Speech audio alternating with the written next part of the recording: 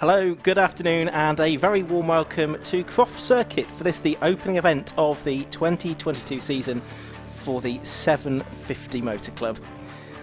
Yes, it's a two-day race meeting here and we've got 9 races coming up for you today. More about those in a moment, but it's myself, Ian Simon, with Joshua Barrett on commentary. We've got Chris Stevens as well in the pit lane to give you all of the post-race interviews as well on today's very busy programme around this 3.42 kilometre Croft Circuit, former airfield layout, so pretty flat, not much elevation on this circuit at all, as you would expect from a circuit built around an airfield. Weather for today, well, it's cloudy now. It was a bright start to the day, but it's a bit cloudy now and cool. Temperatures only up to around about 8 degrees Celsius with a light breeze.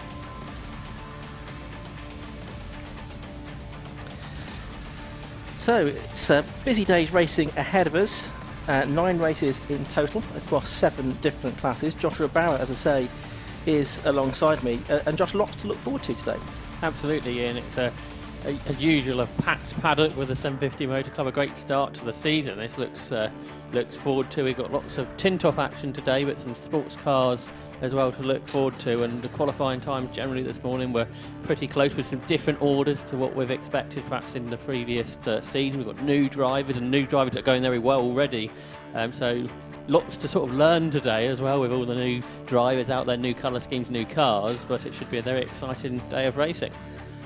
Absolutely right, and you can stay in touch with all of it by watching the 750 Motor Club live stream at 750mc.co.uk/live, and you can get details of the live timing and the race programme as well, also from the 750 Motor Club website, 750mc.co.uk/calendar, and follow the links to the Croft Circuit event, and you'll find the live timing and the programme links there as well. And it's a programme that, as Josh says, contains lots of tin-top action today. Double headers for the BMW Car Club Racing Championship and the Tigiwa Type R Trophy. Their races bookend the day, but then in the middle we've got another 5 categories that just have a single race today, with 1 or 2 races tomorrow. Those being the RLM Racing Sports 1000 Championship, the K-Tec Racing Clio Sport Championship, a new name for the Clios for 2022. We'll explain more of that later on. The 5 Club Racing MX-5 Cup, the Yokohama Mazda 7 Championship, and the PBS Brakes Hot Hatch Championship, which has a near capacity grid for this weekend. But this is the first of 2 back-to-back weekends of racing from the 750 Motor Club, because there's also another event at Donington Park on Easter Monday, 9 days from now, and that's also going to be live streamed, so stay tuned to Alpha Live for that one, with a great array of championships on view at Donington on Easter Monday as well.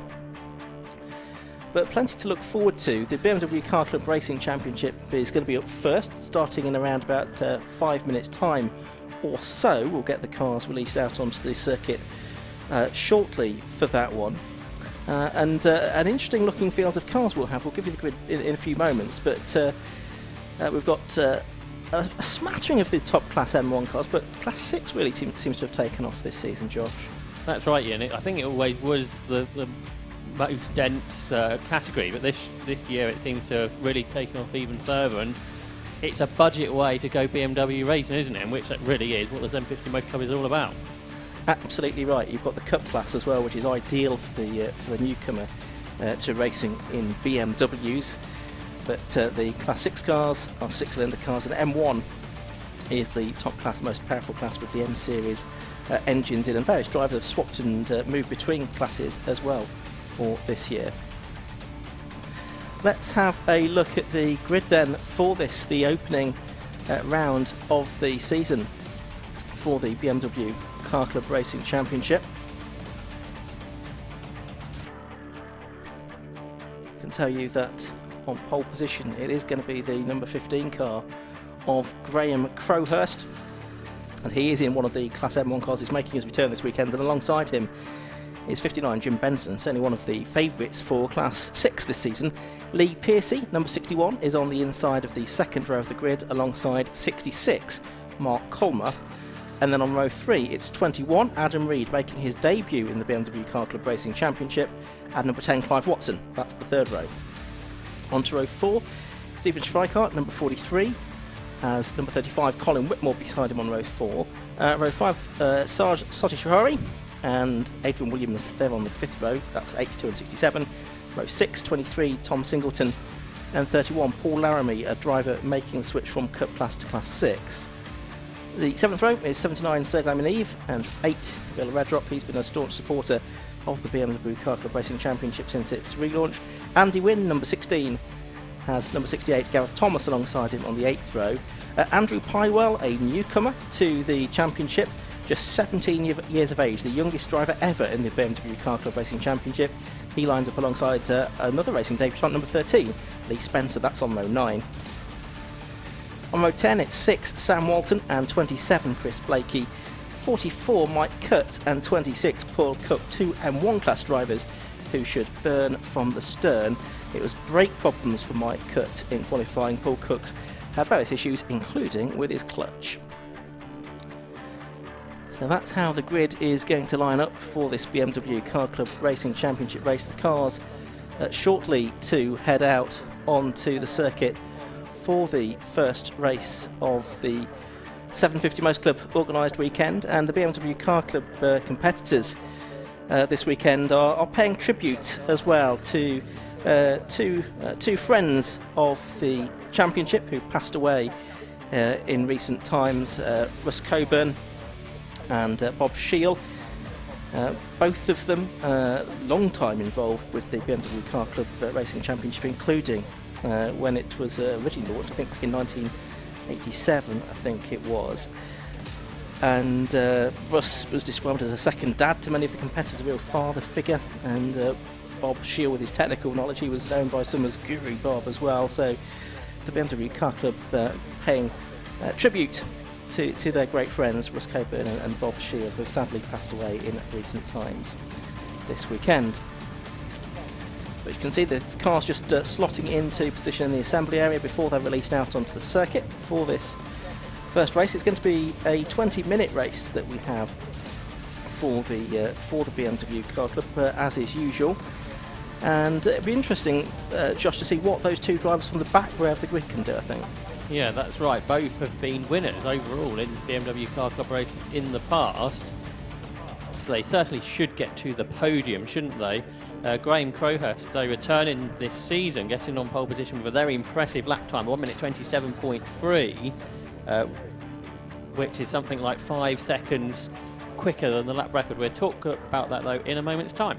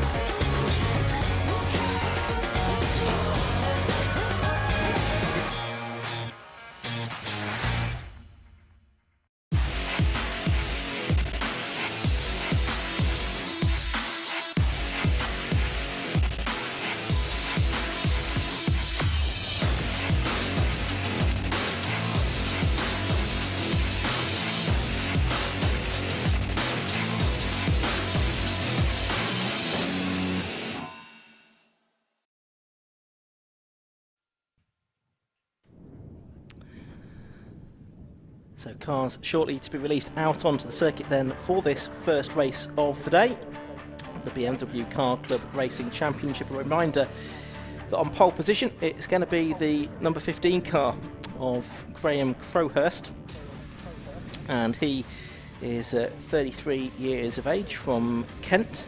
He's a London Underground signal engineer by occupation. Started racing 6 years ago now, in 2016, and he was the runner-up in Class B of the Quafe Motorsport News Saloon Series that year. He's also raced in the M3 Cup. He had one overall win in that, a Class 2 winner, or M2 winner in the BMW Car Club Racing Championship in 2019, and he was third overall in the championship in 2020. And the car he's racing now is an E46 M3 from 2002 with an S54 engine in. He bought this originally as a track day car, then built it up after the car he previously raced was destroyed in a body shop fire, and he's built it up to specification to race in Class M1 in the championship, and it's going to be his first year racing in it. And Josh, he set quite a formidable pace in practice. Yeah, 1 minute 27.3, which is 5 seconds under the lap record. Croft has been re-tarmacked recently, I think perhaps since BMWs were here last, but still that's a big chunk underneath that lap record pace. So 1 minute 27, yeah, very rapid indeed to Graham Crowhurst in this newly built car. It was obviously very fast indeed, and therefore it's going to be difficult to beat with his two main competition starting at the back, Paul Cook and Mike Cutt, and we're yet to see obviously if Mike Cutt is going to be there. We saw him have those problems in qualifying, then he had further problems when he was trying to qualify at lunchtime. He was indeed, and with Mike Cutt, local favourite, starting at the back of the grid, it does mean that alongside there we can just see the roof of his car behind the fence as if it's just heading down into the assembly area, so it looks like Mike's going to be there. But alongside Graham Crowhurst on pole position for this one, we're going to have 59, which is the first of the Class 6 cars. That's Jim Benson. He's the managing director of Calgate Car Brakes. He is 47 years of age. He started racing in 2014, initially in the BMW Compact Cup, where he was a race winner at Rockingham. He's had success in the Burkitt Relay with Rutec Flyers, the team that he's raced for there, the Rutec team running the car. And he's been a multiple race winner in this six-cylinder class in the BMW Car Club Racing Championship. He's hoping for better fortune in 2022, as the previous 3 years have been littered with mechanical failures and DNFs. He's had the pace, but not necessarily the reliability over the past few seasons, Jim Benson. But he knows that there's lots of tough competition this year, and he's sponsored by Cryogenics, who provide deep sub-zero treatment for alloys and metals. So that's Jim Benson, who's going to be alongside Graham on the front row. Then we've got Lee Pearcey on the second row. Josh, that's an interesting change for Lee Pearcey. Yeah, I think it's the same car, but he's taken the M3 engine, That's or right. the M engine back out of it and put the standard 6-cylinder engine in. And Lee Pearcey, a former Formula Ford driver back in the early 2000s before switching to motorbikes, and recently with his dad came back to car racing with this BMW. He's done some shared racing with his father, but more recently he's been racing this car, hasn't he, in the BMW Car Club, and he took an overall victory in the wet last year at Castle Combe when he did have that M engine in, but back into the 6-cylinder class. And I think him and Jim Benson should have a really good battle, shouldn't they? In qualifying they were only separated by just over half a second. Jim Benson, as you've been saying, in the 330, the E46 shape, compared to Lee Pearcey there behind in the E36. So that might be the battle of the race to look out for the top of this 6-cylinder class, which has got something like a dozen cars in it. That's right. Alongside Lee is another of the M1 class cars, which is number 66, Mark Kolber, in his E36 M3, and he lines up fourth on the grid. He had, I think it was 4 top 10 finishes during the course of the 2021 campaign, so best of luck to Mark on his 2022 season. And then a newcomer to the championship on the inside of row 3, Josh. Yeah, that's Adam Reed, who we've seen race successfully at the Burkitt Relay, haven't we, over the last few years? He's won that a few times with David Drinkwater, who I can see is just in front of Adam's car on the live stream pictures there, who we raced in a different car later on. But Adam Reed's upgraded this car to a 2.8 litre 6-cylinder engine with a thought of a bit of a different approach to the Burkitt. This is a bit of practice, I think, ahead of the Burkitt, and they're going to run, I think, a second 6-cylinder car with David Drinkwater's standard compact come the Burkitt. So this is Adam Reed's first go in this car with the bigger engine. I think it hasn't got the limited slip differential in it just yet. It will do later, but to qualify third in class, I think Adam Reed will be quite pleased with that. Yeah, you would think so. Neil McDonald, who's the coordinator of the BMW Car Club Championship, or the promoter of the championship, he told me that I think he was twisting his arm for 4 years to try and get Adam out onto the circuit in the BMW Car Club Racing Championship. Alongside Adam is number 10 Clive Watson, and Clive, he's been a stalwart of this championship, originally raced in the Cup class, but he's also in the 6-cylinder class these days. So that's number 10 Clive Watson, the 325 Ti for the man from Peterborough. And then Stephen Schweikart in number 43. He's on the inside of the 4th row of the grid, another 6-cylinder car, Swack as he prefers to be known, from Spalding in Lincolnshire. Originally, for last season, this car was in the M2 class, but he's effectively changed the engine in it, I think, to come back down into the 6-cylinder class for this season, which, as I say, does look like the most competitive of all of the classes this year. Steve did some oval racing between the ages of 15 and 22 in Escort Juniors and 1300 stock cars, had various wins there, but circuit racing started only in 2019, and it's this 3-litre M54 that he races, and it's prepared by Swack Motorsport, built up from a road car. You see his car go through there as the cars are being released from the assembly area onto the circuit. The cars will make their way round to the grid through the cut-off points after Tower, and then they do a full green flag lap after that. We're getting our first sight, so Ian, of race cars on the circuit for 750 Motor Club meeting this year. We certainly are, and it's great to be back for this 2022 season, a packed year ahead of us, not just for the BMW Car Club, but for the 750 Motor Club race meetings generally. Really looking forward to this season's racing.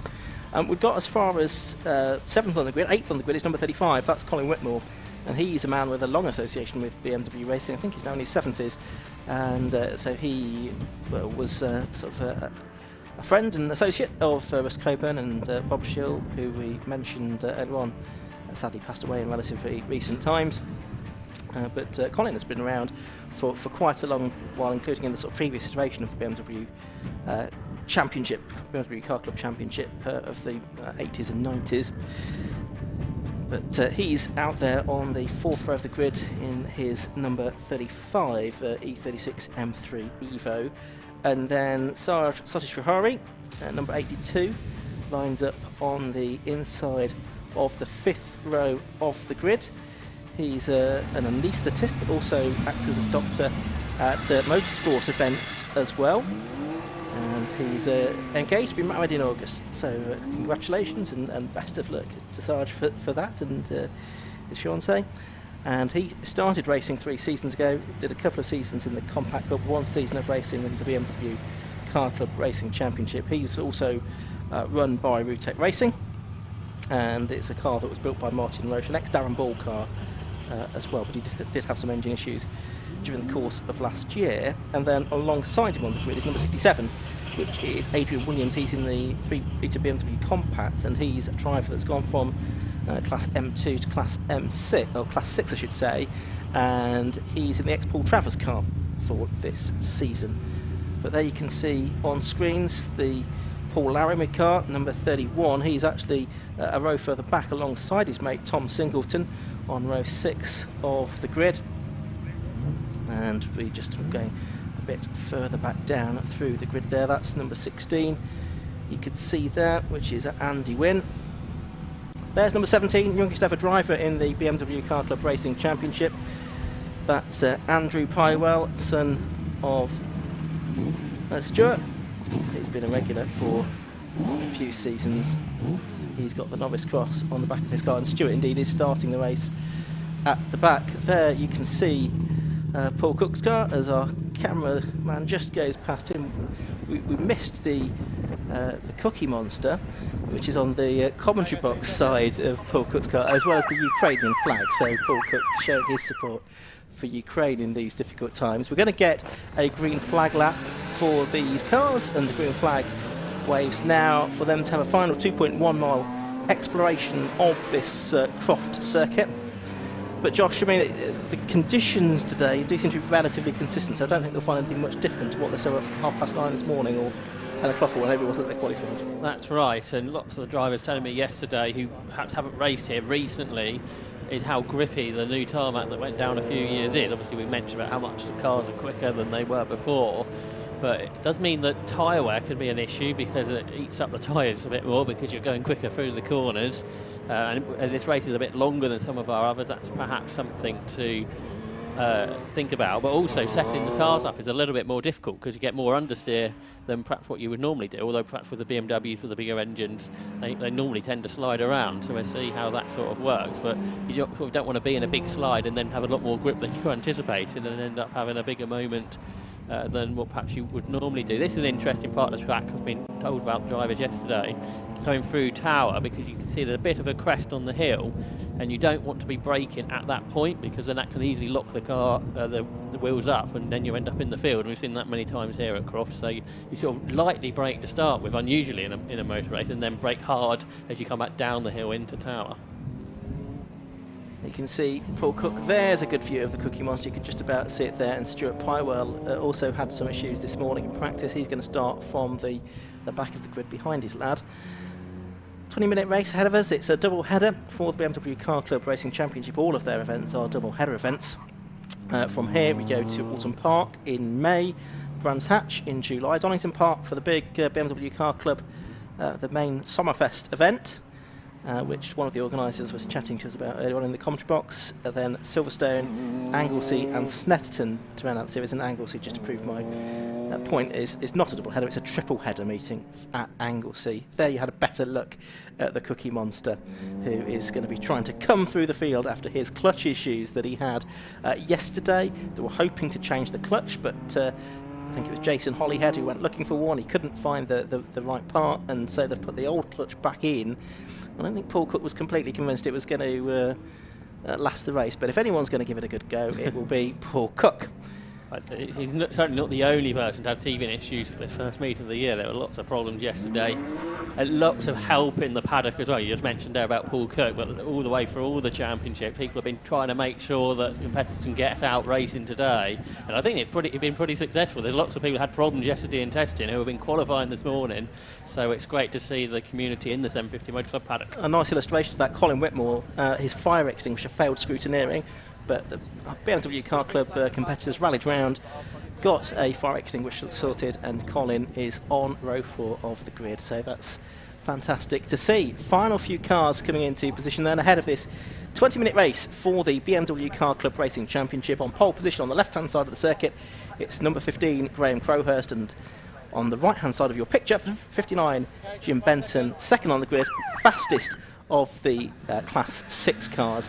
20-minute race about to get underway then. Red lights are on, red lights go out, and away we go. It's a good start by Lee Pearcey there from the second row of the grid. He tried to thread the eye of the needle and go between the two front row men. That was Mike Cutt on the grass from towards the back of the grid as well, but it looks like Jim Benson, who's made the best of the starts, he's going to turn into Clervaux first. It's the pole position man Graham Crowhurst second, Lee Pearcey there in third place. Mike Cutt has made up 7 or 8 places already, I think, by the time they get through Hawthorne for the first time, so he's on a mission after his brake dramas in qualifying.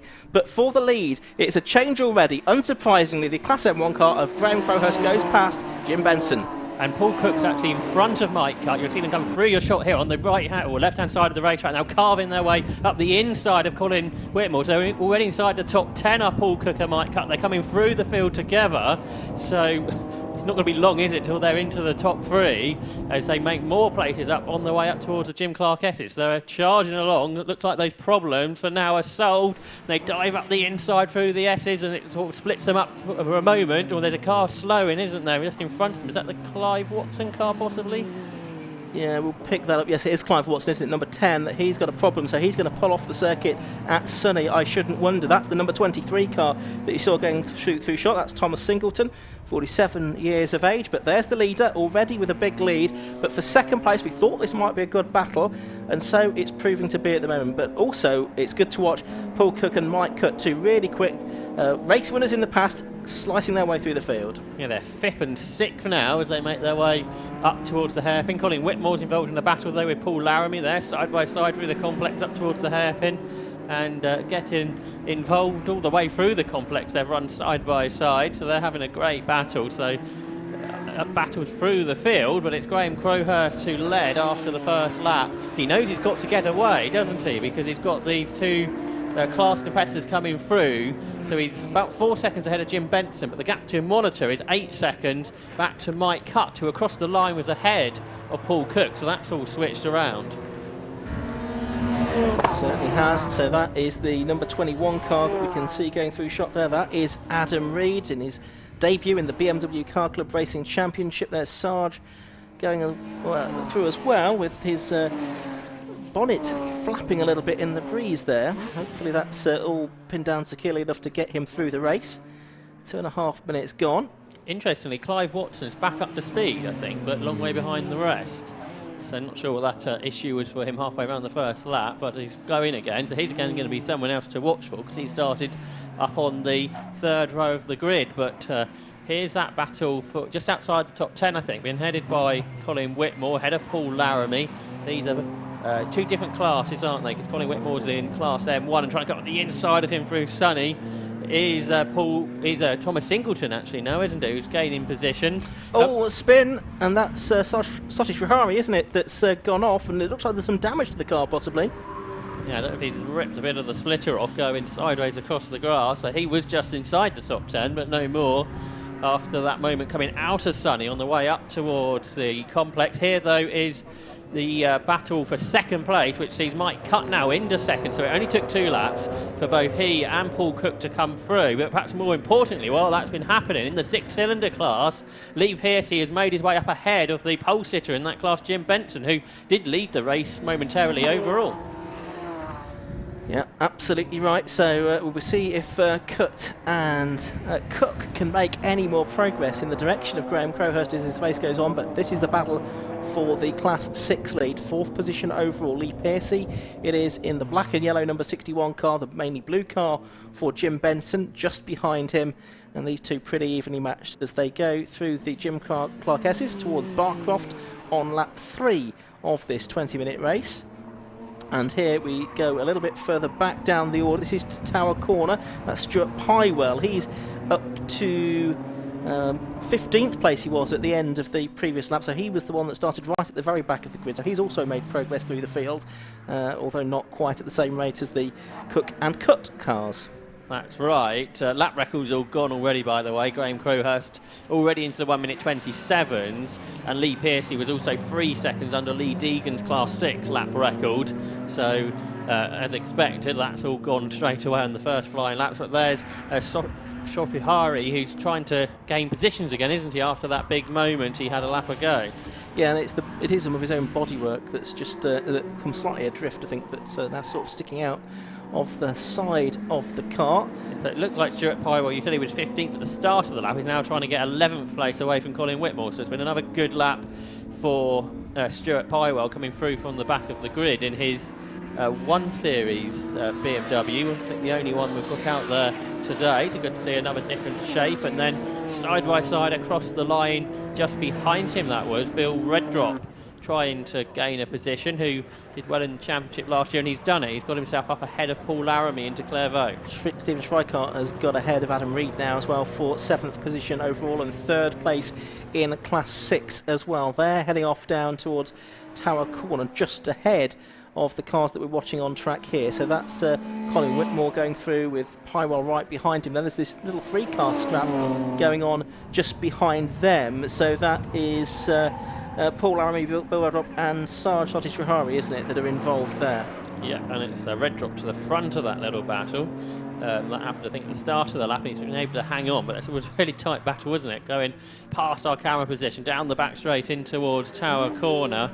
and Sofashari trying to gain this position that he lost after that moment. But so far in, he's unable to gain a place. Yeah, and number 31, Paul Laramie, ahead of him, who is trying to get past. It's his first time out in Class 6. He'd previously raced in the Cup class. He's been a rookie and novice champion in the BMW Car Club Racing Championship in previous seasons when racing in the Cup class, but now up into Class 6 he's gone.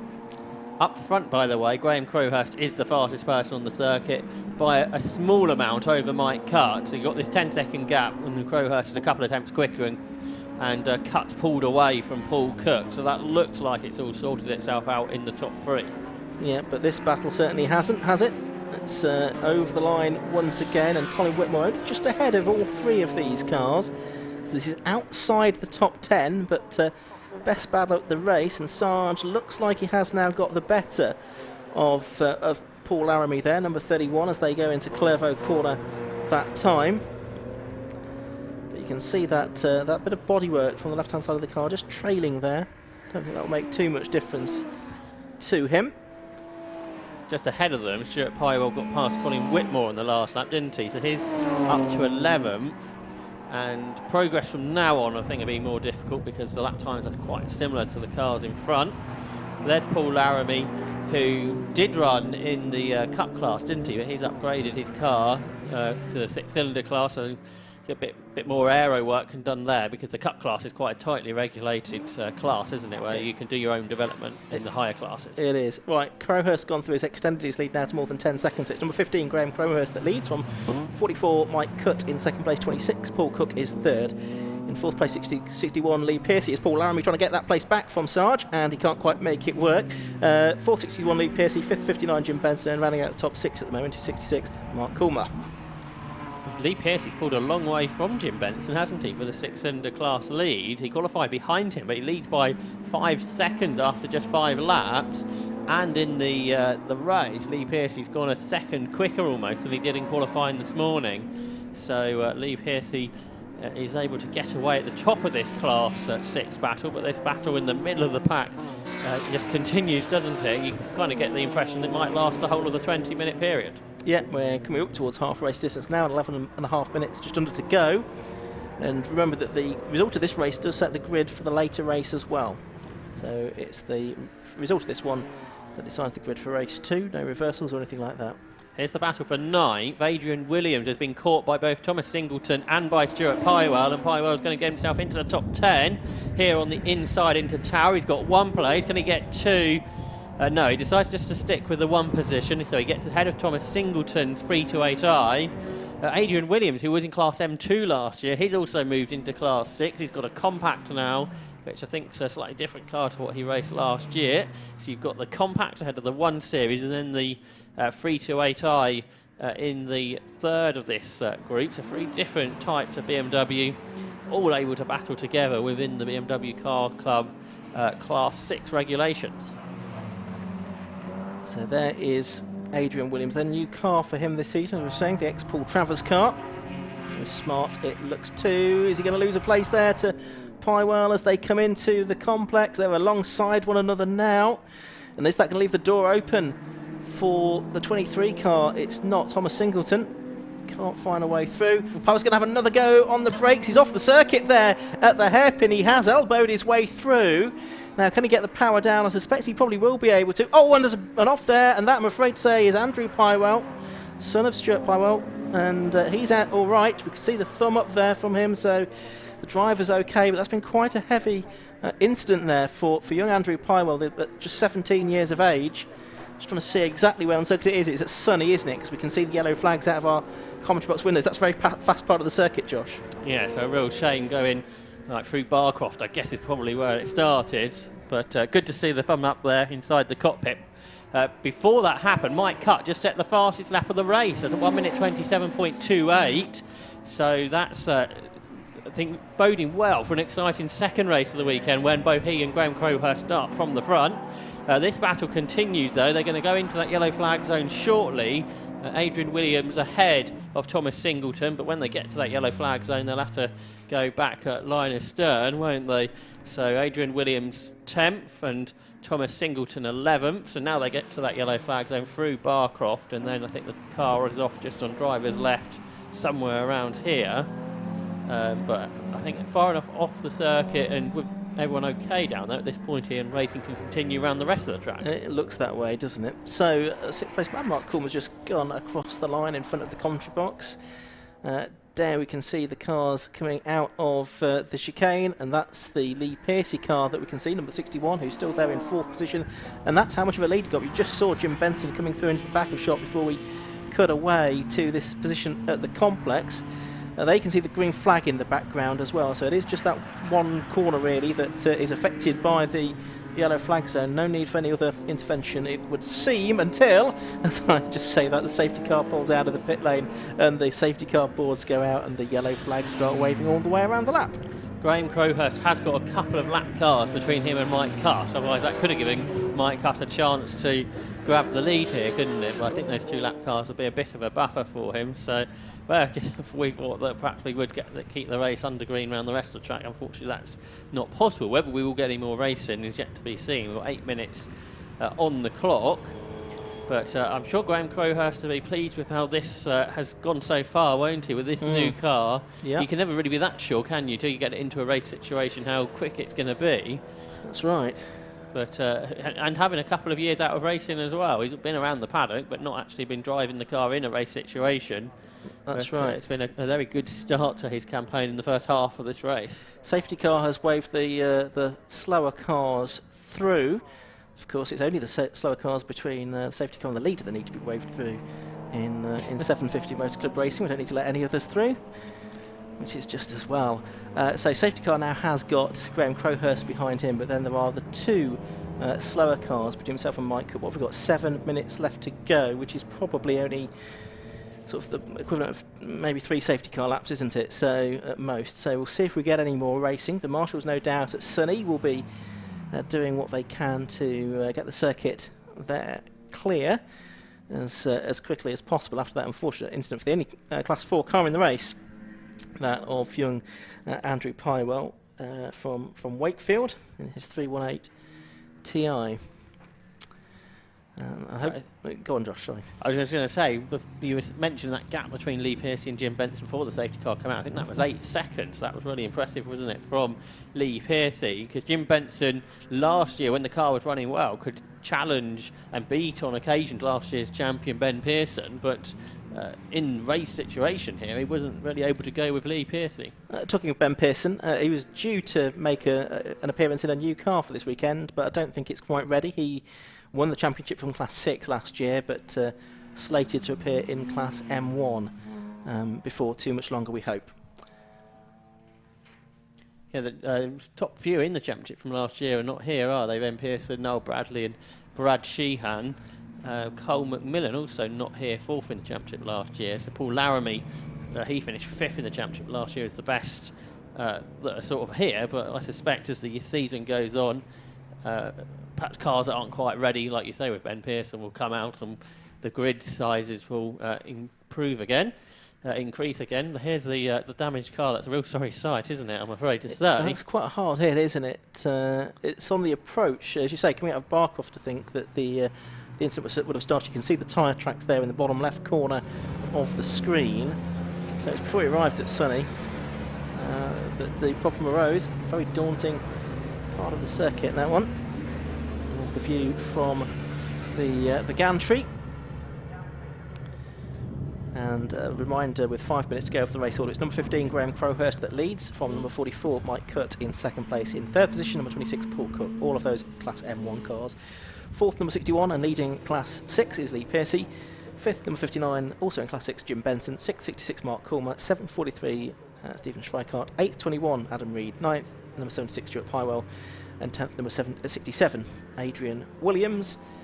And leading the Cup class at the moment is Gareth Thomas in 19th place overall, car 68 by my reckoning. So they've got the Andrew Pyrwell car hooked up, and it's being towed. I'm not quite sure is the right word. Dragged away, but it's going to be out of harm's way at least. And one would hope, therefore, because the safety car's now at Tower Corner, that we might be able to go racing again at the end of this lap, which might even mean we squeeze 2 more laps out of it, Josh. Yeah, that's right. And we mentioned that about the lapped cars between the top 2 overall, but in that 6-cylinder class, there aren't any cars between Lee Pearcey and Jim Benson, and they've got to get past the back marker traffic, so that could be an interesting dice to watch. We might be able to get a couple of laps in as well, as we've been saying, so that should bode well. But Graham Crowhurst will be looking for a good restart, won't he, with those lapped cars to put a gap between him and Mike Cutt that, in his opinion, will hope to not be caught during those 1, maybe 2 laps that we look set to get on this restart. And the Cup class, that's got Gareth Thomas, hasn't it, I think, at the top of it. And so we have to watch out to see, because Sam Walton, who's second, has set a faster lap. And then the driver in third, Lee Spencer's actually got the fastest lap in the class. And that's his very first race as well, so that's superb. Well done to Lee. Congratulations on that. He'll be looking to improve on his position, though, no doubt. If you're watching on YouTube, on the live stream, then don't be afraid to put a comment. We'll see those. Know what he's saying about us. But welcome to viewers from the Canary Islands and Indonesia as well. Being encouraged as well in the Mazda 7 race to have a good look at Ben Powney as well. We'll look out for him later on. Safety car lights still on, aren't they? Yes, so not totally sure why that is, but therefore... And with only 2 minutes and 20 seconds to go, I rather think then that being the case is this race is going to finish behind in the safety car. And indeed, the checkered flag, very wisely, is coming out now because there's not much point in doing just another lap behind the safety car. So it's the first win of the season in the BMW Car Club Racing Championship 2. Number 15, Graham Crowhurst then. He takes the victory from number 44, Mike Cutt, in second place. Third goes to number 26, Paul Cook. Fourth and winning Class 6 is going to be number 61, Lee Pearcey, by a car length from number 59, Jim Benson, in 5th position. 6th will go the way of number 66, Mark Colmer. 7th, number 43, Stephen Schweikart. 8th, number 21, Adam Reed. 9th, number 76, Stuart Pyrwell. And 10th, number 67, Adrian Williams. And a shame, Josh, that the opening race of the season has ended that way. Absolutely, and some of the concern, we haven't seen it, is what state the track furniture might be in up at Barcroft as well, because the car didn't look in good shape, and BMWs aren't the lightest of cars. Yeah, so we think it could be a little bit of a delay then while any barrier damage is sorted out, but we'll see what the situation is up there in due course. So the cars will make their way around on the slowing down lap. And when they head into the pit lane, hopefully we'll get some of the leading finishers overall and from within the classes down into pit lane to speak with Chris Stephens, who'll be down there in the pit lane for us. A reminder, there's plenty more racing to come here today at Croft. Coming up next, we've got the Tigiwa Type R Trophy. And then we've got races for Sports 1000s, the K-Tec Racing Clio Sport Championship, 5 Club Racing MX-5 Cup, the Yokohama Master 7s and the PBS Brakes Hot Hatch Championship, before we see the BMWs and Type R Trophy cars out for their second races of the day. So lots more to come. We do look forward to that second BMW Car Club Racing Championship race of the day. And let's see if we can have a look at some results for you from that one. Confirmation, it was the win for Graham Crowhurst then, for second victory. It was registered as, but of course it was behind the safety car. 44, Mike Cutt from the back of the grid to second place. 26, Paul Cook likewise made it back to third position. All of them in M3s.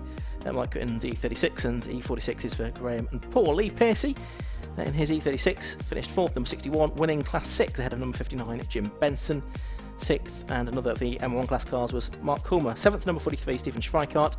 8th was number 21, Adam Reed. Stuart Pyrwell, 9th in 76, and Adrian Williams, 67, rounded out the top 10. Thomas Singleton, it was in 11th place, ahead of Colin Whitmore. Bill Redrop, number 8 was 13th. Paul Laramie, 31, was 14th. 15th was Andy Wynn.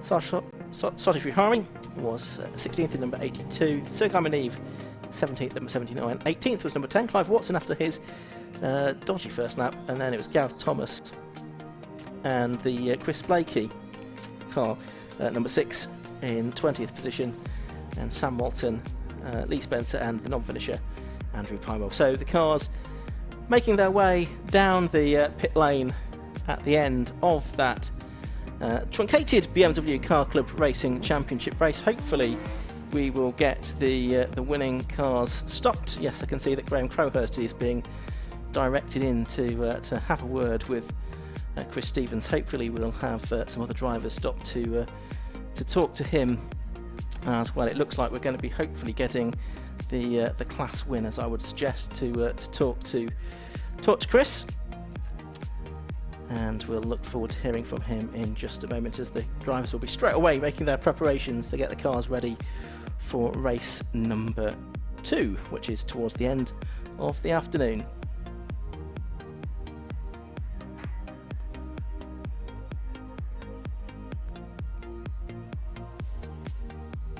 Colin Whitmore, number 35, just making his way back in his left-hand drive BMW there.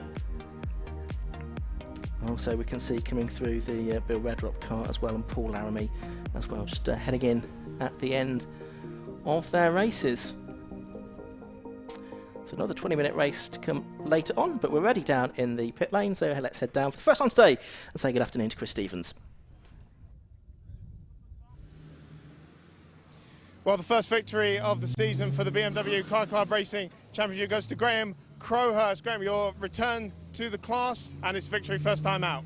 Yeah, really happy. I mean, the other competitors started from the back, so it's a bit of a mute victory as such, but I felt like I had it in the bag.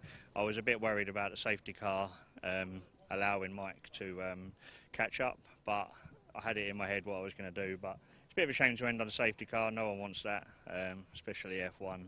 But yeah, I'll take it. So you don't expect the second race to go quite so simply?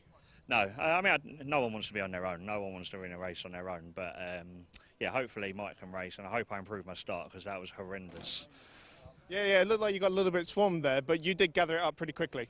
Yeah, just I've never launched this car, so new clutch, new car, just too much wheel spin basically, and the 330 swamped me, but I'm trying not to get in their way, but equally I want to get through, so it all works well, all wells end well and all that.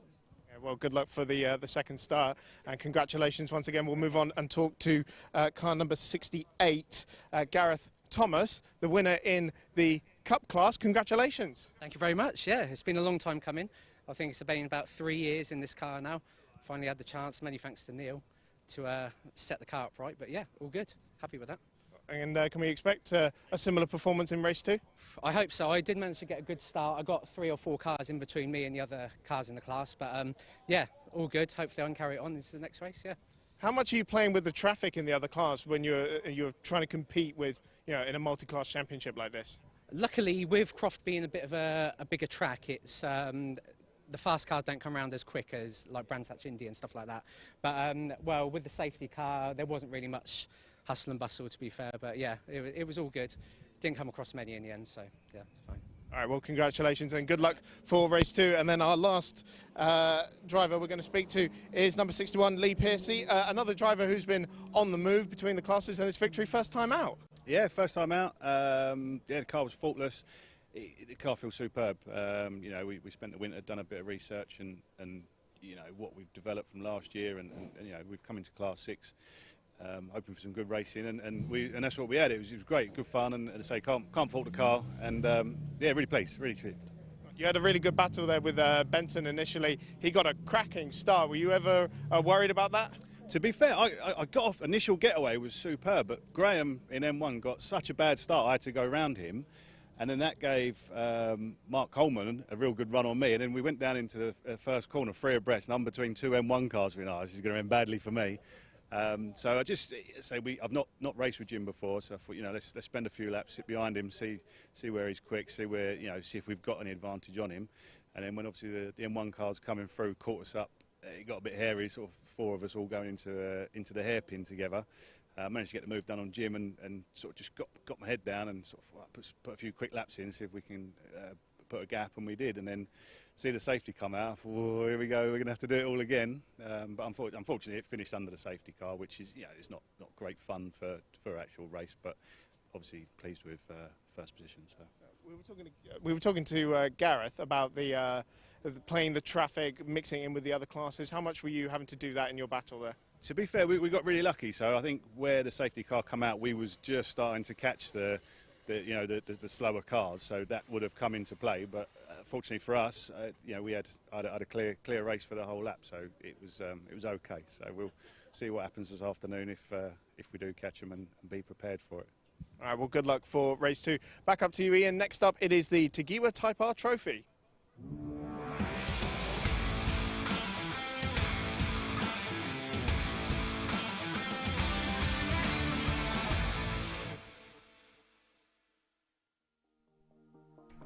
Yep, we'll have the cars out on the circuit shortly for the opening round of the 2022 Tigiwa Type R trophy. For the Honda Civics, of course, and it should be an excellent racing prospect. It's going to be a 15-minute race, this one, and again we do have a green flag lap for these cars as well. And it's a very good field. I think we've got 25 cars in total entered for this weekend's racing. And we'll talk you through the grid very soon, but I think a key thing, Josh, is that most of the front runners from next season aren't taking part this year. Yeah. In fact, let's give you the grid first, and then we'll talk about that. On pole position, it's the number 130 car of Chris Nyland, his debut in the Type R trophy. Alongside him is a newcomer to racing, number 92, Jake Hewlett. Second row on the inside is one of the returnees from 2022, number 70, Travis Coyne, and alongside him, a former Hyundai Coupe racer, 777 Mark Dickin. Dave Fricker, ex-Formula Ford man, is on the inside of row 3, number 8. Alongside him is 104, Daniel Chapman. On the fourth row of the grid, it's 20, Ashmore, and 28, Joe Jessup. On the fifth row, 97, Matt Digby, a long-time racer with the 750 Motor Club, and number 83, William Puttergill. On the sixth row, 67, Connor Murphy, and 84, Chris Smith. On row 7, 88, Tristan Fletcher, and front-wheel drive racing novice Sam McKee, 157 on row 14. On the 8th row, it's 96, Tim Necklin, and number 9, Gavin Johnson. Joe McMullen, 11, and Ursula Jordan at 94 on the 9th row. On the 10th row, 95, Samuel Dennis, and 27, Daniel Bailey. Matthew Duffel in number 18, and 69, James Mansell on the 11th row. James Bradigan, 15, and Matthew Morgan, 116, are on the 12th row of the grid. And then on the final row, on his own number 30, Craig Atkinson. So 25 cars we should have on the grid. And yes, as we're about to say, a different look to the front of the grid for this year, Josh. Yes, indeed. The top 5 drivers from last season have moved on to other things, so that's really opened things up. And Chris Nyland, like you're saying, a new driver to the championship. We have seen him race other categories within the 750 Motor Club recently, although he has had a couple of years out altogether on pole position. Alongside total racing rookie Jake Hewlett, who starts alongside him, and then you've got some drivers behind that did race in the championship last season. The driver who finished 6th in the championship was Joe Jessup, but he starts a bit further back, 8th on the grid. So I don't think there's anybody actually on this grid who's ever finished on the podium before in a Type R trophy race, which really opens things up and is going to make it a very interesting season, I think, for the Tigiwa Type R trophy. Because I think it's fair to say Adam Shepherd rather much dominated last season. I'm not sure if we're going to see that this year. In qualifying, Chris Nyland a few tenths of a second ahead of Jake Hewlett. Then again, only a small gap really to the rest of the field. So this is going to be intriguing, I think, to see how the 15-minute race here to start the season goes. Yeah, some really good-looking cars as well. Adam Shepherd, as you mentioned, he announced this week that he's going to race in TCR UK for this season, or at least as much of it as he's got the budget for. We wish him well with that. And I understand it's a Tigiwa-sponsored car that he's going to be driving, so good to see the championship sponsors sort of looking after some of their drivers that have raced in the championships that they sponsor. So cars getting off on the green flag warming up lap. The Type R trophy, of course, they use the standard Honda K20 engine. There's no unnecessary tuning to the engine. It's really not a development for all of this. It's a very cost-effective way of going racing. They use yellow speed suspension, They can upgrade the brake pads, but otherwise the brake is standard. It's a standard gearbox with an M factory helical limited slip diff, and it's 14 rounds during the course of this season. The foundation programme has continued for a second year, very successfully introducing a lot of new competitors to the championship for 2021. That's continued for this season with it an existing licence holder being able to get into the championship, including a car for only around about £10,000 for the full season, or £11,500 if you're a newcomer, novice driver, and you need to get your race licence and kit as well.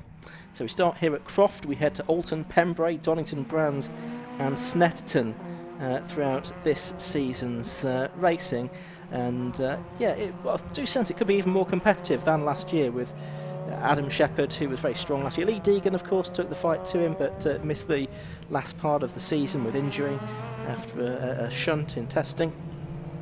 And so wide open this year. Chris Nyland on pole position. He's started racing 11 years ago in Ford XRs. I think his debut race was at Anglesey, but with the 750 Motor Club, we've seen him out in Club Enduro, notably in the Honda NSX, which was quite a spectacular car to watch as well. There going through shot is number 30, and that is Craig Atkinson, who is 30 years of age, from Wolverhampton, an aerospace fitter. His first season of racing in the Sharp Motorsport car. You can see 94 as well going through. That's Ursula Jordan. She's 28, from Leamington Spa, a communications and marketing manager. Been racing for a couple of seasons in Hyundais before she's come into the Type R trophy. Support on the YouTube comments from Connor Murphy, who is the Irish driver, 36 years of age, from Dublin. Another relative newcomer to racing as well. Yes, started racing just last year in a couple of Type R trophy races towards the end of the year. He did some motocross and drifting before we got into Type R trophy though. First two rows of cars already back on the grid, so it's Chris Nyland in the red and black car on the left hand side of your picture, number 130.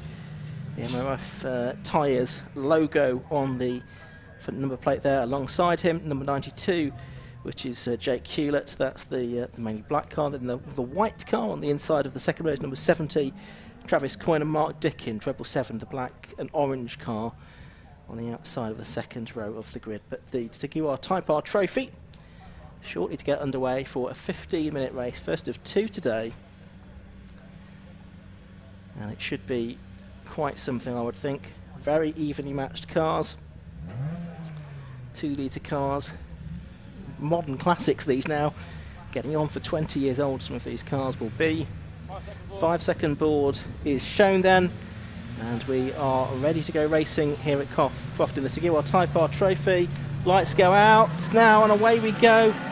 Pretty even start from the two on the front row, not a particularly good start by Travis Coyne, number 70 on the second row of the grid, so it looks like he might lose one or two positions. Yes, he has lost more than one or two. He's lost about 6 or 7 places as they go down to the first corner. It is Chris Nyland that rides the curbs, gets a bit sideways in doing so. Mark Dickin, I think it is, in joint second place alongside Jake Hewlett at the moment then, and he's going to try and go through on the inside at Hawthorne, is the more experienced Mark Dickin, but it's Chris Nyland that's got the lead as they head out of Hawthorne and down the back straight for the first time. Yeah, Mark Dickin did get second, and Jake Hewlett might lose another position. He's side by side going down to Tower with Dave Fricker, but Fricker's on the outside into Tower, so can Jake Hewlett, who's never raced before on the circuit, is trying to hang on there through Tower, and he has done so. He's held on to third place as the rest of the field come through there, including number 11, another novice driver, which is Joseph McMillan. But through here, through the S, is a huge twitch there from Jake Hewlett on still slightly cold tired, but he saved it. He stays ahead of Dave Fricker, and then Dan Chapman there from 6th on the grid is behind them as they make their way through. As you said originally, and it's Travis Coyne that really lost out at the start of this one. Yeah, it wasn't a great getaway at all. There's one of them off on the grass briefly. That was Dan Chapman. It was, wasn't it? So he's one of the returning drivers from last season, but he got that collected up quite nicely, and they're all heading now into the complex. Out front, Chris Nyland's got a few car lengths of a break at the moment, ahead of the second place driver, which is Mark Dickin at the moment. So out of the hairpin go the leaders as we're watching the back markers head in, including Travis Coyne trying to recover up on two wheels there as he went over the curb on the inside. But at the end of lap 1, it is Christopher Nyland that's leading by 1.7 seconds from number 777 Mark Dickin in second place, and Jake Hewlett is in third, 3/10 behind him. So very close for second and third. Dave Fricker is fourth, and then rounding out the top 5 at the moment is still Daniel Chapman in the blue car.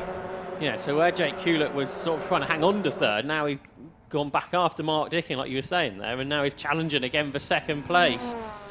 Jake Hewlett, who's done some sim racing in the past, but now going to real life racing and going really well on his first outing here behind Mark Dickin. Then Dave Fricker and Dan Chapman, who didn't really lose out after that off-track excursion.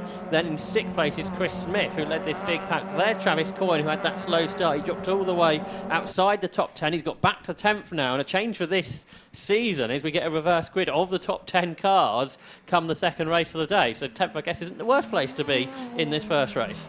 Yeah, not necessarily. We'll see how all of that pans out. A bit of smoke from someone a little bit further up the order.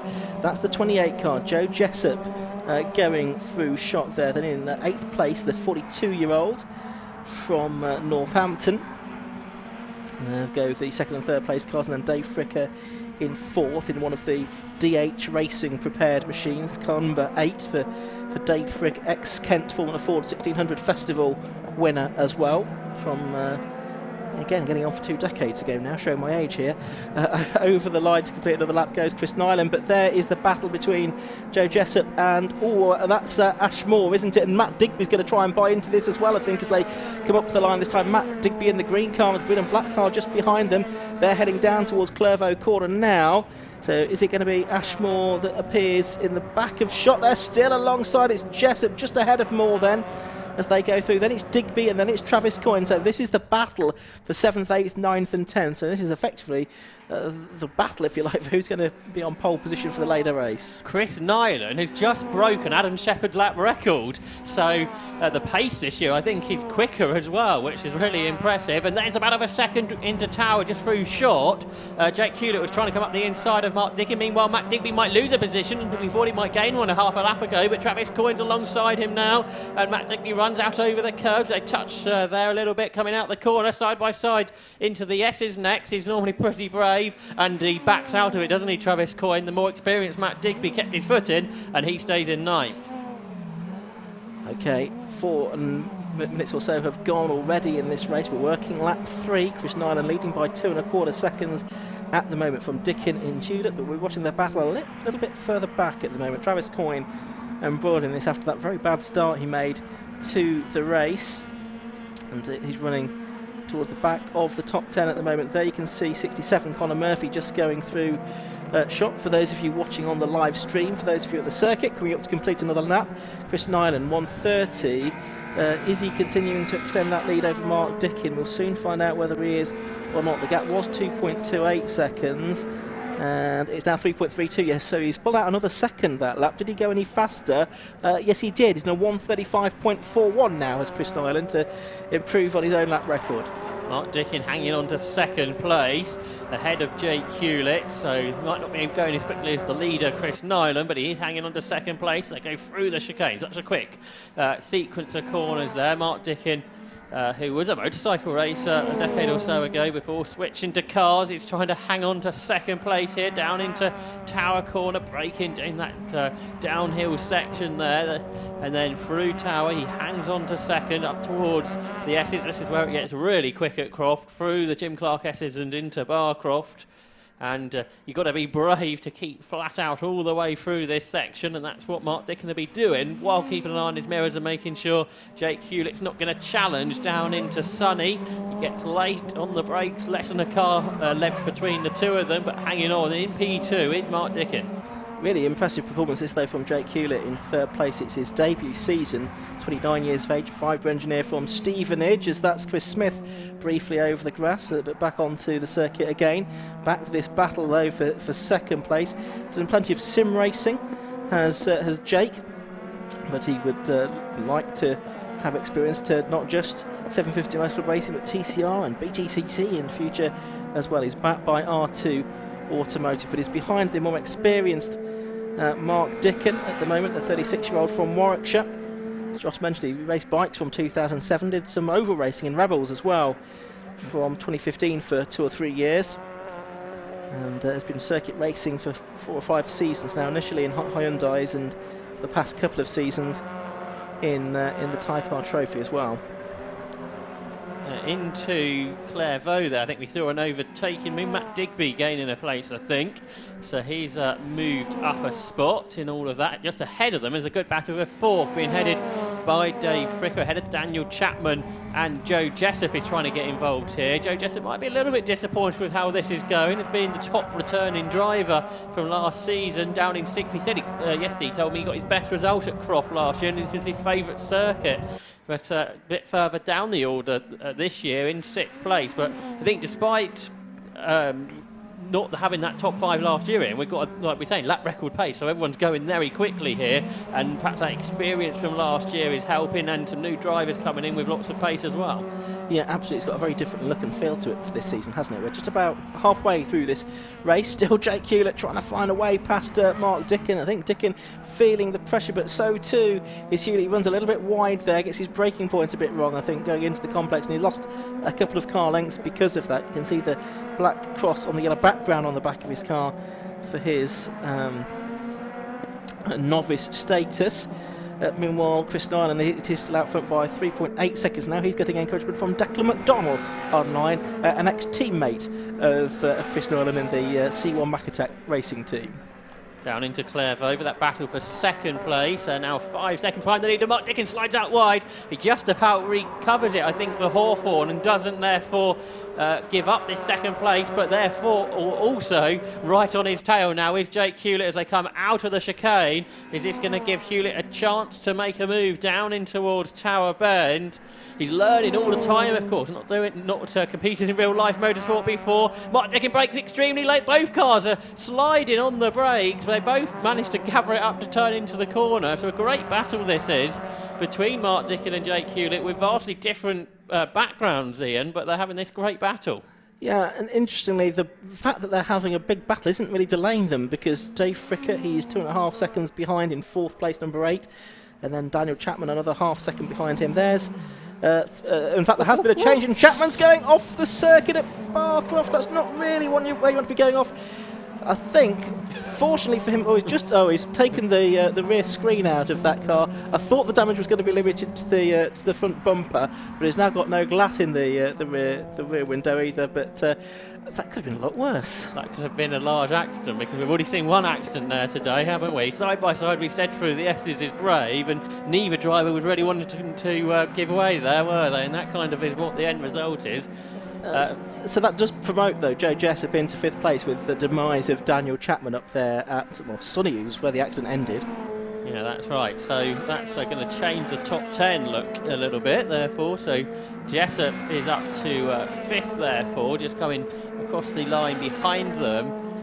Ashmore is 6th, 7th Travis Coyne, 8th Mac Digby, 9th is Will Pottinger, and 10th is Chris Smith. Let's see if we can see a replay, possibly, of that moment for Daniel Chapman. So it's at Barcroft. There's Dave Fricker. He just lost out, hadn't he, to Joe Jessup, who was offline. And once he got onto the grass, Josh, there was not a lot he could do. No, but he did well, didn't he? Just unlucky, really, that he lost his rear screen and all that. I don't think there's probably any damage to the bodywork of the car, and I'm sure he's continued. I suspect he'll be able to continue anyway.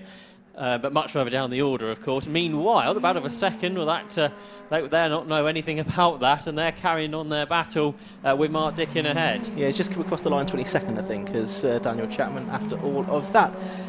So 4 minutes of this race to go. We have had 6 laps. and that's Tim Necklin that's off. That's down at Clairvaux. Now, that's in quite an exposed position. You can see in the background the JCB is already on the move to try and affect a live snatch and a double waved yellow flags.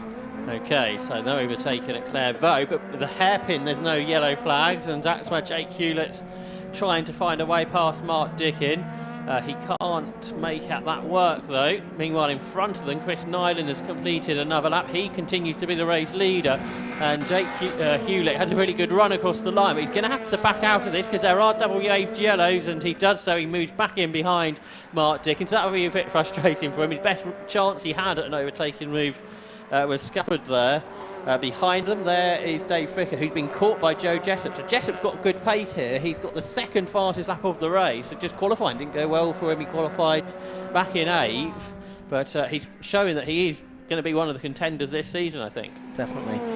Chris Smith is currently looking like he's the favourite to start on pole position for race 2. He's in 10th place, about 2 1/4 seconds clear of the next car, which is Conor Murphy in car 67. We saw Chris Smith in hot hatch last season, didn't we? Did. So he's gone the opposite directions of some of the other drivers that have gone from Type R Trophy to hot hatch. We'll see those later, but here's the battle for 4th.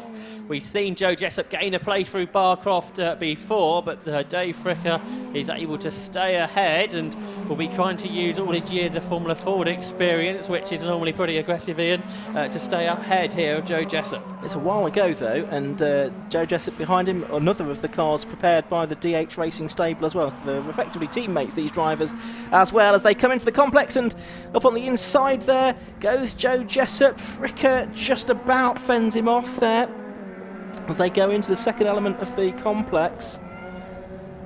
Just ahead, it was getting close between the second and third place cars. They're side by side now as well as they come across the line. You can see it's neck and neck and the yellow flags are in at Clairvaux this time. So it's going to be Jake Hewlett and Mark Dickin wheel to wheel as they go down to Clairvaux. It's Dickin on the inside line. On the outside line is the newcomer Jake Hewlett. He doesn't want to give best, but he has to in the end, and Dickin holds on to second place. I think behind them, Joe Jessup might have got the better of Dave Fricker. He has, so he's managed to make that move work. They were both 2 pairs of cars going side by side down towards Clairvaux. This is now the penultimate lap of the race. Mark Dickin has had his work cut out in this. If that happens again, they're only 100th of a second apart at the line, weren't they? So if Jake Hewlett can do that again, but have a better run of it, he might be able to move ahead before the flag. But into Tower, Mark Dickin again was massively sideways, wasn't he, on the brakes into Tower corner. And there's going to be lap traffic as well on these last 2 laps. So everything is sort of adding up. But can Joe Jessup catch them? He's less than 2 seconds behind, and if they continue to battle, he might be able to make it a 3-car battle before the end. Down into Sonny, again looking to the inside with Jake Hewlett, but Mark Dickin defended and stayed ahead. But next, Ian, this lap traffic is going to become a factor into the complex, which isn't the easiest places to perhaps to pass them. Craig Atkinson, Matthew Duffler and Matthew Morgan, I think, are the 3 cars that are involved. There is Chris Nyland, though.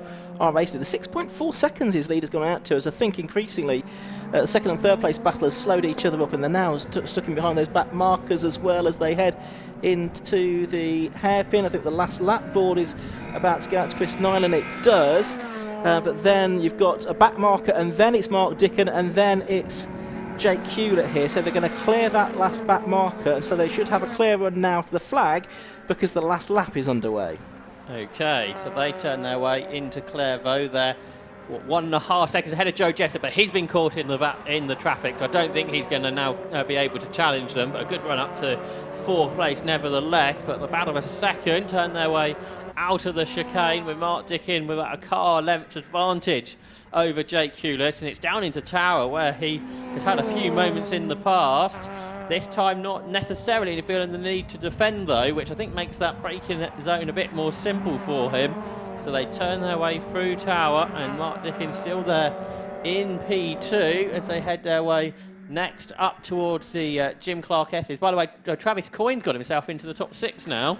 We saw his slow start. He was outside the top 10. Here he is just coming into the S's now in his newly acquired 6th place, ahead of Ashmore there in 7th position. And they're now having to work their way through the traffic. And he's able to do that neatly through Barcroft. But Chris Nyland there, he turns into the complex. About of a second though, that's still to be resolved. Yeah, and it's still Jake Hewlett trying to find a way past the block of brakes there from one of them as they go into the complex. It's still Dick in treble 7 ahead of 92 Hewlett. Already out of the hairpin though is Chris Nyland. He's going to come up to the line to take the checkered flag. He's flashing his lights. It's a light to flag victory in round 1 of the 2022 Tigiwa Type R Trophy. But who's going to be second? It's going to be the neck and neck as they come to the line. Hewlett is going to try and get alongside Dickin, but I think he's just failed to do it by a couple of tenths of a second, probably, wasn't it, in the end? In fact, exactly a tenth of a second. 7.28 seconds Mark Dickin behind the winner, 7.38 seconds Jake Hewlett, but he had a good go there, Josh, on the way to the finish line. He really did, you know, it was a great race as well. I think, I don't know if you agree, one of the best Type R Trophy races we've seen. OK, Chris Nyland got away, but the battles behind were really good. We saw lots of overtaking as well. And it's all going to be ramped up later on today, isn't it, when we get the top 10 reversed grid, where it looks like provisionally Chris Smith will start on pole position. But the top 10 cars, their best laps were sort of only a second and a half apart. So it's a really competitive season, I think, we've got in store. But Chris Nyland, he'll be really pleased in the Motorsport car to have that lights to flagged victory. And let's see if we can take a look at the full results. Yes, thank you, Josh. So victory then going the way of number 130, Chris Nyland. And there you can see his car, and there you can see the results. He completed, 10 laps in 60 minutes, 7.02 seconds. He was more than 7 seconds clear of treble 7. Mark Dickin in second place. 92, Jake Hewlett on his debut, a very fine third place. Joe Jessup, number 28, fought back to 4th. Header number 8, Dave Frick in 5th. Another driver recovering was Travis Coyne after a poor start. He got back to 6th place in car number 70. Ashmore, number 20, took 7th place from 97, Matt Digby. William Puttigill, number 83, was 9th, and Chris Smith earning pole position for race 2 with 10th place in car number 84. 11th was number 67, Conor Murphy. Then 12th was number 88, that was the car of Travis Fletcher. In 13th place, number 9, Gavin Johnson. Sam McKee, we didn't see too much of him, 157 on his front-wheel drive racing debut. He was 14th. 15th, number 94, Ursula Jordan and James Broughton. Joseph McMullen, 17th, 15 and 11 respectively. Samuel Dennis, number 95 in 18th. 69 was James Mansell in 19th. 104, Daniel Chapman, with a bit less glass in his car, finished in 20th place. And then the final finishers were the 27 car. That was Daniel Bailey, 30 Craig Atkinson, and the Matthews, number 18, Matthew Duffel, 116 Matthew Morgan, with Tim Necklin off at Clervaux mid-race, the only non-finisher. So cars heading back in at the end of their first 15-minute race of the day. We'll see the Type Rs out again for the very final race of this opening day's racing of the 750 Motor Club season here at Croft at around about 5:30 this afternoon. Still 7 more races to go in all this afternoon. We're going to change tack next with the RLM Racing Sports 1000 Championship in just a few moments' time. But we'll hopefully, before then, be able to hear from drivers from the Tigiwa Type R Trophy. Down in the pit lane, they're just getting out of their cars and ready to speak to us. But certainly a very entertaining start to the Type R Trophy racing season. I agree with Josh, was one of, if not the best Type R Trophy race we've seen so far, despite the fact it was a relatively dominant win for Chris Nyland. Let's head down now to hear from our winner. Chris Nyland is with Chris Stevens. Wow, what a race, what a battle for second place, but that was all taking place behind this man, Christopher Nyland, victory in race 1 of the Tigiwa Type R Trophy. It was a dominant display. Well, I'm not going to complain for the first race. I'd rather just take it like that. But yeah, I mean, I just made a good start. My aim was just to get a bit of a gap between second and third, and then just basically run a nice, consistent race, which I did. So yeah, I'm really happy with that. It was mega. Did it look in doubt at any point? Well, I saw the rain come in, but I thought, well, I'll say it's the same for everybody, isn't it? But no, I just kind of managed the gap a little bit, tried putting some nice laps as well, and then obviously when I got the last lap board, just thought I'll take it easy on the last lap and bring it home. Yeah. So new for this year, the reverse grid race, you start 10th for race 2. How's that going to play out? I'm looking forward to it, yeah. I'm going to see how it goes. Obviously, I know there was a snatch vehicle down there, but it looked like a pretty clean race for the guys behind, so I'm really looking forward to race 2, yeah. Well, good luck for that, and congratulations again on the victory. Let's very quickly go over and talk to Mark Dickin, car 777. The rain is getting heavier a little bit down here, so we'll try and make this quick. That was an immense battle for second place. I have never defended my back doors harder than that in all my life, I can tell you that right now, yeah. Oh, over the moon, yeah. We knew we were half a second or so away from these two guys, so I thought if I make the start and we get past one of them, we've just got to do all we can. And yeah, I would like to say I watched in my mirrors, but most of my wheels got bent in and tucked in, so I was just relying on one. But yeah, fair play, really hard, really clean. It's what it's all about, isn't it? So. Yeah. It looked utterly immense. You had to pull out every trick in the book to keep him behind. Do you think you guys are going to be locking wheels again in race 2? Well, we've got the reverse grid and we've never done that, so I think all that's going to mean there's going to be a lot more wing mirrors tucked in by the end of the race. But yeah, it'll be interesting to see how these guys can get through and how we all get through, really, because it's, first time for everything. We're going to see what it's like. I think it'll be an exciting first few laps, that's for sure. So. All right, well, congratulations on that second place and an immense battle along the way as well. Let's go and talk to our third place driver, Jake Hewlett, in car number 92, a man who was making his car racing debut, having had a lot of experience in sim racing. I mean, what a debut that was. Yeah, absolutely. With everything we've had to battle to get here and our first ever race, yeah, we couldn't be happier. Honestly, absolutely over the moon with it. Rookie coming in and getting third place. There's still some more pace there as well, of course, and yeah, just look forward to the next one. So and just a quick word on that immense battle for second place. I mean, you guys were just putting on an excellent display. Yeah, it was absolutely brilliant. Dickin drove phenomenal. Drove really, really well. Great defending from him. I applied all the pressure I could. He done well to keep it where he kept it. Yeah, hats off to Dickin. Hats off. It was a great battle. All right, well, we look forward to seeing you out there in race 2. Back up to you, Ian. It is the RLM Racing Sports 1000 Championship out next, as the rain is starting to get a little bit heavy here in the pit lane.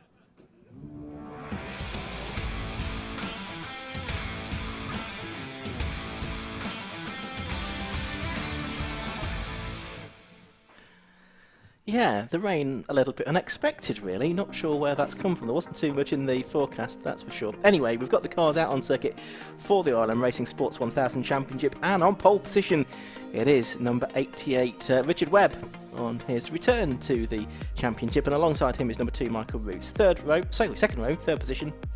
On the inside is number 1, the reigning champion, therefore, Ryan Yarrow. And Dan Clues, number 8, alongside him. His debut in Sports 1000, having switched from F1000. Colin Chapman, 63, is on the inside of row 3, and next to him is 72, Jonathan McGill. On the fourth row, it's 43, Paul Rogers, and 21, Phil Hutchins. On the fifth row, 71, James Foley, a return to the championship for him, alongside 44, Carl Austin. Number 9, Ian Hutchinson, is on the inside of row 6, alongside 34, Stephen Dean.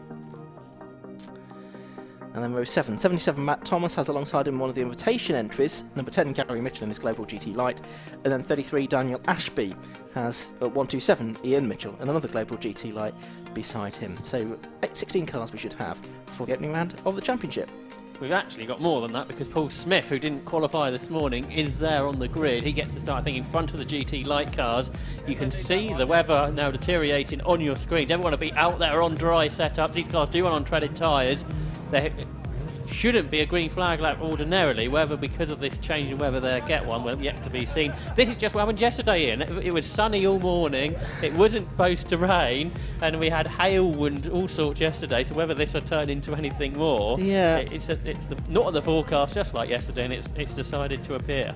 Yeah, and you can see on the camera there quite nicely, those of you watching on the live stream, that and if you're here watching at the circuit, you'll know it's raining. But it's looking a little bit heavy there. The question is, how much of a difference is it going to make to the track? It probably is now heavy enough to start making a bit of a difference, one would think. So we'll see how things pan out.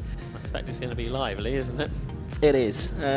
New race sponsor for this season, for RLM Racing, taking over as championship sponsors for the Sports 1000 Championship, and last year's champion Ryan Yarrow only on row 2 of the grid for this one, so we'll see what he can do. A few changes for this season. 32nd board is being shown, and are we going to go straight into a start? It looks like we are, 'cause it looks like the 5-second board is being prepared, so a slippery surface then awaiting number 88 on pole position.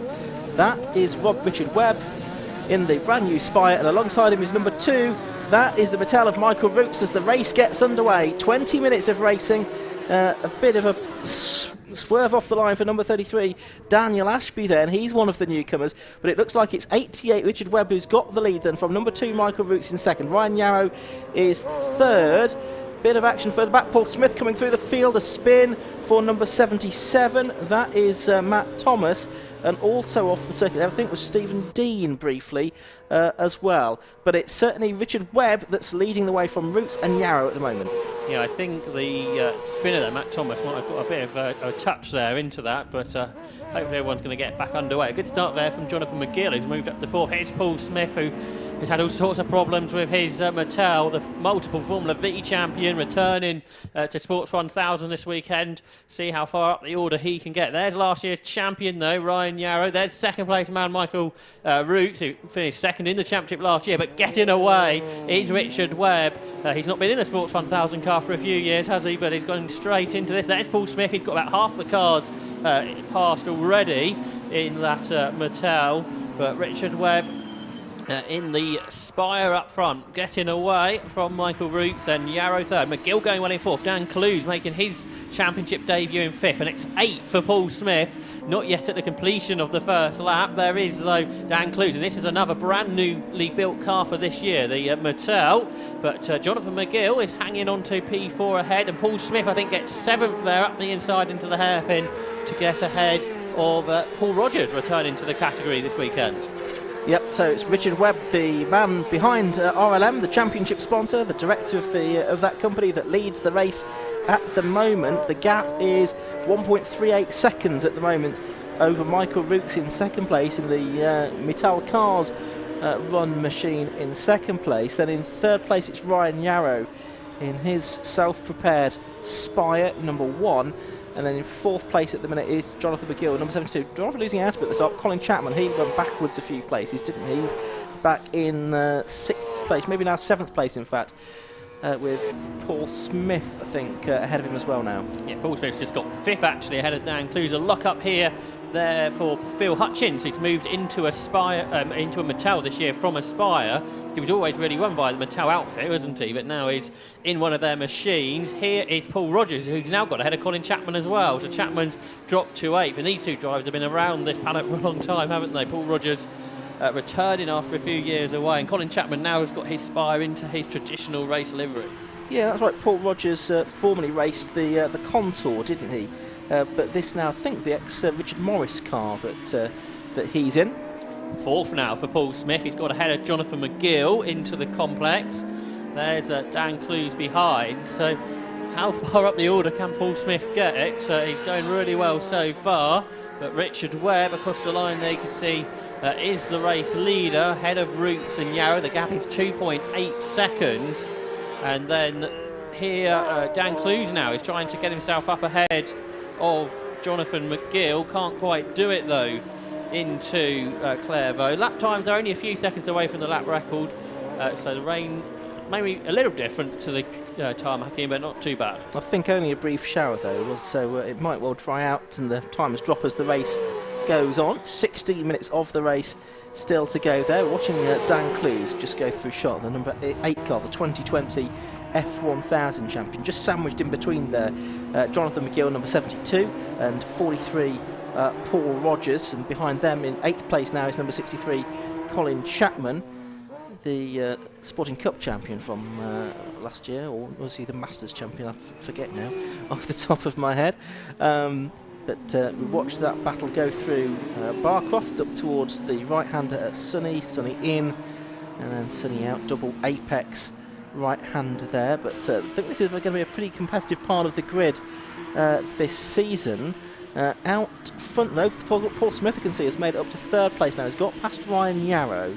So Paul Smith up to 3rd position, ahead of the reigning champion and the champion of the last 2 years, Ryan Yarrow, as number 88. Richard Webb continues to lead by an increasing margin. Yes, but Paul Smith on the previous lap wasn't lapping much slower, so Smith can he get 2nd away from Michael Roots before the end. He's just over 3 seconds behind, but Ryan Yarrow, his pace isn't quite what it was last year, is it? They're in now 4th position. He's lapping actually 3 seconds slower than race leader Richard Webb, who is now only a few tenths away from the lap record, so track conditions are pretty good. There's Smith though, and Ryan Yarrow now he's got perhaps someone to chase. Going to go with Paul Smith as they head down towards Tower Bend. Behind, Jonathan McGill's having a good run there in 5th place, but here is the reigning champion, Ryan Yarrow, bouncing around. And the Spire then chasing the Mattel. These two cars sort of run themselves, aren't they? Paul Smith with his dad running next to the Mattel awning. And both drivers have done their own modifications to the car, as you can do in the Sports 1000 Championship. Yeah, absolutely right. And Yarrow has been tending that car himself for a little while now. He's running with a 2009 Honda CBR 1000 RR engine, and it's the ex-Billy Oldbone car. That's the driver who originally raced it as a works Spire machine for Ryan Yarrow, who is 31 years of age, from Bury in Lancashire. Just behind them, Dan Clues got past Jonathan McGill in the background, a shot into the complex to get 5th, the former F1000 champion. And now Paul Rogers and Colin Chapman are getting involved, but Ryan Yarrow now is fighting back. Now perhaps there's a bit more grip out there that he's confident to work with. Was trying to get ahead of Paul Smith into Clevo. Couldn't quite do it, but for 5th, or it's Clues, but then for 6th, it's Paul Rogers has leaped over the curve, which sort of scared Jonathan McGill into the gravel trap, but he did make the move, and he kept ahead of Colin Chapman. Not sure if that was all intended, but it's kind of worked out for him. Yeah, and has McGill been able to continue? Yes, he has, so but has been delayed by all of that. It's given Clues a bit more daylight, though. Fastest lap for Richard Webb, 1:24.34, which is over half a second underneath the previous lap record, and only 100th slower than he went in qualifying this morning. So Richard Webb, the Leicestershire man, leading the way. Of course, he previously raced in a front-engine Spire in the RGB Championship, as it was then. It's now morphed into Sports 1000. But this, the fight for 3rd and 4th place, is happening about 4.5 seconds behind second place man Michael Roots in the Mattel. There you can see Roots going through shot, and he was pretty successful during the course of last season's racing. But at the moment, just running second here. There's Clues going through, and Paul Rogers and Colin Chapman. McGill has survived. And then it's James Foley in the... sorry, that's Matt Thomas in it, then James Foley. So Thomas got ahead of Foley on this lap. Remember, Thomas spun at the start of the race. He's got himself into the top 10, and he's only slow in the top 4. So it's a fantastic drive here from Matt Thomas. He did well at the end of last year, didn't he, at Oulton Park? He did. So he's sort of carrying that pace into this race. Didn't qualify so well, but he in this... conditions which probably aren't as good as they were this morning. He's lapping 5 seconds quicker, so obviously problems this morning, but going really well now in the race despite that spin early on. That's right. Well, all credit to him in the number 77 car, the London driver. So that is the car of number 21, Phil Hutchins, then chasing after James Foley. Foley returning to the championship after a few years, I think in the same car. Is that the ex-David Whale car as well, I seem to remember? Maybe making that up. I think it might have been David's car in the past as well. Coming up towards half distance in this race, as it almost looked as if the Mattel of Hutchins was going to make a move on Foley there at Tower Corner, but it didn't work out.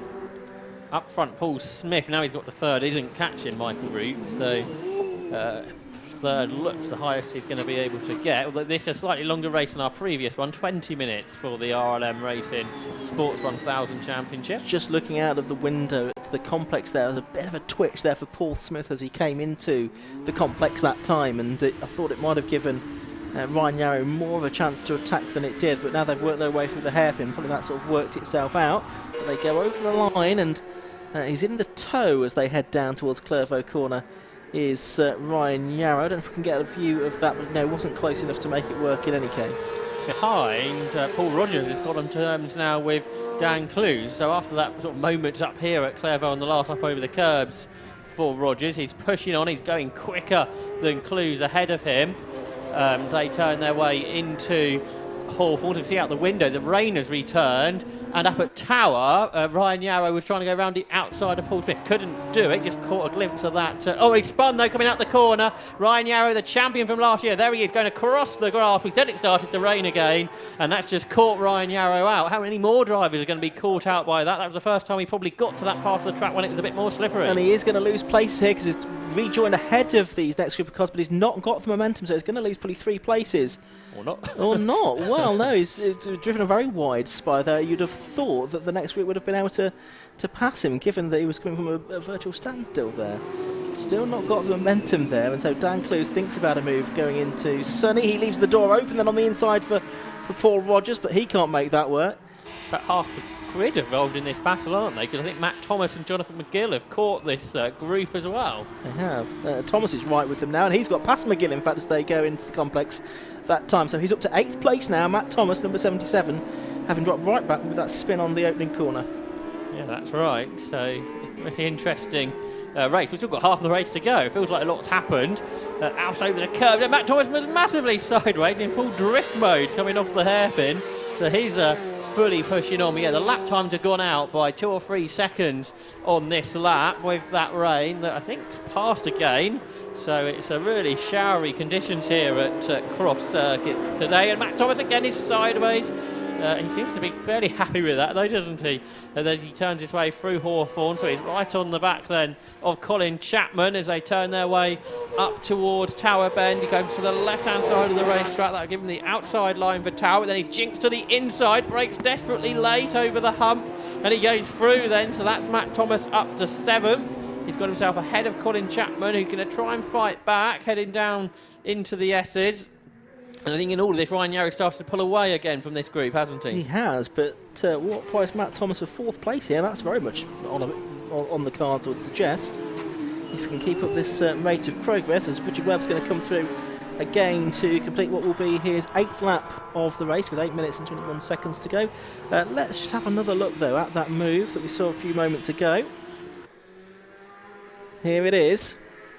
So it's down towards Tower Corner. He's on the left-hand side of the circuit, then he switches to the right, up the inside of Colin Chapman, and that's Matt Thomas getting through into 7th place. Nicely done. 8 laps completed by the race leader, Richard Webb. He's 13 seconds ahead of Michael Roots now, and Paul Smith hasn't come through to the end of the 3rd lap, I don't think. So Ryan Yarrow has been... Oh, no, Paul... so he had a slow lap. He is still 3rd, and he's got a bit of a transponder issue, I think. But Paul Smith has almost been re-caught, has he, by Ryan Yarrow? Yeah, so both those drivers in 3rd and 4th positions have obviously had a moment. And behind, Paul Rogers has got himself up ahead of Dan Clues, and Matt Thomas is going to try and buy into this. Going to get 2 places this time down in towards Tower Bend. So it is Rogers trying to defend both sides of the circuit. Well, he can't really do that, but he has been able to hang on. Matt Thomas comes around the outside of Clues. They're going to be side by side now as they head up towards the S's. Brave through here. These are quick cars as well, with the 1 litre superbike engines, and they're side by side all the way through there on this slightly slippery track too. And Dan Clues is able to hang on, but as they battled, they lost so much time to Dan Clues. But now Matt Thomas dives up the inside through Sonny, but he still can't do it. Clues is such an experienced driver, but not in this type of car. He's able to hang on. Yeah, he raced F1000 for years and years and years, didn't he, before he got that championship in 2020. And has decided to stay with something 1000cc engined this year, but to move into to Sports 1000 racing, which has been interesting to see how F1000 and other categories within the 750 Motor Club have cross-pollinated. Usually it's been 750 Motor Club drivers going into F1000, so it's interesting to start to see some coming back the other way as well, in the shape of Dan Clues. 6.5 minutes of the race to go. Ryan Yarrow's just set a personal best lap, so that's obviously means the track's getting better, and he's got ahead of Paul Smith in the meantime too. So Paul Smith is still there. Oh, no, he's not. He's not. So I'm getting confused with this Paul Smith transponder problem as well, aren't I? So Paul Smith still is 3rd, maybe not for too long, but he is. He's not currently shown on the timing screens. He's got this transponder issue that's extra confusing me, as well as maybe some of you at home. So we've got now back lap traffic being involved as well. Stephen Dean and Daniel Ashby are in amongst this. They're now a lap down on some of the cars that are going through as well. So a bit more reason for confusion. But watching Dan Clues and Matt Thomas. They're 5th and 6th at the moment. No, they're not. They're 6th and 7th, aren't they? Once we add Paul Smith with his dodgy transponder back in. 5.5 minutes to go. That's Jonathan McGill going through. So far ahead of Richard Webb. He's just crossed the line for another lap back in the 1 minute 24. So he is pushing on. We've completed 10 laps and he's way ahead of anybody else. Not sure how much he's raced rear-engine cars either, because of course we saw in that front-engine Spire he's done a lot of racing Caterhams and that sort of thing with RLM engine in it. Yeah. But not so much racing in rear-engine cars. Well, he's raced in the Sports Prototype Cup last year okay. in the Revelation. So he raced against Hunt and Lauder, their sons, of course, and had an overall win in the second race there. He's also done some racing in the CSCC Magnificent Sevens and one off in bike sports. That's what he used to race bikes actually with Thundersport GB Club as well. Before turning to car racing. Here's that battle for third between Paul Smith and Ryan Yarrow. They're absolutely together as they head up towards Tower. Ryan Yarrow pulls to the left-hand side of the circuit. Paul Smith is going to hang on, though, the multiple Formula V champion. There was such a period in V's, wasn't there, Ian, where Paul Smith was just unbeatable. Yeah. But he moved into Sports 1000. It sort of started off well, and then he had problems with this car, so it's great to see him back, and he's kept pursuing those issues, and he's had this strong run in this race to get up onto the podium. Not sure he's actually done much battling with Ryan Yarrow in the past, because sort of Yarrow come on strong when Paul Smith he wasn't able to do so much racing. Yeah, that's right. So two quick drivers here, a former champion in the category, Ryan Yarrow, and then championships elsewhere for Paul Smith. Yeah, 4 of them in Formula V, but I'm sure he'd like to add a championship in something else other than Formula V as well. Just to prove that it's not a complete one-trick pony. He's out of the hairpin here. He's still ahead of Ryan Yarrow. There's 3 minutes and 40, probably 3 laps left to go in this race. And Yarrow in the tow as they head down towards Clairvaux, but he's not able to find a way past the Mattel of Paul Smith there. Paul will be just hoping that this car gets to the end after some of the dramas that he's had in the build-up to the event, of course. And not really racing for much of the past couple of seasons. Be interesting. I mean, I think they've both had problems here, but they're now going to go side by side as they go down towards Tower Corner. Smith on the inside line, Yarrow on the outside line, and it's Smith in second place as they turn through Tower Corner. Yarrow in third. Third and fourth. Third and fourth, beg your pardon, yes, with Roots there in second place, but not a lot to choose between them, Josh. No, that's right. So it was interesting to see how quick Smith was able to catch. And now he's run out wide through the S's and Ryan Yarrow's gone back through. But my point I was going to make was how Smith caught Yarrow really quickly at the beginning of the race. But then as soon as Yarrow was on the back of Smith, he picked his pace up and sort of exceeded Smith's pace and has got ahead of him with the assist of that small error through the Jim Clark S's. It just meant that Paul Smith slid a little wide and he's dropped therefore to fourth. The battle behind that's continued. That's been all race long, really, hasn't it? Between Paul Rogers, Dan Clues and Matt Thomas joined in. But he hasn't been able to pass the front two in this battle. No, I did suggest he might get, well, to fifth at least, but it doesn't look like that's going to happen now. So it's 88 Richard Webb leading, 2 Michael Root second, 14 Paul Smith. Now behind, of course, number 1 Ryan Yarrow, so third is Yarrow, fourth is Smith, fifth 43 Paul Rogers, sixth is number 8 Dan Clues. There's 2 minutes left to go. Richard Webb has been a full second faster on best laps than anybody else on this grid, which is amazing, isn't it? It's so quick. As you say, a real mix of experience, hasn't he had in the past? But he's going to be difficult to beat this season, it would appear. There's Paul Smith. Now, are there problems reoccurring? Because he's dropped quite a long way behind Ryan Yarrow. Either that or Yarrow's picked his pace up, which could be possible. But here's about of a sixth with Matt Thomas again. Does a banzai move up the inside into Tower, but Dan Clues brake desperately late to to hold him off, and he's managed it just about. So again, some really good battling here between the fastest cars we're seeing this weekend on the 750 Motor Club Bill at Croft. And such spectacular cars, aren't they, on this circuit? Still running on treaded tyres, of course, and some of the fastest cars you can get for that the value as well, isn't it, Ian? Yeah, most bang for your buck, I think, in pretty much any championship you could care to mention here. So there is Smith, and then the next car through is Rogers. So Smith 4th, Rogers 5th, then Clues 6th, Thomas 7th, Chapman 8th. Then Jonathan McGill 9th, and then quite a gap back then to the 10th place car for Hutchins. Paul Rogers had a big slide there through the complex, which has given Dan Clues a chance to look up the inside. Matt Thomas was looking up behind. They're about to start their final lap of the race.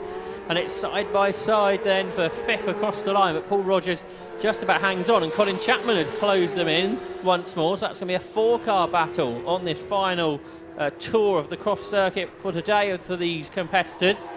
Paul Rogers, though, hangs on through Clairvaux, and then Matt Thomas dives up the inside through Hawthorns. He's almost leaning along Dan Clues. He's certainly spectacular. He doesn't quite, though, make the move as they head their way up towards Tower for their final time. And again, Matt Thomas is trying to find a way past. Yeah, he is. So he's desperate to get hold of 6th position. He's desperate to get it away from Dan Clues into the braking zone. He's going to go way around the outside at Tower Corner, is he? No, it's not quite going to work. He runs out wide over the curve. He'll lose place. He's got to be careful not to lose too much time on Colin Chapman to get through. But meanwhile, here comes Richard Webb through, out of the hairpin, up towards the line. He takes the checker flag to win round 1 of the RLM Racing Sports 1000 Championship for 2022. And he wins it by a very comfortable margin indeed, more than 19 seconds. Let's catch up on the battles behind. Paul Rogers is catching Paul Smith, who's ailed rather what in the last couple of laps with some kind of issue. So it could be 4th for one of this lot before the end. So Roots are 2nd, 3rd for Yarrow. Then 4th. Oh, Matt Thomas has lost it in the background. Matt Thomas. I mean, how did he save that? He was right backwards, I think, into the complex. Don't think he lost a position, but I was convinced that car was not facing the right direction. Oh, and Paul Smith dramas right towards the end. He's lost out to Paul Rogers, and he might just about lose out to Dan Clues as well. In fact, I think he may just have held on by a fraction of a second. No, he's not. That transponder issue, the transponder issue. It'll take a moment for us to work out exactly where he has finished, Paul Smith, but dramas at the end, and possibly some of the reliability issues he's had have come back to haunt him there. He's almost 20 minutes without issues. So the timekeepers have filled Paul Smith in 6th place then, just behind Dan Clues. But he's got more work to do, haven't they, tonight to try and get that car resolved for a better run tomorrow. But there's Richard Webb, an outstanding performance. He slowed up a bit on the last lap, so his winning margin was just under 18 seconds. But let's take a look at those full results of the first round of the championship. Yeah, Richard Webb, the winner, and by a convincing margin as well. 17.65 seconds it was in the end. I think he got the fastest lap as well, so he will start on pole position tomorrow too. So that's number 88, the winner. Second, number 2, Michael Roots. Third, number 1, Ryan Yarrow, despite that spin at Tower. Paul Rogers, a late beneficiary of problems for Paul Smith. Number 43 came home in 4th place, ahead of number 8, Dan Clues, and Smith, number 14, eventually classified in 6th position. 7th was number 77, the spectacular Matt Thomas, ahead of number 63, Colin Chapman. In 8th place was, 9th place, number 72, Jonathan McGill. Phil Hutchins it was that rounded out the top 10. James Foley on his return to Sports 1000, he finished at 11th place, fairly close scrap with number 44 Carl Austin. Gary Mitchell was the first of the Invitation Class Global GT Lights in 13th place, ahead of Ian Hutchinson 14th, Stephen Dean 15th, and Daniel Ashby in 16th position, with the second global light of Ian Mitchell rounding out the 17-car field. I think they did all make it to the checkered flag, which was great to see.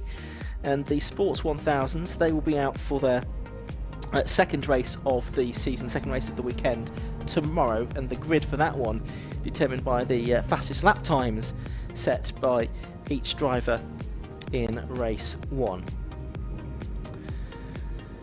So more RLM Racing Sports 1000 action tomorrow. Still plenty of racing to come this afternoon, as we've got coming up next the new look K-Tec Racing Clio Sport Championship. New name for that for this season. We'll tell you more about that in just a few moments time. We've got to hear first though from our successful driver from the RLM Racing Sports 1000 Championship first. We'll do that in just a few moments. Here at Croft Circuit, where I think the rain has stopped, but it's still looking pretty overcast. And we can now go down to Chris Stevens in the pit lane once more, and he is going to speak to Richard Webb. Well, Richard Webb, the winner of the RLM Sports 1000 Championship. A fantastic start to the season. The brand new car victorious on debut. Yeah, absolutely. I mean, yeah, a bit of a dream come true. We were here a couple of weeks ago testing for the first time. It's the first time the car had turned a wheel since Paul and Tim had built the car, and it was quick out the box. We sort of kept as much under our hats as possible. Never wanted to give as much away, but the team had done an absolutely superb job, and yeah, I can't fault the car or the team today. It was brilliant. For Paul Nightingale, he said that this is his last season at the helm of Spire Sports Cars. This is just a great way to honour him. Yeah, absolutely. I mean, Paul's built some incredible cars over the year, and it's a real pleasure to be driving for him this year, and I just hope I can do him justice. So we've started as we mean to sort of finish the rest of the season, hopefully. Can I ask you about the conditions at the start of the race? It looks a little bit sketchy out there on the first lap. Yeah, I mean, it's a little bit unnerving. Coming from bike racing, I suppose, it doesn't worry me so much. Those conditions, I'd say, favour me a little bit. So actually, when it started to do that, I was quite confident that we could get away. And it was quite nice that the conditions didn't last too many laps. Gave us a few little drizzles through the race just to keep us on our toes, but overall the track came pretty good after a couple of laps. So the aim surely is victory again in race 2? Absolutely, that's always the aim. All right, good man. Well, congratulations again, and good luck for race 2. We have Michael Roots over here, car number 2.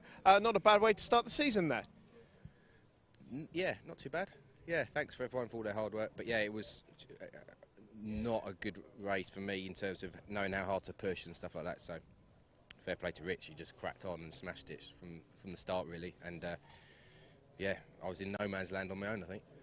Yeah, it was a bit of a lonely race. I mean, just challenging the conditions there, really.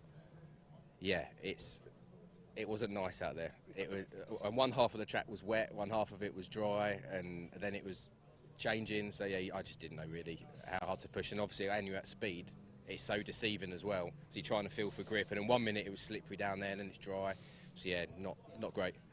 Well, hopefully it's better conditions for you in race 2. We have Ryan Yarrow around here, hopefully somewhere. Yes, here he is. So Ryan, the defending champion, back up on the podium. You had a really good battle with Paul there. Yeah, it was fun, although I shouldn't have made the stupid mistake of letting him past in the first place. Because it was frustrating, because I knew I was faster than him, but I just could not get past. It's a really difficult track to pass on. I'm sorry, Ryan, I'm going to have to cut you off there. We're going to have to go back up to Ian for the start of the K-Tec Racing Clio Sport Championship. Back up to you, Ian.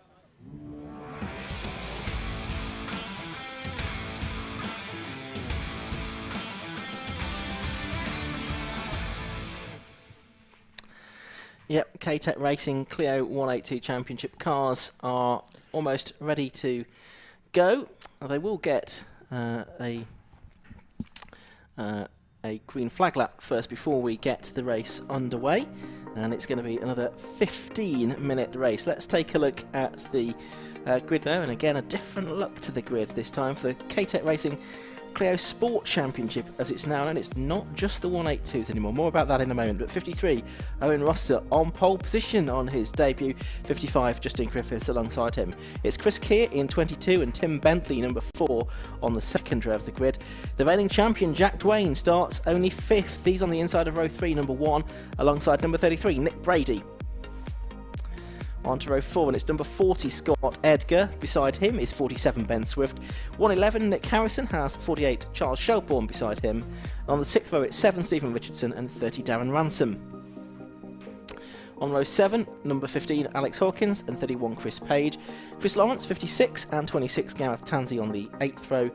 Thomas Stevenson-Joyce, 49, and Jamie Flynn, number 6, are on row 9. Row 10 has 35, James Bishop, and 38, Olivier Algieri. And then on the 11th and final row, it's 65, Andy Bennett, and number 8, Alan Peterson. Let's have, before we see the cars take to the track for their opening race of the season, let's have an interview that Josh did yesterday. We're here with Owen Rosser ahead of the Clio Sport races at Croft. Owen, your first ever circuit racing this weekend. How are you looking forward to it? Yeah, really looking forward to it, thanks. You know, it's a new challenge for us. Everyone around the paddock seems really helpful. You know, huge thanks to Steve and everyone at K-Tec. You know, since we sort of jumped in, they've been massive help. Just sort of any questions we've had, it's been fantastic. So yeah, really looking forward to it so far, and we'll see how testing everything goes today. Have you done any sort of competition past track days or anything like that? Done a couple of track days and a bit of karting in the past as well. Just new challenge, like I said. Just really look forward to it now and eager to get racing. And what was the reason behind choosing the Clio Championship? Well, we had a look at a few, to be honest, specifically within 750, and it seemed like You say budget class, the sort of cheaper, more affordable class, sort of the two with myself and my dad, and you know it's been good place to get started in car racing. And you've chosen the 197, which is obviously new into the category this year. Is there a reason you chose that particular car? Not really. We had a look at doing the 182s last year, sort of having a look around to sort of do them for this year. But obviously with the 197s being announced, we thought, you know, give those a go. New cars, hopefully a little bit more easy to get parts for than the 182s. So yeah, it was the reason behind the choice really. It's obviously early days. Do you think there's going to be any advantage, apart from obviously getting stuff, on the circuit between a 197 and a 182? I don't know yet. I think it's too early to tell. We'll have to wait till quali and until race, and just sort of see where things go from there. Sort of through practice today anyway, everything seems to be quite similar. So yeah, we'll just wait and see what the timesheets say. And obviously you're in the car that was sort of the test car last year that Stephen and some other drivers got to go in. So I guess that's nice to know the car's had that bit of development. You haven't really got to worry about that too much. Yeah, exactly. You know, it's nice to have that confidence. It's been built by professional people. If I'd have done it myself with my dad, we'd have been in a bit of trouble, to be honest. And obviously you're new to racing this year, so have you got any aims, or is it just sort of get to the end of the races this weekend? Get to the aims, try not to be at the back. If we end up the season, you know, sort of not embarrassed, I'll be happy with that. Best of luck, hope all goes well. Thank you very much. Cheers. It certainly did go well, didn't it? Because Owen Rosser on pole position, and as he was saying, he's one of the 197-200 model cars, so a slightly more updated car compared to the 182. The idea is they're going to try and equalise the performance, so they're going to issue both overall and class championship points for each as well. But the early showing here at Croft, at least, Josh, is that the newer cars were a little bit quicker in qualifying, certainly. Yeah, a touch quicker. So Owen Rosser, very impressive to be on pole position in his first ever race, alongside Justin Griffiths, who has moved from a 182 into the newer model. He's got onto the front row. Then there's a half a second gap to the 182s, which are all behind. And Chris Kia did a great job, pole position within that element of the order. Ahead of Tim Bentley returning, then Jack Dwayne only fifth, the champion from last year. So it's really interesting to see how it's gone with these two 197s on the front row. But there are more experienced drivers in the 182s behind. So how will that play over a 15-minute race here? It's going to be really intriguing, I think. It certainly will. And to answer a question on the comments, BMW 116 is raced tomorrow, and the first race tomorrow is at 12:35. You can join us again on the live stream for that. But for the moment, we're following the K-Tec Racing Clio Sport Championship. 15-minute race it will be, and this grid of more than 20 cars taking the start. Red lights go on, so can Owen Rosser convert pole into a win? He makes a half decent start. It's a good start as well from Tim Bentley there on the second row of the grid in car number 4, as well as they head down towards Clervaux Corner. For the first time he's got into the lead of the race, has he? From Scott Edgar, and it's Scott Edgar that gets the lead of the race then as they go through the first corner. The pole position drivers down to about 8th or 9th. There's one off through the gravel trap at Clervaux as well, but I think they will all continue. So as they head out of Hawthorne through the chicane for the first time, it's actually one of the 182s that's come to the front, isn't it? It's and Scott Edgar. From 7th on the grid. So some very weird things happened, I think, up towards Clervaux. Owen Rosser, perhaps his lack of experience there on colder tyres in a starting situation kind of come into play. And it's really mixed everything up. So Scott Edgar, who is pretty experienced, has been racing the Clio 182 for a while. He's the race leader. Some battles a bit further back going on between some of the novice drivers. But here are the leaders through the S's. So it is Scott Edgar that leads from Tim Bentley. Then in third place, the best of the 197s is Justin Griffiths, the only, I think, driver that has raced before who's in one of those cars. Yeah, this weekend, Scott Edgar gets there. He's sideways, but he hangs on to it. Then Chris Kia is in 4th. And then 5th is Jack Dwayne. But a slow here off of the corner is Tim Bentley. So that gives Justin Griffiths a chance to make a move into the complex. But I don't think he can do it. I don't think in the top 4 in this race have ever won a race before. No, well, it should be, therefore, a very exciting development that we've got here. They're down towards the hairpin for the first time. Scott Edgar, it is, that's leading. Second place is Bentley, but you've got the more modern car just behind him, the 55 car, trying to find a way through. That's Justin Griffiths then. as they come through to complete lap number 1. There's just a little bit of daylight between Scott Edgar, who's quite experienced now, and the rest of the field. It's Bentley in second, Griffiths in third position. In fourth position, Chris Clear, then Jack Dwayne, defending champion, fifth, and Nick Brady sixth.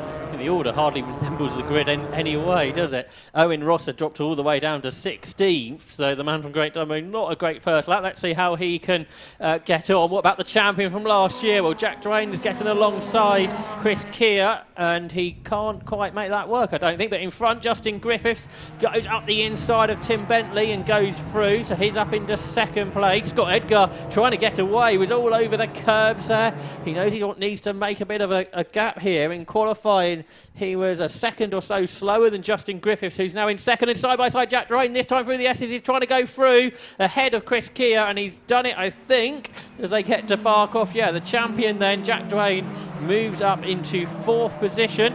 Car bouncing around on the suspension, and that's the change then completed for Jack Dwayne. Can he go after the top three? Although he's wide there out of Sunny.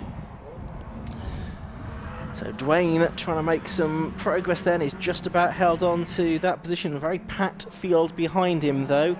And for the lead, not too much to choose between Scott Edgar and Justin Griffiths, number 55 in second place. They're right together now. Tim Bentley third, Jack Dwayne and Chris Keir doing battle over fourth position. And the two leads are going to be side by side, I think, as they come up to the line this time. There they are, Scott Edgar with Justin Griffiths right behind him, indeed alongside him. It's still Edgar ahead though as they head into Clervaux Corner that time, but he's only got a matter of inches between himself and that 197 car behind him. So it's Edgar leading and Griffiths in second place. Two different classes, and they do look pretty evenly matched, Josh. Justin Griffiths, though, has caught during the course of that lap. He finished 9th in the championship last year. On that lap, he was over a second under the lap record previously held by Patrick Fletcher, multiple champion. But they head down then in towards Tower. Around the outside looks Griffiths. And he was fairly new to racing still, but can he get himself up ahead of Scott Edgar? He's alongside him. He tries to shut the door down towards the S's, and he's been able to do it. But there's so many cars in this lead group, isn't there? There's about 12 of them, I think, separated by not very much at all, as they turn their way now onto Barcroft, and Scott Edgar's pushing on the cars, bouncing around on the rear suspension there. It's only 5 cars separated by about a second as they turn their way through Sunny, and we really will now see where the benefits come from the two different types of car. Yeah, because you've got a mixture of them in this group. Of course, they're mostly the 182s that have been long established in the K-Tec Racing Clio 182 Championship. It's 5 for the lead, and a gap back to the 6th place car, which is number 47, and that's Ben Swift.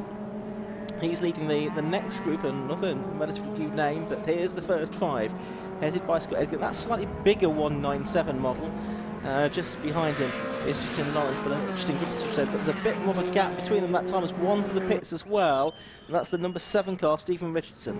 And have we got a new leader? No, we haven't, not quite. And for second, though, it's all very tight into Clervaux, but I don't think anyone's actually changed position. So it's still Edgar for Griffiths, Bentley, Dwayne, and Keir. Although now Christopher Keir takes a tighter line through Hawthorne, which puts him on the inside line of Jack Dwayne through the chicane. We had to back out of it, otherwise there would have been contact.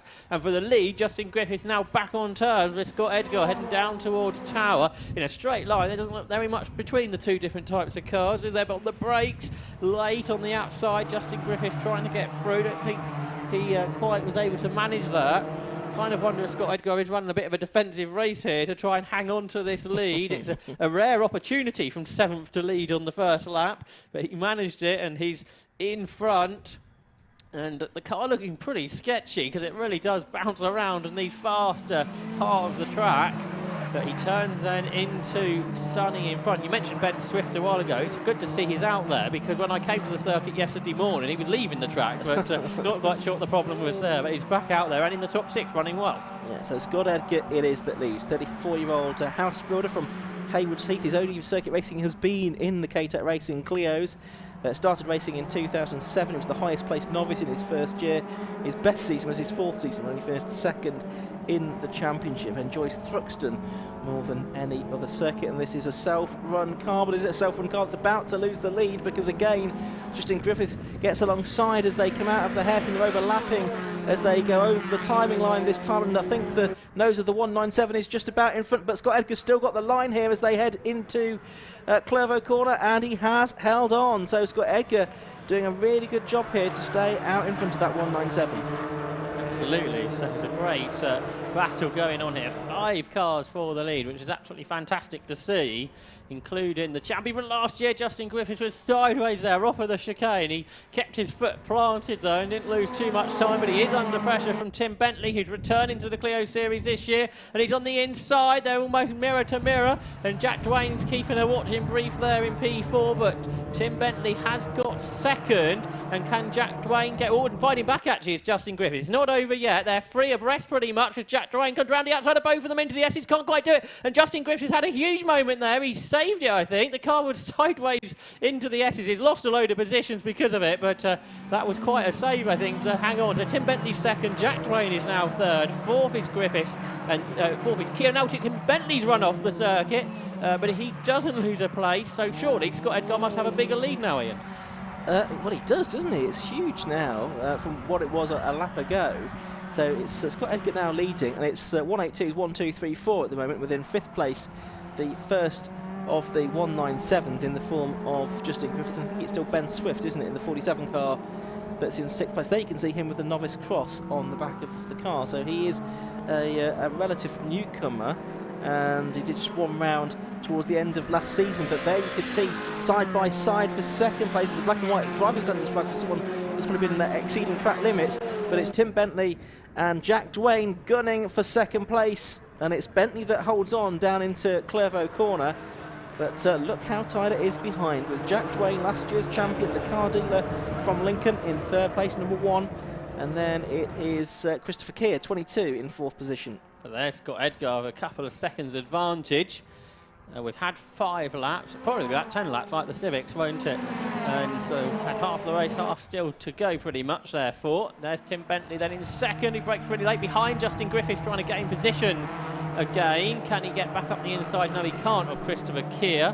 Then you've got Ben Swift and Nick Brady, both having great races in 6th and 7th, but here this line of cars come. Absolutely fantastic way to start this new era of the Clio Championship, the Clio Sport Championship as it's going to be known now, and Tim Bentley hanging on in 2nd place, but Jack Dwayne, he might not have the quickest car perhaps today, but he's got the racecraft, hasn't he? He's been working his way through the order. He started out in 5th in the early stages, up to 3rd, and really putting a lot of pressure on Tim Bentley here. He is, yes. Can we see him make the move into 2nd position? Scott Edgar's a couple of seconds up the road. Just there he is. He goes through into 2nd place, and Christopher Keir is going to follow him as well. So Tim Bentley losing out a little bit now as they make their way through the hairpin. In fact, Bentley's lost another position as well, because the 197 of Justin Griffiths bustling back into the equation as well after that off at Barcroft a lap and a half ago. But Scott Edgar's lead is expanding now. It was 1.81 seconds. It is now just waiting for the timing screen to update itself. I've got 1.9. Yeah, okay, so it's about 1.91, but as you can see, lots of green and red on the screen there as positions have changed. Fastest lap has just gone to Owen Rosser, who's back up to 11th now. He's on a 1:37.5, which is pretty much a second faster than anybody else, but he just lost out there at the beginning, didn't he? But I think the second race is set by the fastest laps of this one, if I recall, which means he'll be back on pole for tomorrow's race, if that's correct, and I think it is. So he'll have learned a lot, I suspect, during the course of this race. We've still got a 1/3 of it to go. I just wonder if it was confidence at the start. I mean, he initially looked to get off the line quite well, but maybe through the gears, maybe that's where it went wrong. There he is now. Just got 10th round the outside of Tower to get himself ahead of Darren Ransom, but he's got loads of pace, and that's a good way to get going, isn't it? You can sort of learn the racecraft at the pace. If you've got that naturally, that's a great thing. And the sunny right-hander they go. Oh, and Nick Harrison's coming through, isn't he? In the 2nd of the 197s, he's got 7th away from Nick Brady. I think that's one of the old official Renault Sport Championship cars from, what, a decade or so ago that Nick Harrison runs. So great to see those cars now being encouraged out into the 750 Motor Club Championship. And the leaders then, or leader, Scott Edgar, then the rest. In 2nd place, Jack Dwayne turns his way through the hairpin and accelerating through. We should squeeze 3 more laps, I think, out of this. It's going to be tight, but it's going to be 2 or 3. We'll see shortly. But it is Scott Edgar then with a reduced margin of 1.6 seconds over Jack Dwayne. Then Christopher Keir and Justin Griffiths come up next. Then Tim Bentley, then Ben Swift, then Nick Harrison, then Nick Brady. It's so close, isn't it? After all this time, the top 11 cars there coming through just less than 10 seconds apart. Plenty more tin top racing to come today. Hot hatches around about 4:25.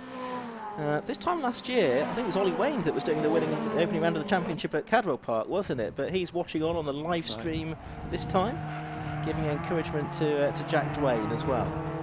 Well, Jack Dwayne is starting to reel this gap into Scott Edgar. It's a little too late. But now that Edgar hasn't got to defend, that's probably helping his life rather much. Where Dwayne hasn't really got away from Christopher Keir, has he? Actually, Keir was the quickest of the three leaders on the last lap. And they've all started to get away from Justin Griffith. He's got Tim Bentley right behind him as they turn their way into Sunny, trying to take this tighter line. Don't think we've seen Tim Bentley for a few years, so good to see he's back out there. And off the track, we've had one car at the chicane that's just getting back on. Yeah, was that Algieri, possibly? Yeah, don't think no. so. But won the car a bit further back. But good to see them got back going. Nick Harrison now dives up the inside into the complex, just behind what we're watching to get sixth off of Ben Swift. I'm not sure he's actually done it though. It was a bold move there. Now, are we going to squeeze 2 more laps in or not? No, last lap board's being shown. Right, Just got Edgar, and last lap's board is being shown. He'll be pleased because I think that whole host of cars behind is getting closer to him. A gap of 1.6 seconds becomes 1.1 seconds. So yeah, I think he will be preferring 1 more lap rather than 2. Yeah, I think you're absolutely right. He's got a margin of 1.16 seconds at the moment, but then you've got Dwayne and Keir and Griffiths and Bentley and Swift behind. Owen Ross, another fastest lap, a 1:37.2. He's 1.7 seconds faster than the race leader, Scott Edgar. Could make up another couple of places then before the end of this race at that rate. I think he's got Brady 6 tenths ahead of him, and then about another 8 tenths ahead of that is Harrison. Here he comes, looking to the outside into Tower. This is the car that Stephen Corner raced last year in the Hot Hatch Championship, and there's a bit of leaning going on to try and get ahead of Nick Brady. He carried so much speed through the corner, and they're going to be side by side into the S's, and that is where you need confidence to do that sort of thing. The car that we saw off a moment ago, that was James Bishop, 35. Okay, so last half a lap we're in. Scott Edgar, I think, is just about going to hang on, isn't he? I don't think he's won a race in the Clio Championship before. He's had so many podiums. But it looks like he can hang on for a couple more corners. He's be able to take the win here. He's sideways though into the complex, which isn't particularly ideal, but he's covered it all up, and actually it's Jack Dwayne who's under pressure for second. Yeah, he was from Christopher Keir, but Christopher Keir a bit slow through the second part of the complex. He's left the door open on the inside line for Justin Griffiths, and is Griffiths going to come through to get third place right at the end? I think he might be, you know, but it's going to be Scott Edgar that comes up to the line to take the checkered flag and win round 1 of the 2022 K-Tec Racing Clio Sport Championship from last year's champion Jack Dwayne in second place, then very close in the end for third place. It was on the line Justin Griffiths that got third place in the first of the 197s from Christopher Keir in fourth, fifth Tim Bentley and sixth Ben Swift. And Rosser on the final lap, he did, as we saw, get through to 8th place, so he's down as low as 16th, I think, at one point, having been on pole position, and back up to 8th. Good race for him in the end. And the top 8 were separated by 4 seconds at the flag. What an extraordinary race that was. Really exciting stuff to start off this Clio Sport Championship era. And Scott Edgar, he'll be delighted, won't he? Been around the Clio paddock for some time now to get that race win in what was really extraordinary circumstances, wasn't it? To go from 7th to lead. Yeah. So Chris Stevens, that's I think going to be the first question, isn't it? To see how he got that lead from 7th on the grid. I think by the time they turned through Clairvaux. No, it was absolutely extraordinary, wasn't it? You know, it looked like when they sort of displayed on that shot we were just watching, a decent start for Rosser, but by the time they arrived at Clairvaux Corner, it looked very different indeed. And Scott drove with his elbows out really to try and keep hold of that lead all the way to the end. So congratulations to him on his victory there. And Jack Dwayne, last year's champion, coming home in second place. We'll have a look at the results now though. So confirmation of 9 laps completed by Scott Edgar in just a smidge under 15 minutes. And he was 0.42 seconds clear of number 1 Jack Dwayne. So it's 40 Scott Edgar that took the win. 1 Jack Dwayne in second place. In third place was number 55 Justin Griffiths. In fourth place number 22 Christopher Keir. Fifth number 4 Tim Bentley. Then sixth number 47 Ben Swift. An encouraging first meeting of the season for him. In 7th place was the 111 car, Nick Harrison. Then Owen Rosser, eventually third in class, from 16th back to 8th for him in car 53. 9th was 33, Nick Brady, and 10th, 56, Christian Lawrence. And Darren Ransom, he was 11th in car 30. In 12th place was 48, that was Charles Shelbourne. Gareth Tansey, number 26, one of the returning drivers, was 13th.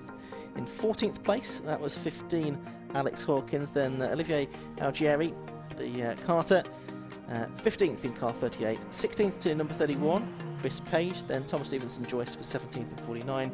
Then rounding out the top 20, you've got number 6, Jamie Flynn. You've got 65, which was Andy Bennett, and 20, which was the 21st car was 35, James Bishop, and the 22nd was a non-finisher, in fact, number 7, Stephen Richardson. So an entertaining opening round of the season for the K-Tec Racing Clio Sport Championship. If that's a sign of things to come in this season, then we're very fortunate and have got plenty to look forward to indeed. They are back out again tomorrow afternoon, just before 2 o'clock, for their second and final race of the weekend. Still to come here this afternoon, we've got the 5 Club Racing MX-5 Cup up next, then the Yokohama Mazda 7s, with the PBS Brakes Hot Hatch Championship, BMW Car Club Racing Championship, and Tigiwa Type R Trophy set to round out the afternoon here at Croft Circuit.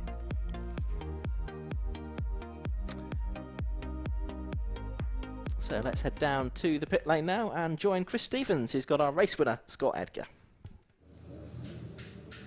Well, Scott Edgar, winner of the first race of the season for the K-Tec Clio Sport Championship. You had a lot of podiums last year, but now on the top step of the podium. Yeah, finally at last, all the hard work's paid off. It's been a long time coming, really, so. And you made such a phenomenal start. I mean, talk us through that. I just nailed it. It's just luck. It just hooked up and went. And, you know, I said to the guys, I said I'll be in first on the first lap, and it did. It happened. Well, you had to resist plenty of pressure from Justin. Yeah, Justin was fast at the start of the race, and then I think Tim held him off just enough for me to get that gap, which was lucky because my tyres were gone at the end. So, yeah. All right. Well, good luck for race 2. Congratulations again. Let's go and talk to car number 1, Jack Dwayne. Well, you got the championship to defend, and you did a brilliant job coming through the field there. Tried my best, yeah. Welcome back to racing as such, wasn't it? That was really, really busy. Not a great qualifying for us this morning, so it was damage limitation. Scott got a mega start, which I was getting a bit of a giggle towards the end because I thought where he come from to get to the front was amazing. Yeah, we changed the setup from our qualifying setup this morning, and it's worked better. Going to make a few more changes to it and see what we can do with it tomorrow. But a good start, yeah, it was all right. So what are the ambitions for race 2 then? Just collect as many points as we can. That's how we won it last year, just by consistent results. So that's how to win a championship. It's not all done on one weekend, but everyone likes to be at the front, don't they? So it's, yeah, we'll see. All right, well, congratulations on a great finish, and good luck for race 2. And we will talk to Justin Griffiths as well. A good start to the season for you in 3rd place. You were really putting the pressure on Scott Edgar in the early stages. Yeah, it was a good race. So all these lads, they know how to drive properly, so I always knew it was going to be a hard race. And with a new car, it's difficult to sort of know where you can gain the advantage. I've worked a few things out from that race. Hopefully we can take that forward to the second race and possibly get a little bit further up. So how is it battling in this new chassis shape versus these 182s? It's a completely different car because I had the old 182 last year, and it just handles completely different. But the one thing that is outstanding on it is the brakes, and I think that is somewhere that is we're going to have to monopolise on that a little bit. Well, good luck for race 2, and congratulations on a great podium. Back up to you, Ian. Next up we have the 5 Club Racing MX-5 Cup.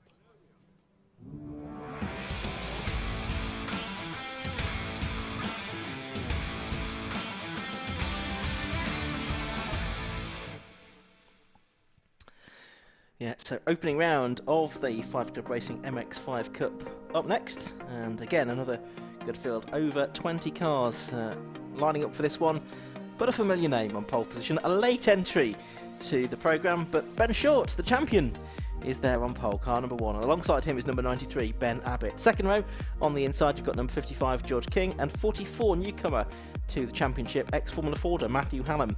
Row 5, on the inside, it's 92, Jordan Johnson, and the double champion, number 40, Ben Hansey, lines up 6th. On row 4, in 7th place, number 9, Ian Tomlinson, and 230 is Thomas Holland. On the 5th row, it's 47, Stephen Craggs, and 14, Lloyd Huggins. Matthew Short is 11th in car 72, and Adrian Johnson, chief, next to him, number 22. David Abbott's on row 7, number 67, alongside 13, James McCann. On the 8th row, it's 3, Andrew Rochelle, and 46, Neko Favreau. Alex Lewington in 98, and Tim Gray 111 on the 9th row. On the 10th row, it's Stephen Rees, 23, and number 90, Andrew Robinson, then David Brown, 27, and Stephen Reed, 53.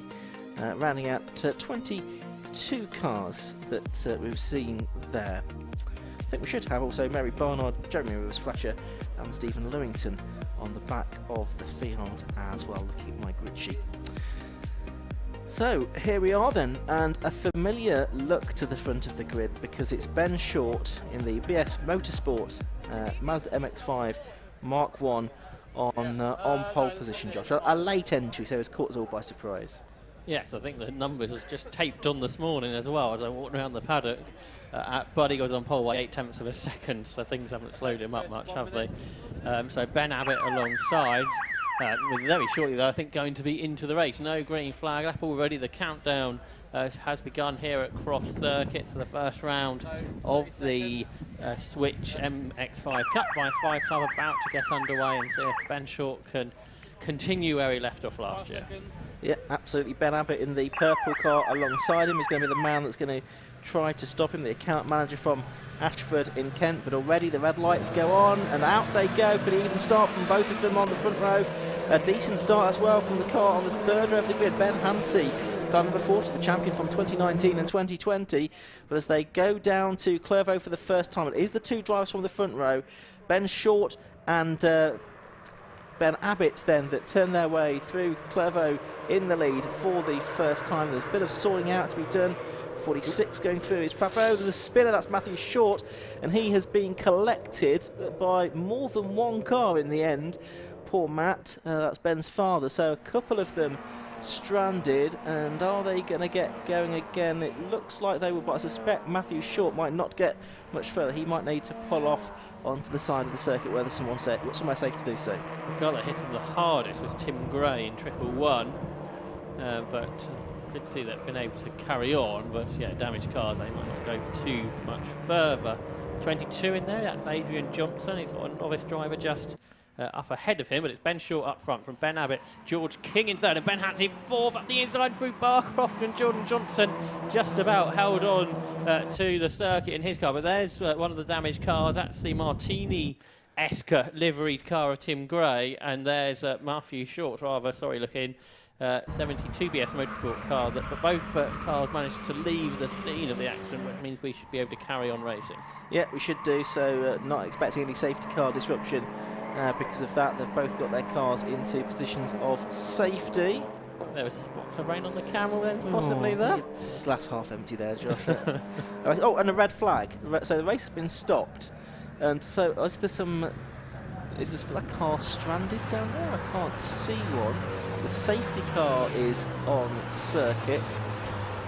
But maybe there's something that we're not aware of that has gone on. But the race being brought to a halt. It's the other thing that might have happened was perhaps that car that had a lot of front end damage at the burst radiator or something that put the fluid down they didn't think was safe. But yeah, there's glass, isn't there, on the circuit, which would be lots of debris, so that's not really safe to continue therefore. Yes, so it looks like there's various clearing up to be done. Hopefully it won't take too long, but given the nature of what needed doing, it couldn't really be done under a safety car, I don't think. So I imagine what will happen is we'll get the cars brought back round behind the safety car onto the grid, and while that's being done, the marshals will get their brooms out and clear up, and we'll hopefully be able to get back underway for a restarted race in just a few moments' time. But the MX-5 Mark 1's classics now, the Japanese roadsters, more than 30 years old. These cars, of course, now, so yeah, I think we can call them a classic, can't we? And the now, I think Ben Short's checking on his dad. yeah, I isn't think he is. Yes, just making sure his father's okay. Would have seen that his car had pulled off that. I think he's pretty satisfied himself that his dad is okay, and is going to head back to retake up his pole position for the restart. He'd go back to the original grid because we'd had less than 2 laps when the red flags came up. I imagine it will be a slightly reduced race distance. Not sure if we'll get an update on how many minutes the race distance will be, but we'll keep our eye out for the last lap board, come what may. So yeah, last year's champion in the 5 Club Racing MX-5 Cup was indeed Ben Short. He had a pretty phenomenal record as well, didn't he? 12 wins and on the podium 19 times out of 19 races, so pretty convincing performance. So he was dominant in the end. He won the championship by 74 points over Ben Hansey, who took second, and Ben Abbott was third in the championship last year. They just got 1 win apiece, with other wins last year against Mike Comber. He had 2, Tom Roach had 1, and Ali Bray had a couple as well during the course of the season. But so 2/3 of the wins pretty much went to Ben Short, and deserved champion. He also won the title in 2017 and 2015 as well. The champions, Ben Hansey, as we say, in 2019 and 2020. Paul Maguire won it in 2018, and Will Blackwell Chambers in 2016. Croft last year, it was 2 wins for Ben Short and 1 for Tom Roach. This is where he made a guest appearance in the championship last year. He wasn't registered for points, but he did play a guest role in the championship last year. So who else have we got on the grid? Well, we've got, beside Ben Short, we've got Ben Abbott on the grid. As I say, the account manager from Ashford in Kent. Is started racing back in 2014. He was, as we say, 3rd in 5 Club in 2021. He was 2nd in 2019 in the standings, but a motorbike crash it was that forced him to miss half of the season that year, and it's in the Abbott Motorsport prepared car that we find Ben. Then next up on the grid, when we get the restart, it should be number 55, George King from Benfleet in Essex. He's an aspiring pro racing driver, he lists as his occupation. He's 21 years of age, and his father, also George, his mum Leslie as well. He started racing only in the very late part of 2020. He did 1 full winter season of the Gulf Radical Cup, and he became champion in that with 11 wins and 7 podiums. He did the Dubai 24-hour race twice and 1 season of 5 Club MX-5 Cup in 2021. He didn't do any karting unusually, straight into Mazda MX-5s, and enjoys competing at his local circuit of Brands Hatch. He's owned the car that he races for about a year now, just over a year, but it's maintained and it's run by Ben's team, Ben Short's team, BS Motorsport. Yeah, at Dubai this year, and he did race GT4 BMW with Century Motorsport, so that's sort of the start of his aspirations, isn't it? Yeah, yeah. So he's done a mix of things. MX-5's in the UK and racing in the Middle East as well, in the Gulf Radical Cup as well. So, but he's done really well here, hasn't he? To qualify 3rd, he's only a few hundredths off of Ben Abbott, who we can say how successful he was last year. So he's really upped his speed, I think, from last season. Absolutely right. And next to George on the grid today, we've got number 44. That's a newcomer, Matthew Hallam from Dilton Marsh. He's an account manager. 23 years of age. He started racing 4 years ago, and all his experience, I think, up to date has been in the Castle Combe Formula Ford 1600 Championship, the 1 Circuit Championship down there in Wiltshire. Unsurprisingly, Castle Combe is his favourite circuit. I think he's probably done a few one-off races elsewhere, but not a lot. And he's in the car that being run by Tucker Motorsport, so James Tucker's team, running the car for Matt Hallam. Let's turn our attention, while we've got this break for a few minutes, back to the Clios, and we can hear from another of the drivers that Josh spoke to yesterday. We're here with Olivier Algieri, ahead of the Clio Sport Championship here at Croft. Olivier, your first time on a circuit today on the test day. How's it going? Well, yeah, we've got a lot to learn. Obviously, first year in cars, just come out of karting, so we're taking it step by step, building up the pace, and yeah, hoping to get some good results. Tell us a bit about your karting experience. Well, yeah, I've been karting since the age of 6. I worked my way up to become one of the top drivers in Britain, being seeded last year, winning at British level. So yeah, we got to the top of that now. It's just time to get to the top of this. There's obviously lots of different car championships to choose from, so what attracted you to the Clio? Mainly just the experience. I know people with Clios, they said they're a great car, it'd be a great championship, big grids and good prices, so there's not much else you could ask for really. Obviously a front-wheel drive car, so just this morning what have you been finding the techniques, how to make it go quickly? Oh yeah, it's not quite a go-kart, so you just got to be as smooth as I can and then iron out the mistakes and hopefully I'll get there.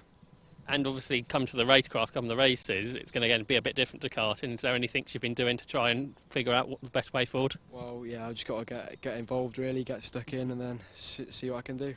What do you think to this Croft circuit? Obviously a big open circuit, again very different to the karts. Yeah, very fast circuit, nothing like karting. It's all fast, on the throttle, yeah, it's brilliant. And what are your aims for this season? Honestly, no aims at the moment, and do as best as I can and then hopefully get some wins. Best of luck for the weekend, hope all goes well. Thank you.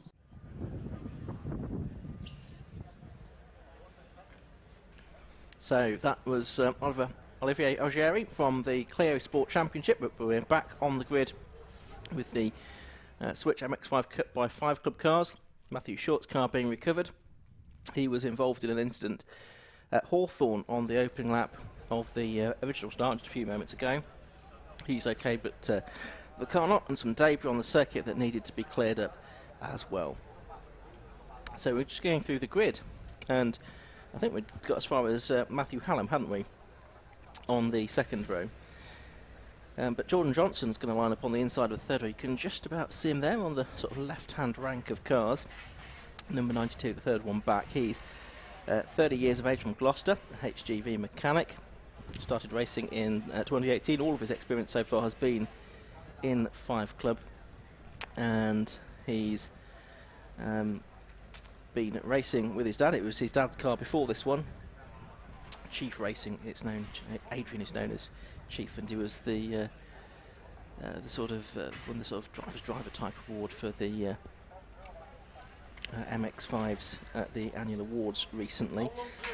His dad actually is a little bit further back on the grid. He's on the outside of row 6 today.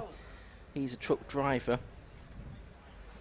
and he's got 4 sons, one of whom is Jordan, who's racing car 92, as we've said, and he's in the self-repaired car. We understand the race is going to be 12 minutes when it gets underway. And it shouldn't be too far away now, I don't think, because the recovery vehicle's back on its way to the paddock. A bit further back, Jamie McCann, number 13, he's going to start 14th on the grid.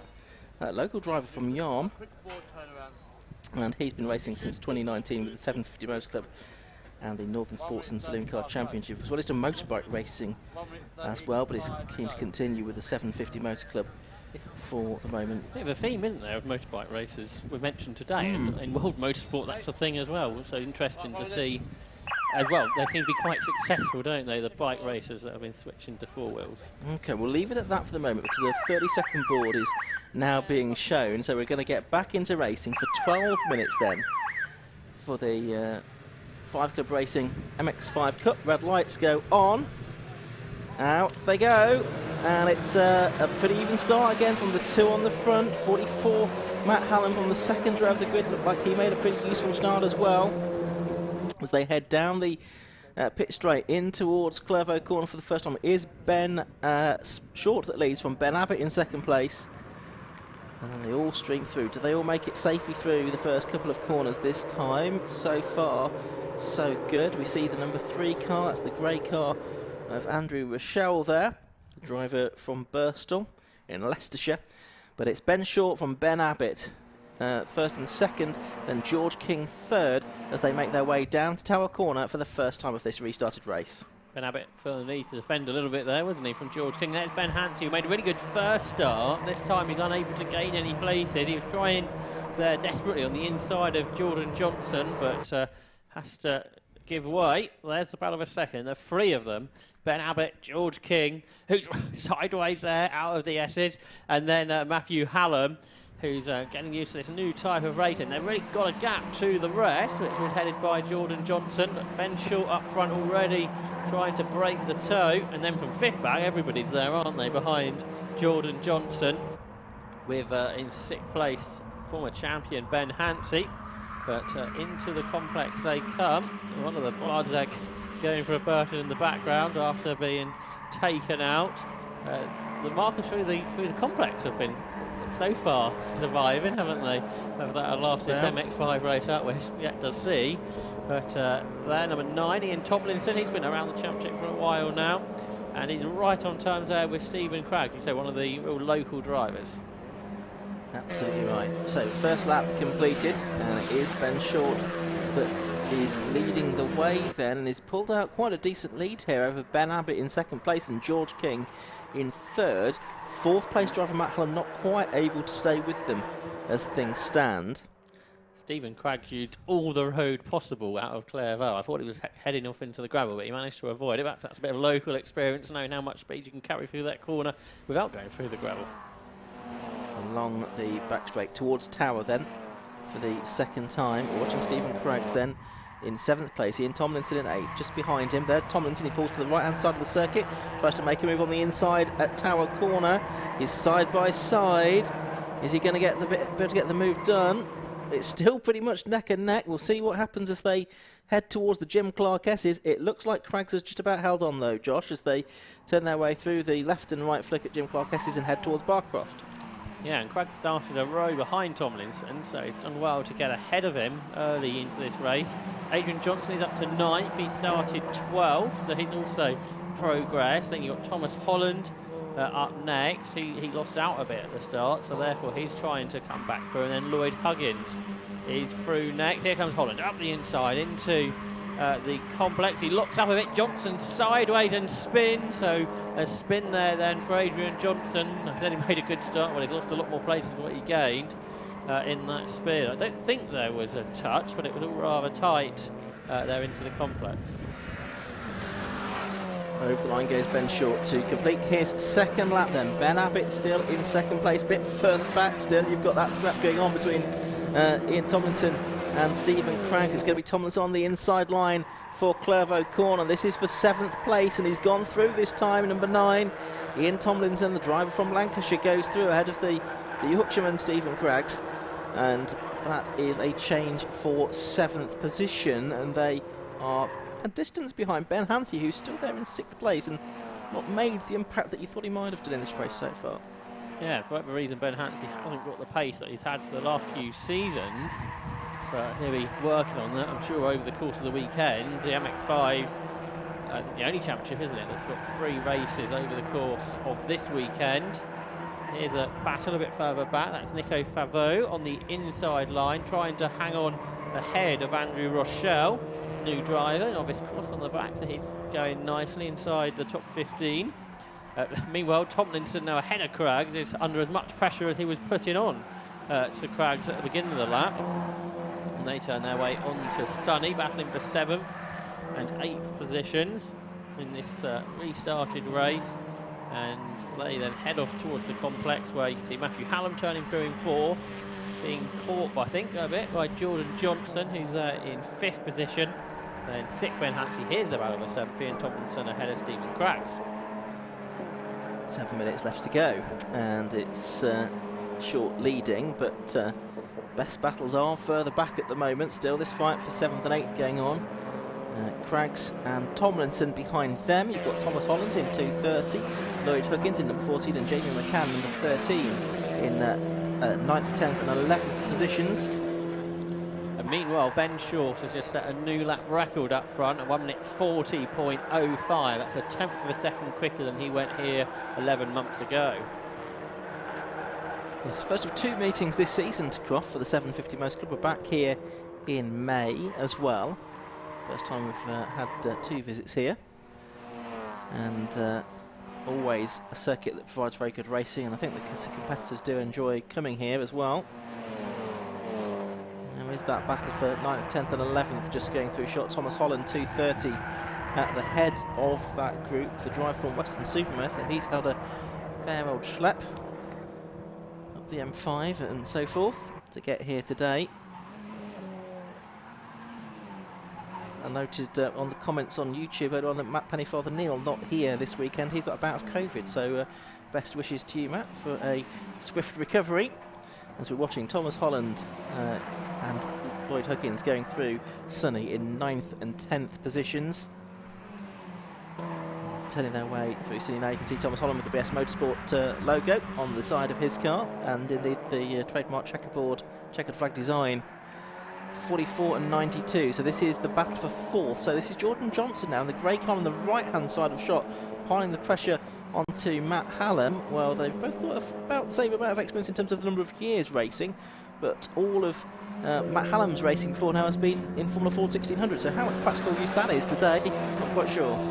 Jordan Johnson's going to try and make the move. He's on the outside line into Clairvaux, and he brakes really late. Can he get the car turned in front? Yes, he can. That was a really good move. I thought Matthew Hallam was defending well on the inside line, but actually Jordan Johnson on the outside could brake so late that he could get the car in front and not have to worry about really going round the outside, because he'd already moved ahead before he turned into the corner and could take the line. But this is bringing Ben Hansey into it. There's 3 cars in all of this. You can hardly see Hansey's car there in the shot. They come straight towards the camera, but it is Johnson then in 4th. Hallam trying to fight back, but he's got to watch out because the car right on his rear bumper, which is Ben Hansey then, as they come off of Tower Corner and up towards into Jim Clark S's then, and it is Johnson, Hallam, Hansey.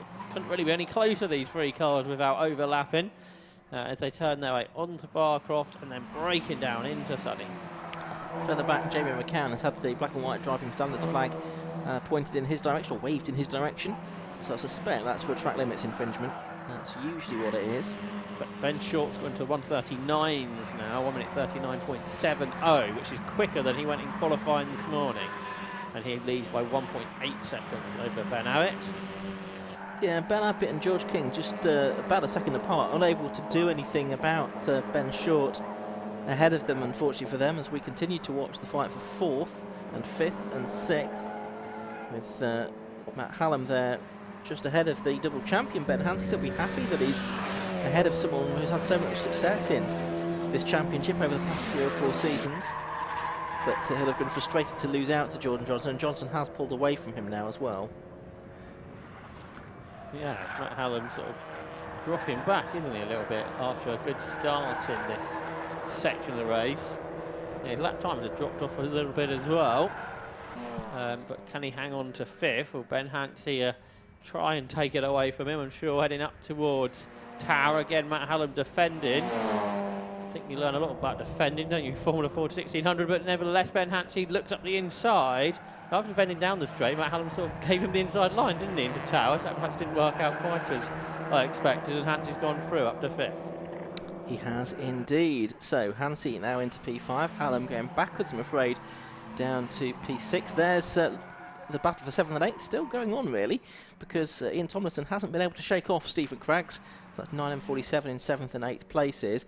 Further back, here is a battle outside of the top 10. It is for, I think, 18th and 19th position. Andrew Robertson and Jeremy Rivers-Fletcher involved there. So this is towards the back of the field. Jeremy Rivers-Fletcher in the blue car, you can see on the left-hand side of shot. I mean, it's 4 of them at it, even for these minor placings. It's absolutely fantastic to see the racing all the way down the order. I think it's Mary Barnard and David Brown involved in this as well.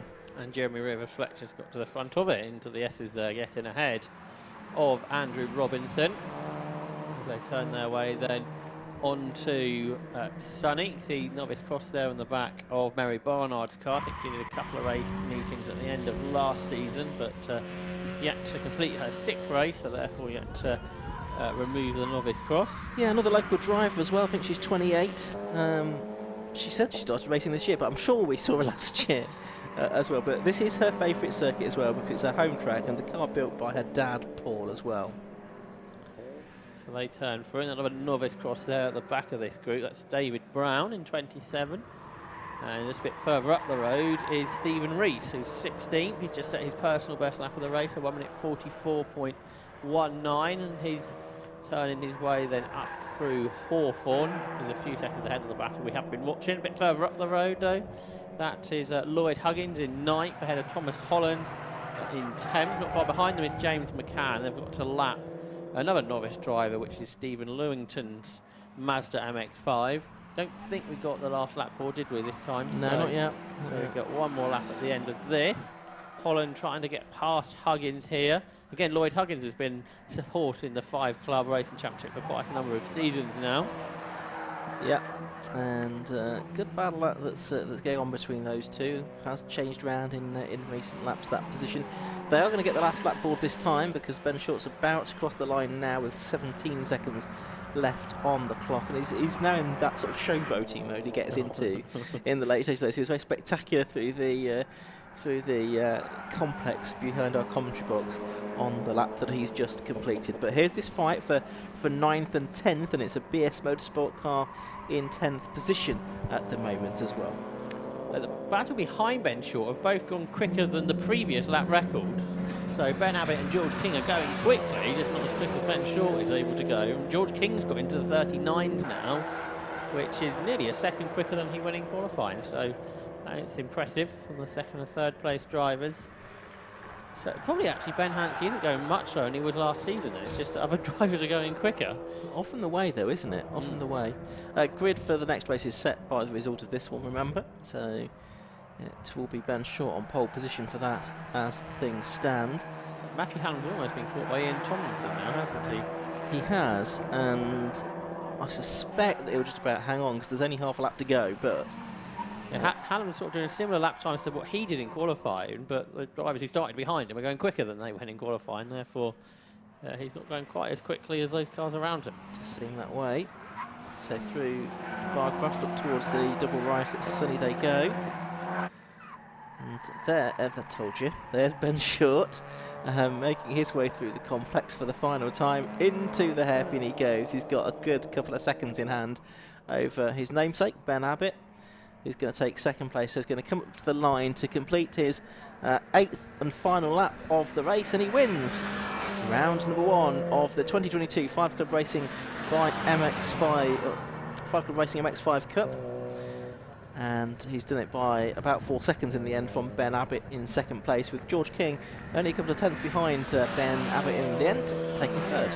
Ben Short set the fastest lap on the last lap, 1 minute 39.45, which is 7 tenths underneath last year's pace. So if the track is a bit quicker than it was last year, it's a bit cooler, isn't it? Whether that's helping to that, or whether he's just going a lot faster than he did last year.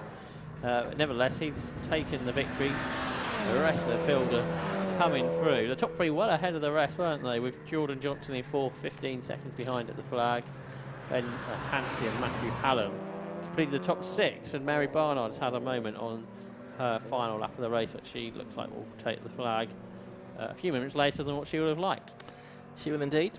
So good first race of the weekend for the 5 Club Racing MX-5 Cup. All of these cars on Avon tyres, of course. They're back out again for 2 more races tomorrow. I think they open... no, they don't. They're the second race on tomorrow at about 1 o'clock, and the penultimate race tomorrow at 3:45. So 2 more opportunities to see the 5 Club Racing MX-5 Cup in action tomorrow, and I'm sure it'll be a couple more cracking contests after a very entertaining first race, even if Ben Short did make it look relatively easy out front. So let's have a look at the results of the opening race of the season. It was a win for number 1, Ben Short, from number 93, Ben Abbott in second place. In third place was George King, 55, 4th, 92, Jordan Johnson.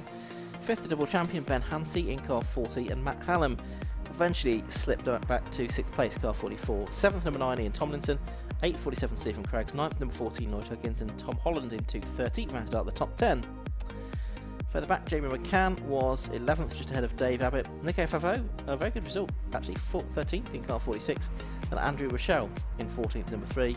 Adrian Johnson had a spin, but came home to finish 15th in car 22, ahead of Stephen Rees, Alex Dewington, Jeremy Rivers, Fletcher, the number 90 car of Andrew Robinson, and Dave Brown in number 27. 2 of the finishers, Mary Barnard, after that moment on the final lap, and the 60 car of Stephen Lewington was the last of the finishers. We lost a couple of cars, of course, on the original start. 2 more races for the MX-5 tomorrow, but we've got some more Mazda power this afternoon because the Mazda 7s will be up next here at Croft. 3 more races after that as well, the hot hatches, the BMW Car Club Racing Championship and the Type R Trophy to round out day 1 here at Croft Circuit. So lots more to look forward to before the end of the day.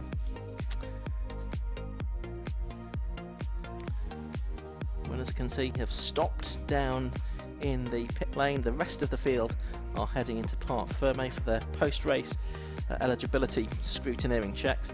But we can go down to the pit lane now, and we'll hear from Chris Stephens talking to Ben Short.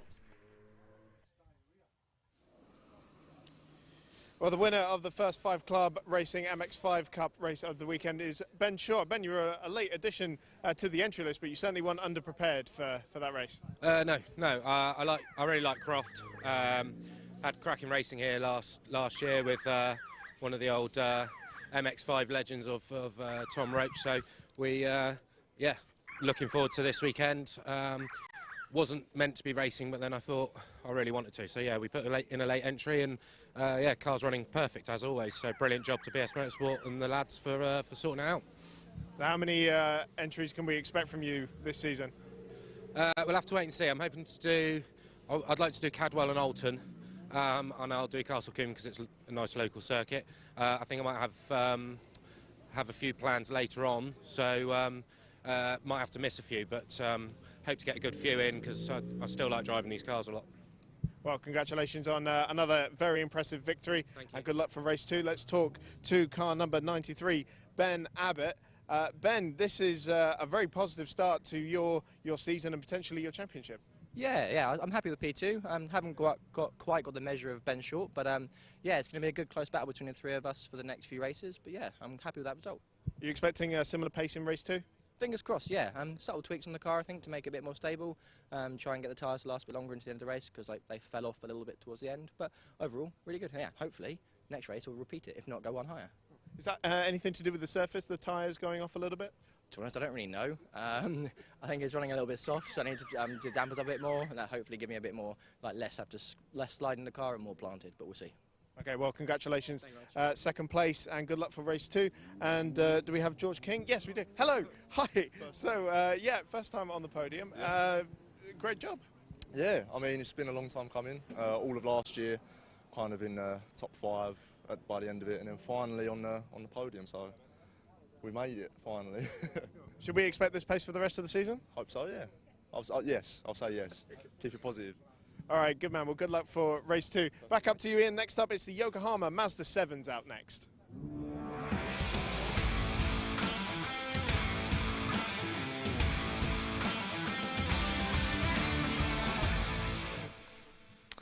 They certainly are, and we will run straight through the grid for you for this one. On pole position it is number 56 Daniel Sibbons, and alongside him 71 Jonathan Lister. Second row is 77 Eddie Moore and 43 David Mason. Third row number 7 Daniel Court and 35 David Winter. On the fourth row it's 37 Ben Powney, a bit further back than you might expect, and 99 Martin Shelton. 55 Simon Court and 23 Samira Bid on the fifth row. 27 Danny Andrew on row 6, the reigning champion alongside 50 David Jones. Row 7 is 13 Steve Paddock and 188 Michael Jacobs. Then Callum Barnes number 3, 88 Peter Wood and 47 Lewis Penstone Smith to round out the field. Okay, so the car's already on the grid ahead of the 15-minute race for the Yokohama Mazda 7s. So if you've not seen these before, these are like low costs, which you perhaps have seen, but with Mazda MX-5 running gear. They have a 1.8 litre engine. They're sponsored by Yokohama, and unsurprisingly, they run on Yokohama tyres. There's a control package of parts to upgrade your car from low cost, or to build a fresh chassis as well, which increasingly is what it would be great to see people do, so that both Mazda 7 and low cost can continue to thrive. Last year's champion was Danny Andrew. He was in the wars yesterday, but back out today. But he's was due to start towards the back. Is he there? Yes, he is. But there's a car missing behind him, which is Steve Paddock. So yeah. I think we have got one fewer Mazda 7 than we should do. And Ben Powney, of course, is the man that run Danny Andrew very close in the championship last season. It was down to the wire between those two, but he's only 7th on the grid. Yeah, both drivers had problems yesterday. Danny Andrew had a crash early in the day. Everyone's worked hard to get that car out, and I think Ben Powney had some sort of electrical issue, which meant he didn't do much testing either. So whether that's some of the reason that they have had not the best of qualifying, so expect them to come forward. But a great job by Daniel Sibbons to get pole position. Last year he finished 3rd in the championship and did get one race victory, so he's starting well alongside Jonathan Lisseter, who's also been a race winner in the past. And Eddie Moore, new driver, 3rd on the grid. Great performance from a novice driver. Yeah, first race, 24-year-old farmer from Grimsby, so great to see a newcomer on the grid going so well. David Mason alongside him is another established name in the 750 Motor Club in the Yokohama Mazda 7 Championship in particular. So 15-minute race ahead of us. The course car just making its final checks, about to come into the pit lane. Meanwhile, the 30-second board is being shown, so within a few moments the race will be underway. It's Daniel Sibbons, 56, on the left-hand side of your screen in the sort of black and turquoise car. It's the mainly green car, number 71, Jonathan Lisseter, alongside him. The red lights go on then, and when they go out there's 15 minutes of racing, and they do now. Pretty even start from both of them on the front row. Just looking to see what progress Ben Powney and Danny Andrew can make. Ben Powney not a lot so far, it would seem, for certain, from 7th on the grid, but it's 77 from the second row. The newcomer, Eddie Moore, that's going through into the lead of the race then. Well, what a turn up for the Bucks that is, Josh.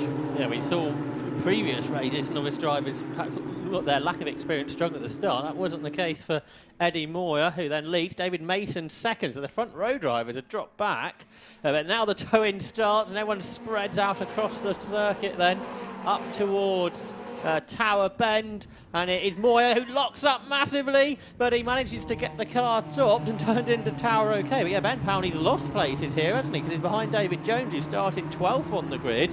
So not sure what's up there for Ben, but he's dropped back. But for 3rd, it's side by side here almost. David Mason just about hangs on ahead there of Jonathan Lisseter, but at the start into Tower, must have been that Mason lost 2nd to the poleman, Daniel Simmons, who's fought back into P2 at this point. There's Danny Andrew, he's gained positions, he's 7th. Yeah, absolutely right. So we'll see what more progress Danny Andrew can make during the course of this race, but the newcomer, Eddie Moore, still holding on here ahead of the more experienced Daniel Sibbons in 2nd place, and David Mason in 3rd. Jonathan Lisseter has gone back from 2nd to 4th position, and it's the 35 car through next of David Winter, another experienced name in Mazda 7 racing, but he's under pressure for that position. I think he's lost the place too. It's number 7, Daniel Court. Then it's Danny Andrews 7th, the next car through, and then Simon Court through in 8th position. So the leader's down towards Clervaux Corner for the 2nd time, and it's still Moore that's ahead. One going quite slowly past us at the end of the first lap in the commentary box. There's Powney, so he came across the line in 10th place, so that was 3 places lost on the opening lap, and there's 47, which is Lewis Pentadone Smith, up to 14th on the opening lap of the race. But side by side for the lead there, it's Daniel Sibbons that's got his nose in front. He's on the outside line for Tower Corner, and he's lost it again. I think Moore's held on there through the right-hander at Tower. They're still side by side on the exit of the corner, it would seem to me, and yep, it is still the farmer from Grimsby, number 77, that's in the lead. It's great stuff there to hang on, but Daniel Simmons is certainly putting the pressure on now, isn't he, the driver? We've got pole position, another lock up there from Moyer. He's done that a few times. That's not going to do his tyres much good. The Yokohama's working harder than what they were really designed for there, locking up a few times on these first couple of laps, and he's defending hard. He's weaving across the circuit now is Eddie Moyer. It's battles on behind, 7 there. Daniel Court trying to regain a position, I think. He was 5th at the start of the lap, trying to get that place back from David Winter. And all this defending up front has allowed David Mason and Jonathan Lisseter to make it a quartet of Mazda 7s at the front of the pack. Over the line to complete the 2nd lap in this race then. It's Moyer still leading, but Sibbons right in his toe. He moves to the left-hand side of the circuit as they head down to Clervaux Corner this time, but Moyer's the equal of him. and maintains the lead for the moment. But as you say, this is bringing the two green cars increasingly into contention. David Mason and Jonathan Lister. They do have a bit of a gap back, though, to David Winter, who is still in 5th place. Or is he? No, he's lost out, I think, now to Daniel Court. Looks like he's gone through into 5th place now. David Winter's gone back down to 6th. Danny Andrew is 7th. And for the lead, Daniel Sibbon comes up the inside of Eddie Moore, who locks up. He's had 2 wheels on the grass, and he somehow gets the car through the corner. Not quite sure how he managed that, because he was locked up and on the grass. But he still leads, but under a lot of pressure here from Daniel Sibbons, who's trying to come through around the Jim Clark S's. Can't do it, so somehow Eddie Moore is still our race leader, Ian. He's doing incredibly well, isn't he? He's not making it easy for himself either. As they turn now through Sunny, 4 cars pretty much together for the lead of the race. Turning their way through the second right-hander now, and it's the sprint back down to the complex, left, right, and then the left-handed hairpin to bring them towards the end of the lap. But it's still Moyer that's ahead. Through the right-hander now. Sibbons in 2nd, Mason in 3rd, 4th is still Lister. Just looking to see if Danny Andrews made up any further places. No, he's still in 7th. Ben Power is going to be 9th at the end of this lap by the looks, but he's got past Martin Shelton on this lap. But the top 2 from last year struggling to make the impression we thought they might do, Josh. Yeah, that's right. So, like some of the other categories, everything really been mixed up at the beginning of this season. Fastest lap, by the way, has gone to Daniel Court in 5th place, at 1 minute 34.35. This is the first appearance to the Croft circuit for Mazda 7, and it's raining there at Hawthorns, so it's going to be getting more slippery. Not sure if it's raining here just yet, but it certainly was at that part of the circuit. But 4 for the lead then, heading up towards Tower. This is where we see the race leader look up. Can he manage to get a smoother break into Tower this time? I think he can, so that'll help things out. Now Danny Andrew, he heard you, he hasn't gained any places lately. He goes up the inside to get into 6th ahead of David Winter. He certainly does, and where's Ben Powney in all of that? No, Ben Powney's struggling. Ben Powney's got a problem. He's going a bit more slowly now in the background, so he's got a problem. But there is our race leader still. The 1st and 2nd cars have now pulled away from the 3rd and 4th. One of them's locked up. It's probably Eddie Moore. It usually is, but he's still there in the lead of the race as they turn their way through Sunny. It's Daniel Sibbons, the 40-year-old wind turbine engineer from Lincoln, that's in 2nd place. He started racing 15 years ago, did 6 races in low cost all those years ago, did a couple more in 2010 and then returned to Mazda just a couple of years ago. In the background, I think Danny Andrew got 5th into the complex, so ahead of Daniel Court. So he really is gaining positions on this lap, but he's got a bit of a gap to this lead in 4, which is still headed by Eddie Moyer, as it has done really since the start. But David Mason's got a good exit to the hairpin, and he draws alongside Daniel Sibbons. Sibbons trying to make use of the toe, though, to give him a bit more momentum up towards Clairvaux, and that's worked out for him, so he's held on there to 2nd. So it's as it was really between the top 4 all together. Ben Powney's going to be for the pit lane. I reckon he's coming through very slowly. So Ben Powney with a problem is tumbling down the timing screen there, as you can see, but focusing on the leaders as they make their way down the back straight. There is Eddie Moyer in 2nd place, and now Daniel Sibbons under a bit of pressure from the number 43 car. David Mason in 3rd place, but Mason couldn't really make anything of that. Jonathan Lister in 4th, 41-year-old from Kingston, although he currently lives near Romford. Senior technical coordinator by occupation. Made his car racing debut only 3 years ago in 2019, but did lots of karting from the age of 13. He's in 4th place here at the moment, chasing after Mason. Moore locking up, wonder who that might be, but this time Eddie Moore's left the door open for the second part of Sunny for Daniel Sibbons to go through, and Sibbons has gone through. He's taken the opportunity. It was one too many lockups, I think, from Eddie Moyer, and he has dropped back down to 2nd position now.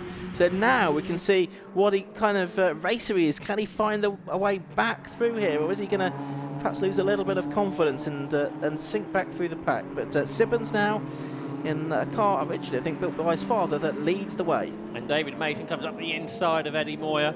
So, yeah, he lost the lead. He might lose 2nd, but he's trying to go up the gears back alongside David Mason. You kind of wonder what state the front right tyre's in, don't you, after all of it. So, looking up, there's a car to lap shortly too, but he actually hangs on to 2nd. So he stays on that inside line to keep himself ahead of David Mason. They now turn right through Hawthorn And they're going to catch the Callum Barnes car through the chicane, I think, which is kind of awkward. There you go. So has that held Sibbons up? And is this going to give Eddie Moyer a chance to retake the lead up towards Tower? Behind Lissetter tries to get alongside Mason, but yeah, hasn't worked for Sibbons at all, that.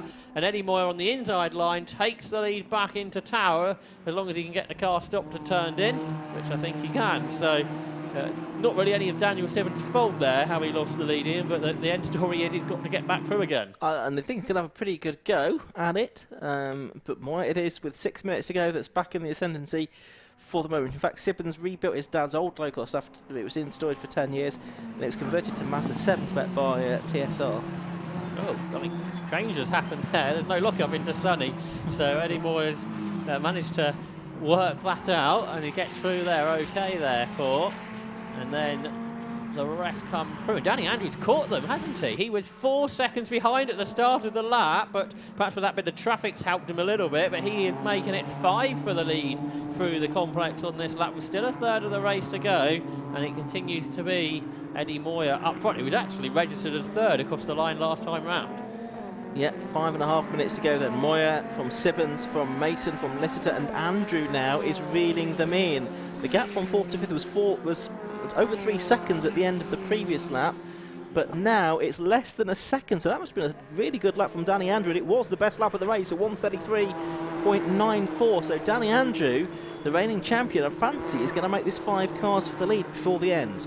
That rain we saw at Hawthorne on that one lap was very short-lived, wasn't it? Didn't really affect anybody. This time Daniel Sibbons is going for the lead. He lost the lead here a lap ago, and he's blasted into the lead down the straight towards Tower. So it's 56. Sibbons that turns in front, and behind them Jonathan Lissetter also gains a place. He goes up to third ahead of David Mason. So the action spot is Tower.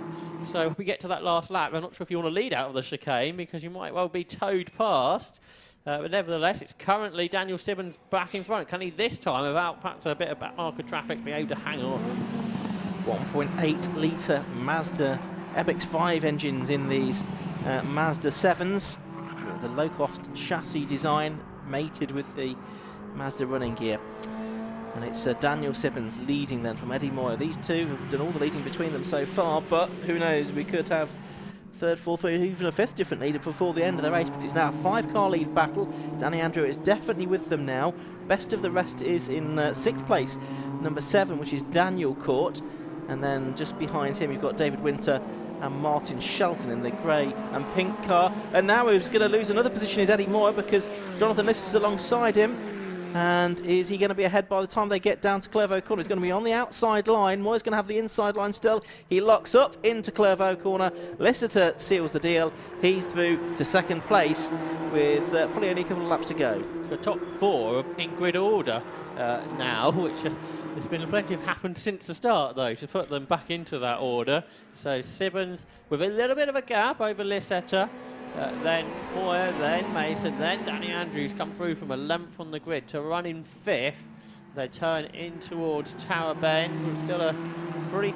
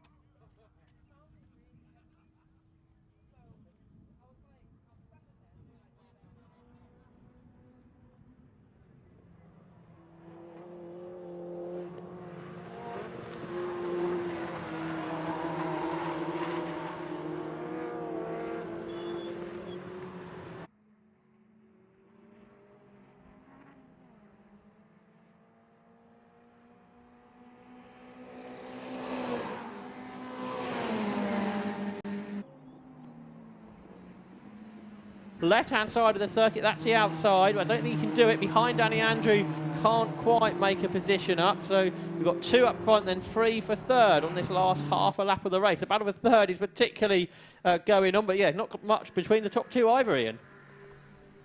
So, half a lap to go. Who is going to win this? It's up towards Sunny for the final time. Top 2 now pulling away. It's not going to be a victory on debut, I don't think, for Eddie Moyer, because he's now trying to defend from David Mason. They're 3rd and 4th as they come up and over the line, or up towards the complex. Heading down towards the right-hander at the complex for the final time. It is the Daniel Sibbons car still in the lead of the race from Jonathan Lister in 2nd place. Last lap board is about to be replaced by the checkered flag now. And it's going to be Jonathan Lister that's going to try and get alongside on the run to the line. He's just not quite going to make it. So Sibbons it is that wins by a fraction of a second from Jonathan Lister in 2nd place. Eddie Moyer in 3rd position. 4th place goes to Danny Andrew. 5th to David Mason. And Daniel Cook gets 6th. That was all pretty exciting stuff, wasn't it, Ian? Today's delivering pretty well for the race in front, isn't it? We've had lots of really exciting races. A bit like the Civic, a bit like the Clio. Doesn't that was one of the best Mazda 7 races we've had? Absolutely as right. well. And yesterday there was a bit of concern whether you could overtake very easily in these cars around here. Well, we saw plenty, well, yeah. plenty of that, didn't That's we? blown that theory out of the water, hasn't it? I think very exciting race. A good comeback from Danny Andrew to get back up to 4th place in the end. Obviously, good result for him after starting on row 6 of the grid. Ben Powney, who started 7th, obviously he didn't make it to the end. He was a non-finisher, unfortunately, as we'll just look at the classified results. Victory going the way after 10 laps of racing to Daniel Sibbons. 15 minutes 56.84 seconds is race time. 2nd was Jonathan Lister. In 3rd place it was Eddie Moyer, so 56, 71 and 77. 4th to number 27 Danny Andrew. In 5th number 43 David Mason. 6th was 35 David Winter. 7th to number 7 Daniel Court. 8th to number 50 David Jones. In 9th place it was Martin Shelton, number 99, and rounding out the top 10 was Michael Jacobs in 188. Completing the finishes, Samira Beard was 11th, Lewis Penstone Smith 12th, and in 13th position it was the number 88 car, that's Peter Wood. A lap down was Callum Barnes, and Simon Court joined Ben Powney as a non-finisher in that Yokohama Mazda 7 Championship race.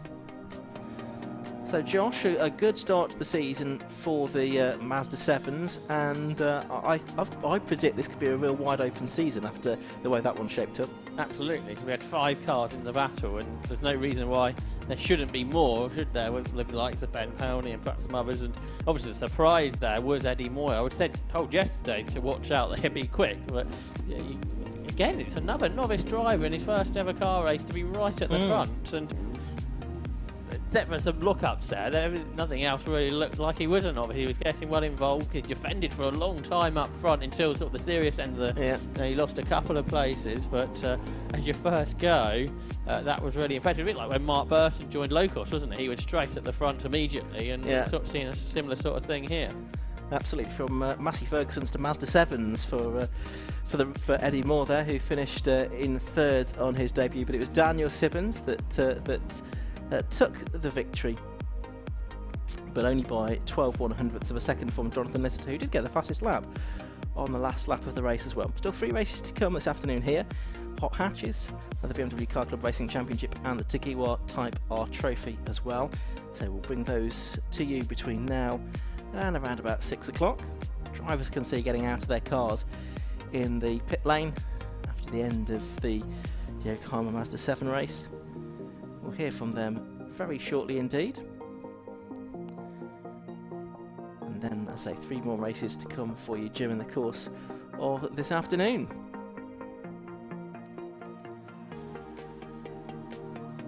So let's head downstairs, and it's going to be Chris Stevens. He's with race winner Daniel Sibbons. Well, the first race for the Yokohama Mazda 7s goes to Daniel Sibbons, back to winning ways. Yes, thank you very much. Yeah, that was good. It was a classic, Mazda 7's battle, exactly what we've come used to. It was real hard work, yeah. I mean, I got into the lead and then I caught a back marker right on the chicane and lost it. And I thought that was it, that was my opportunity over. And then it was just battling to the end, and I saw Jonathan in my mirrors, and I know how good Jonathan is, and just all I could do is just drive as hard as I could, so that's what I did. Were you biding your time at any point, picking your moments? I didn't get a chance to, no. I was just going as fast as I could. So, yeah, that was it, really. And can we expect the same kind of battles in race 2? I'm starting third tomorrow, so it's going to be a bit harder, but yeah, I think it'll be the same sort of thing. I think there's 3 or 4 of us battling there for the win, so it'll be the same tomorrow, I think, maybe even more. All right, well, congratulations on the victory and good luck for race 2. Let's go and have a word with the man who finished second. Number 71, Jonathan Lister. That was not a bad race for you. Yeah, it wasn't bad, was it? I'm just gutted I didn't win. I had such a great start, and initial get off of the line was brilliant, and then I missed a gear, so that mucked it all up. So, but yeah, it was a great race. Had a great race with all these guys. Daniel had a lot of pace, and I couldn't really. I had a bit of a dive bomb down the end of the straight, but I couldn't hold him after that. But it's fantastic racing. You two were able to kind of break away at the end there, so you weren't under as much pressure from Eddie behind. That's right, yeah. Well, I was trying to keep it clean and try and get a run on him, but it's just racing, is it? If you've got a gap, you can have a go.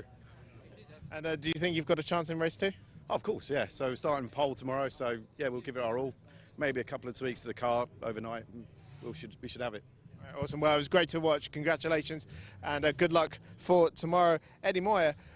Car racing debut, how was that? Yeah, it was quite good fun actually. It was managed to get a good lead at the start, and then obviously these two caught me up a bit, and I kept looking in my mirrors and seeing Danny Andrews catch up, and I thought, oh no, he's coming, but no, it was quite good fun. Yeah. We saw you looking up a bit. Is it safe to say you were struggling with the brakes there? Yeah, I think we've probably got the pressure set a bit too much to the front, but I'm sure it's something we can't sort out for tomorrow. And do you think that was the difference between a victory here? Yeah, I think it's all a learning curve this weekend. I was hoping for a top 10 and I'd have come away with that happy. So to come away P3, I'm over the moon, and starting P2 tomorrow, it means there's plenty more chances as well. All right, well, good luck with that. Congratulations, a great start to your car racing career. Next up, back to you, Ian. It is the PBS Brakes Hot Hatch Championship.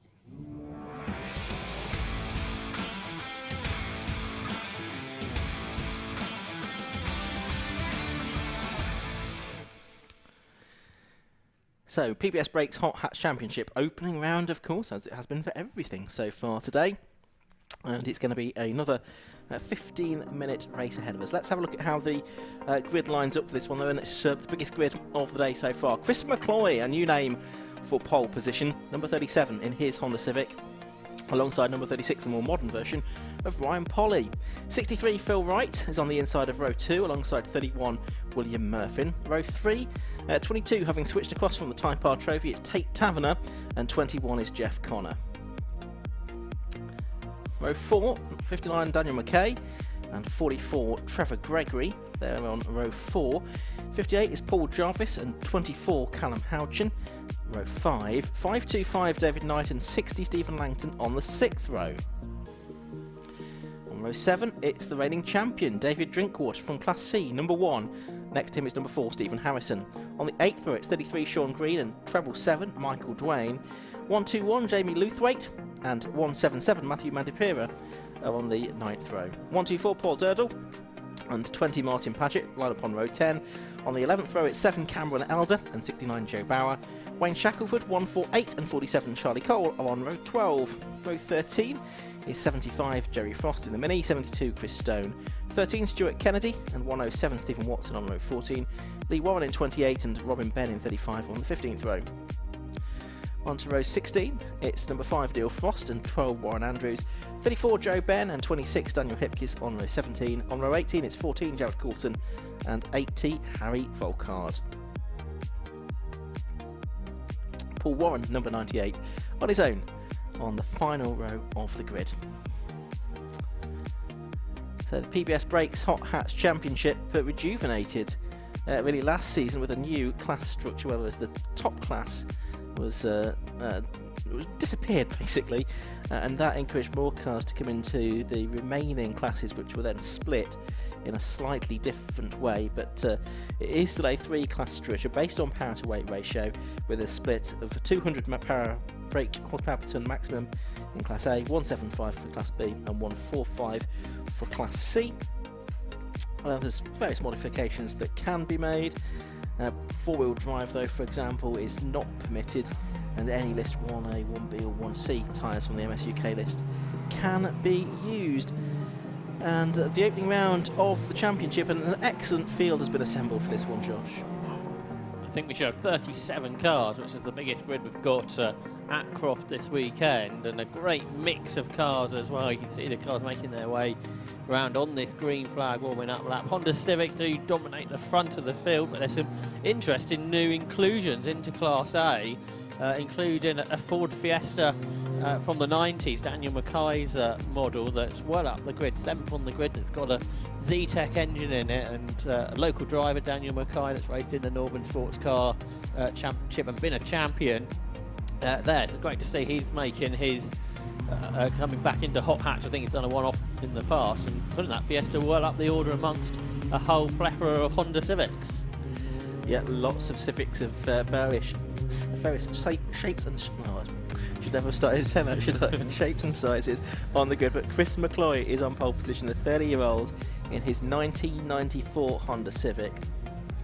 He's a production coordinator from Gateshead, so this is his local circuit. He started doing track days in Northern Ireland, which is where he's from originally. He had his first race at Mallory Park in 2020 in this self-built car, which has now got a 2.3 litre engine in it. So he has qualified on pole position. He got that right at the end of the session as well this morning, didn't he? Alongside him on the grid was the man who held pole position for much of the session, which was 36, Ryan Polly, the former stock hatch and Clio 182 champion. Had a first season last year in the hot hatches. It didn't completely go to plan for him, but nevertheless his pace was pretty good. He was there or thereabouts for much of the season. And Philip Wright, he was a race winner during the course of last season. He's there on the inside of the second row of the grid, number 63, and William Murphy, number 31, is next to him on the grid as well, 27-year-old from Milton Keynes. So it's all Hondas for the first couple of rows of the grid, but there is more variety further back. Green flag now is waved at the back of the grid. The 5-second board is shown, and it's going to be a 15-minute race. Red lights go on. Out they go. Good start there from the pole position driver. That's Chris McCloy. And he is going to lead them down to Clever Corner, I think. Great, huge grid of cars heading down towards the right-hander for the first time. But it's McCloy leading. It's Tate Taverner that was very out of shape there in the number 22 car, but he got that back under control. And I think has managed to get through. There's the Ford car going through a bit further back. Different shapes of Fiesta and the Mini as well. Harry Volkard there has already passed about 10 cars from the back. The former World Touring Car driver making his debut in hot hatch in that Citroen Saxo. He absolutely blasted off the line. I guess that's kind of what you'd expect from a driver of his experience. See how far up the order in Class C he can get. Not a great start for Phil Wright. He's lost a few places, but he is with a gearbox that he didn't come to Croft with after he blew one up yesterday. A big lock up there from one of the Civics at 69, who was Joe Bauer in all of that. Another car with a massive lock up. That's the Volkswagen Polo a bit further back. I can see another model out there. That's Warren Andrews. But yeah, a few people having big old lockups on cold breaks down into Tower. Here's though a real battle going on further up. Stephen Langton, who's gone from Renault to Honda for this year, gains a place. And Paul Jarvis is in there, the Class B leader. He locks up now, trying to get past Callum Houchen's Honda Civic. He's amongst some of the Class A machinery there in his Citroen Saxo, the former champion. Oh, and problems there. That's the 177 car of Matthew Mandipera, and that has stopped, yes, down at Clairvaux at the first corner with smoke emitting from under the bonnet. We've got the safety car waiting for the cars to come through, which they do now, headed by Chris McCloy, so hopefully they'll all see the safety car flags. Some of them see it before others. I think it's fair to say. I think they have now all seen it and will just need to shuffle themselves back into the order in which they were when it first appeared. But yes, safety car is out with that Matthew Mandipera car stopped at Clervaux. Didn't really see what happened to that, Josh. No, he's up in the mid-pack, but the car's steaming a bit, isn't it? So there's a mechanical problem there, but it was Chris McCloy. We've had another car off. That's behind us here at the complex. Stuart Kennedy, the Volkswagen Corrado, that's off, and the tyre tracks that get him there aren't necessarily just a straight line. It looks like he's had a bit of a moment en route to the tyres. But great start there from Chris McCloy. I don't think he's ever started from pole position before, certainly not in this championship. Absolutely. Yeah. And held on ahead of Ryan Polly, who's such an experienced driver. Tate Taverner had a good start, didn't he? For that big slide at Clervaux. He's still there in third. You know, upgraded car he ran at the end of last year in Class B at Snetterton. Now has upgraded his Type R trophy car to a Class A car. Then Phil Wright with this new gearbox in that Stephen Sawley brought to the track last night, and they've fitted that, and could see that he's out there. Whether he's going as quickly as it perhaps would have done otherwise, I'm not sure. But then a bit further back, leading Class B is Paul Jarvis, and leading Class C is David Drinkwater, both former champions leading their classes. How high up did Harry Volkard get from the back of the grid? He got, I see the transponder problem card, which would be 24th, so he passed, 13 cars on that first lap. But good to see Harry Volkard back in racing, because he's had a few years out. Did race in the British Touring Car Championship in the late 2000s, and then did a season in the World Touring Car Championship in 2010, where he actually finished 8th in the championship in the Independence Championship, actually, I think that was. But yeah, great to have somebody with such calibre joining the Hot Hatch Championship, and perhaps not in the car you'd first expect them to be in. No, that's absolutely right. But it'd be interesting to see how far up the order he can get. He did race club level golf racing. I don't know if that was with the club when he started out a couple of decades ago. It may have been, yeah, possibly so, yeah. But local driver, of course, from Newcastle upon Tyne, so racing at his local circuit this weekend. Was the Sayat champion back in 2007. Yeah, that's right. There's David Drinkwater just coming through the class leader in his BMW Compact, massively experienced driver. He's, I think, planning to race at the Nürburgring in the summer. Yeah, his other motorsport experience section of his commentated film was the most extensive of anyone that we've seen so far. Of course, competing and looking to get a 4th championship in a row in Hot Hatch here. He's won it for the last 3 seasons. He was a bit upset yesterday after a wheel off another car hit his car and dented his fantastically prepared BMW Compact. It had a bit of a tyre mark down it yesterday. Could have been worse though, so I don't think he wasn't too worried about it. And he's just going through that. In the qualifying, he was on pole in Class C by over 3 seconds. But we're yet to see what kind of pace we may see from Harry Volkard. I think the Mandipera Clio's been cleared, so we're just waiting for the Corrado. Yeah, the Stuart Kennedy car's now where it's ready to be towed away. It doesn't need to get far. Actually, the Mandipera car's not as cleared away as I thought it was. Yeah, it's just they've got it onto the runoff area, haven't they? But they've not managed to move it, so I wonder if the whole thing's just seized and it needs a lift. That's possibly the case. So 2 laps completed then by race leader number 37, Chris McCloy. In second place, number 36, Ryan Polly. Third, number 22, Tate Taverner. Fourth is number 63, Philip Wright. Fifth is number 31, William Murphy. Sixth is 21, Jeff Connor. Seventh is 44, Trevor Gregory. Eighth is 60, Stephen Langton. Ninth is 24, Callum Houchin. And 10th is 59, Daniel McKay. The Corrado's hit the tyre wall more than I thought. It's quite badly beaten in at the front, unfortunately. It is, isn't it? Yeah. That's a shame. Lovely looking car, the Corrado. A retro car too. It might be the oldest car on the grid. That go back to the 80s, possibly? Oh, maybe the 90s, I would think. 90s. So there may be 1 or 2 slightly older cars out there. Yeah, got a few 90s cars, haven't we? Yeah, we've got a few, yeah. Which is cool. Certainly is. William Murphy is in 5th position. He is 27 years of age. Automotive technician from Milton Keynes, prefers to be called Will. Did some time attack in 2019 in the Pocket Rocket normally aspirated class. He was the champion there. He used to work on the Toka package on the Genettas in the past. But he's racing this 1999 Civic EK shaped car. And from Motorsport, he says his family and friend race team, and they bought the car in May 21 to convert into a race car with the help of the team to compete in the last rounds of the 2021 season. So rushed to get the build done, but they used a lot of parts off the time attack Civic Coupe that they used to compete in. So that's the William Murphy 21 car with a K24 A3 engine under the bonnet of that one. He's going well. They're up in 5th, isn't he? Yeah, absolutely.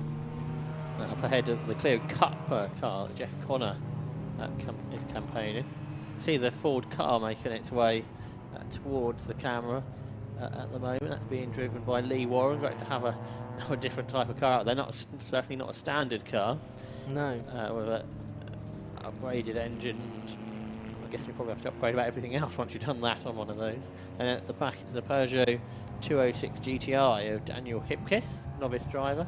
Lots of new names in Hot Hatch this season by the looks of it, Ian. Lots of new drivers to the championship, which is always good. Yeah, it's proved a really popular championship, hasn't it, over the past couple of years. Usually getting capacity or close to capacity grids at most circuits these days. Safety car lights are out, so that's good news. With just under 7 minutes of the timed element of the race to go, we should get a few more laps of racing in therefore. So safety car will peel into the pit lane. Probably going to get, what, 4 laps, do you reckon, of racing? So it's Chris McCloy that's going to lead them over the line.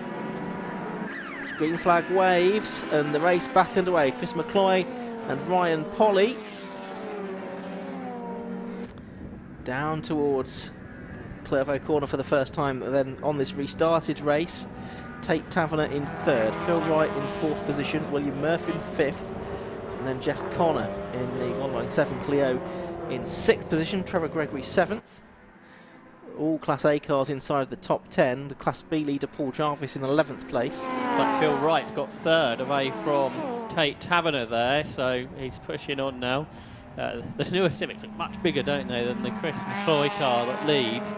Great new livery on Ryan Polly's car as well for this year. Mac Tools backed Honda Civic, chasing after, sort of dwarfs the Chris McCloy car, doesn't it, the race leader? Well, you put it by one of the very latest road Civics, and that would look tiny. Sure, that shows you how the size of cars has evolved over the years. There is one of the 1999 cars, that Murphy Motorsport car that the family team have built up. Tate Taverner in the car that he previously campaigned in the Type R Trophy, though, is there in 4th position. There's a bit of a gap opening up now to Jeff Connor in 6th in the Clio, so it's Honda domination, really. Tell you what, Phil Wright's catching the 2 leaders now, isn't he? So he's got that car working well. He was a bit off in qualifying this morning, which was a bit of a shortened session, but I think he's running as sort of well as you now expect him to be there in 3rd. He's pulled away from Tate Taverner. And as they come up across the line, the Clio's gone off, hasn't it, Jeff Connor, so he's going to lose places. But yeah, fastest lap for Phil Wright, and faster than anybody did in qualifying this morning, a 1:33.57.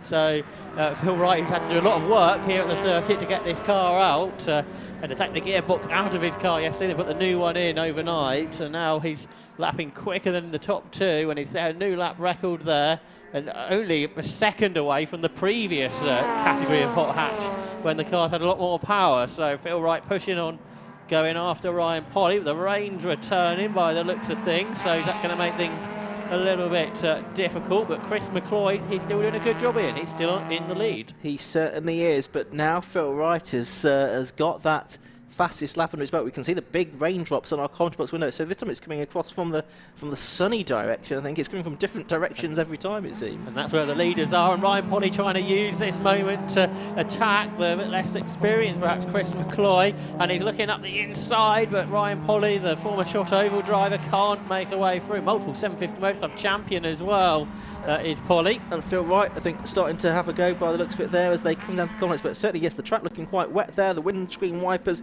are on right up the inside of Polly to try and get a second place away at the second part of the complex, and he does it. Phil Wright goes through to P2. Can Ryan Polly fight back as they head to the hairpin on the outside line, though?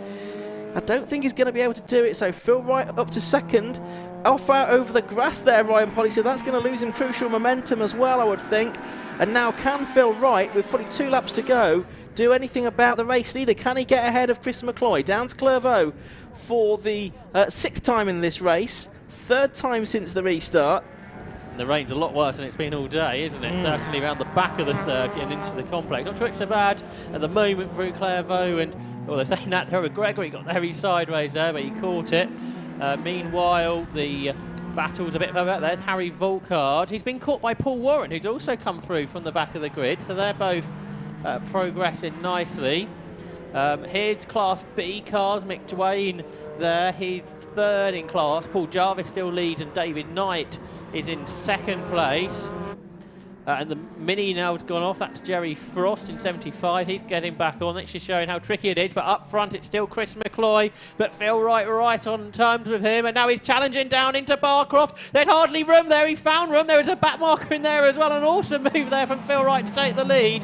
I was convinced there wasn't room for that, but he made it work. And now he's the race leader, Ian. Very nicely done. I thought Ryan Polly was going to follow through as well, and he might do now. He has it on the second part of Sunny. Poor old Chris McCloy's been mugged there. He's gone back to 3rd place. Phil Wright leads.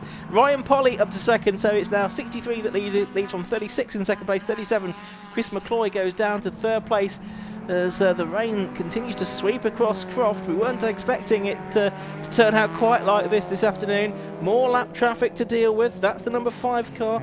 That's the Neil Frost Civic 20. Martin Paget has been off. He's been caught out by the slippery surface as well. Last lap board goes out to Phil Wright, though, as number 26, the Peugeot 206, is off as well.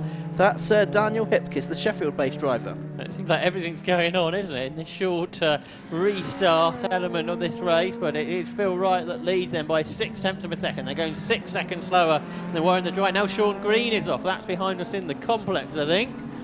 So he's trying to get back on, but lots of difficulties out there. In Class C, we haven't mentioned them lately. David Drinkwater leads from Paul Durdle, and then Wayne Shackelford is in 3rd place. Now there's another car across the grass. That was number 4, Stephen Harrison. But the leaders have got more traffic to deal with down towards Tower. They were there. And Ryan Polly still behind Phil Wright. These 2 drivers have been racing each other through stock hatch and Clios, and now into hot hatch driving these Honda Civics. And it is Phil Wright then that leads. I think he's from Norfolk, isn't he? Then Cambridgeshire's Ryan Polly behind. So it's sort of the race of the eastern drivers, isn't it, there, with Phil Wright up ahead of Ryan Polly with just a few corners to go. And William Murphy there in 4th place, ahead of Tate Taverner. He's catching Chris McCloy as well, but there's only less than half a lap to go now. There's Taverner in 5th position. Trevor Gregory about 5 seconds behind him in 6th. The leaders, though, arriving at the complex for the final time. Wipers very much on. Clio ahead of them of 107, Stephen Watson. Will he keep out of the way? He's not necessarily going to help Ryan Polly, I don't think, although Polly does get quite a nice tight line there, but I don't think he's going to have the momentum out of the final corner, so it's going to be Philip Wright that wins round 1 of the PBS Brakes Hot Hatch Championship for 2022, but with only a few tenths of a second between himself and Ryan Polly in the end. Half a second it was.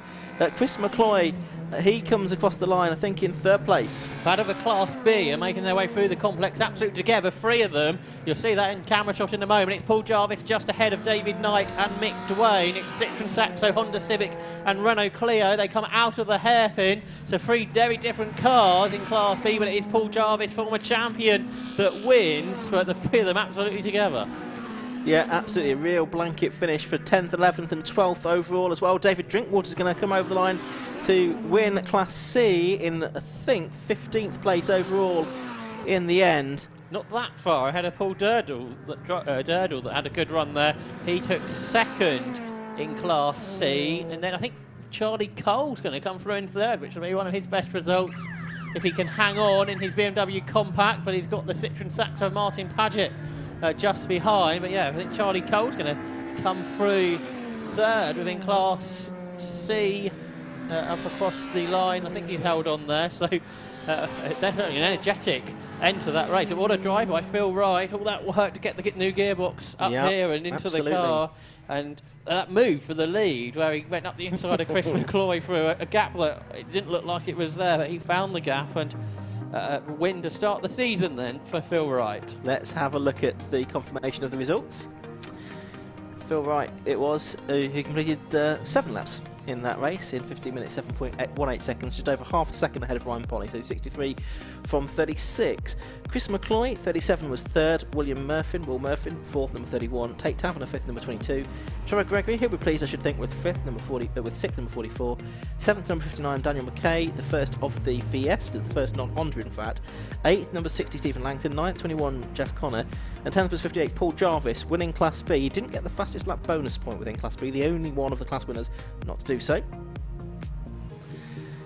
And in 11th place, it was the 525 car of David Knight with the Civic, McDwayne 777, the Clio 172 finished 12th and 3rd in Class B.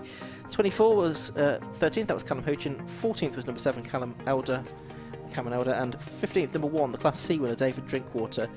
Further back, we'd got Paul Durdle, second of the Class C cars in 18th position overall. And a bit further back than that, we should see our third place finisher. That was Charlie Cole in the BMW Compact, 22nd place overall. I think in 26th place, that was the Harry Volkart car. So he made a lot of progress on the first lap, but not a lot thereafter.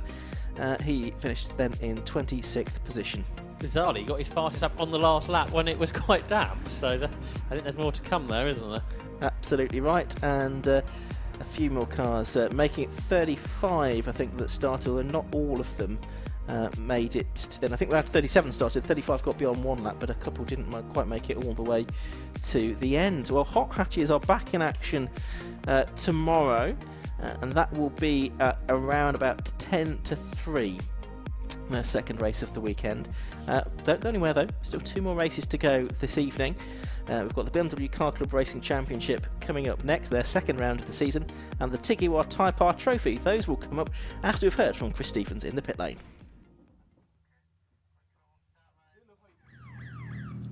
The Class A win of the PBS Brakes Hot Hatch Championship goes to Phil Wright. Phil, that was a mega battle you had there, a brilliant move at the end there. Yeah, it was a great race. We struggled with gearboxes overnight. A lot of friends helped us put one back together. We haven't got, well, it won't go from first to second, so we had to start the race in second gear, which she put us on the back foot to start with, but enjoyed coming back through, to be fair. It was great fun. And in those closing laps, you got to have a nice battle there with your old rival, Ryan Polly. How was that? Yeah, well, I saw him start going backwards, and I thought, oh, we've got a bit of comfortable, and then knowing Ryan, he comes back and yeah, pushes till the end. He always does. This rain's been on and off all day. How was it to manage? It was a bit worrying, so we've got intermediates which we run, but we went for the dry setup, and as soon as we got in the holding area, hailstones started falling, so a bit worrying, and then it started coming down, but luckily enough we got heat in the tyres, so it wasn't too bad.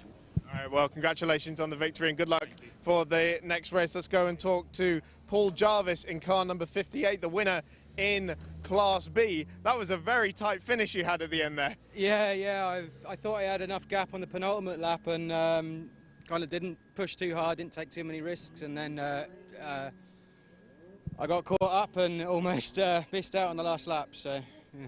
So under pressure the whole way then? Yeah, definitely. Yeah, the final lap was pretty tense. And how difficult was it to manage with this rain coming on and off as well? It always looks worse on the windscreen than it really is, and then you can see the little kind of wet marks on the road, and you're like, oh, I don't know where to brake anymore. But it was okay. It wasn't too slippery. All right, good. Well, congratulations. Good luck for the next one. And lastly, our Class C winner, David Drinkwater in car number 1. Nothing changes for you, does it? Yeah, no, maybe not. It was a really good race. Enjoyed that. That rain spiced it up a bit, mixing with the B cars. So yeah, it was most enjoyable.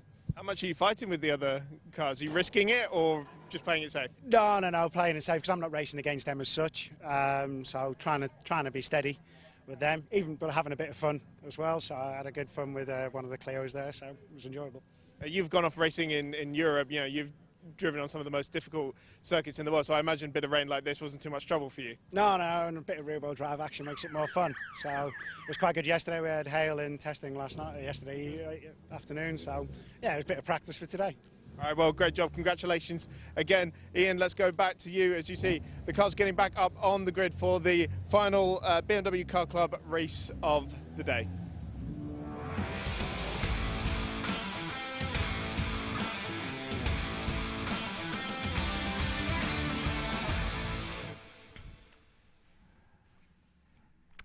So the grid for this second race based on the results of race 1. It's the BMW Car Club Racing Championship. Of course, earlier on it was Graham Crowhurst that took the win by 4 seconds, so he qualifies on pole position for this one. So it's 15 Graham Crowhurst and 44 Mike Cutt on the front row of the grid. The second row is 26 Paul Cook and 61 Lee Pearcey. Jim Benson 59 and Mark Kummer 66 are on the third row.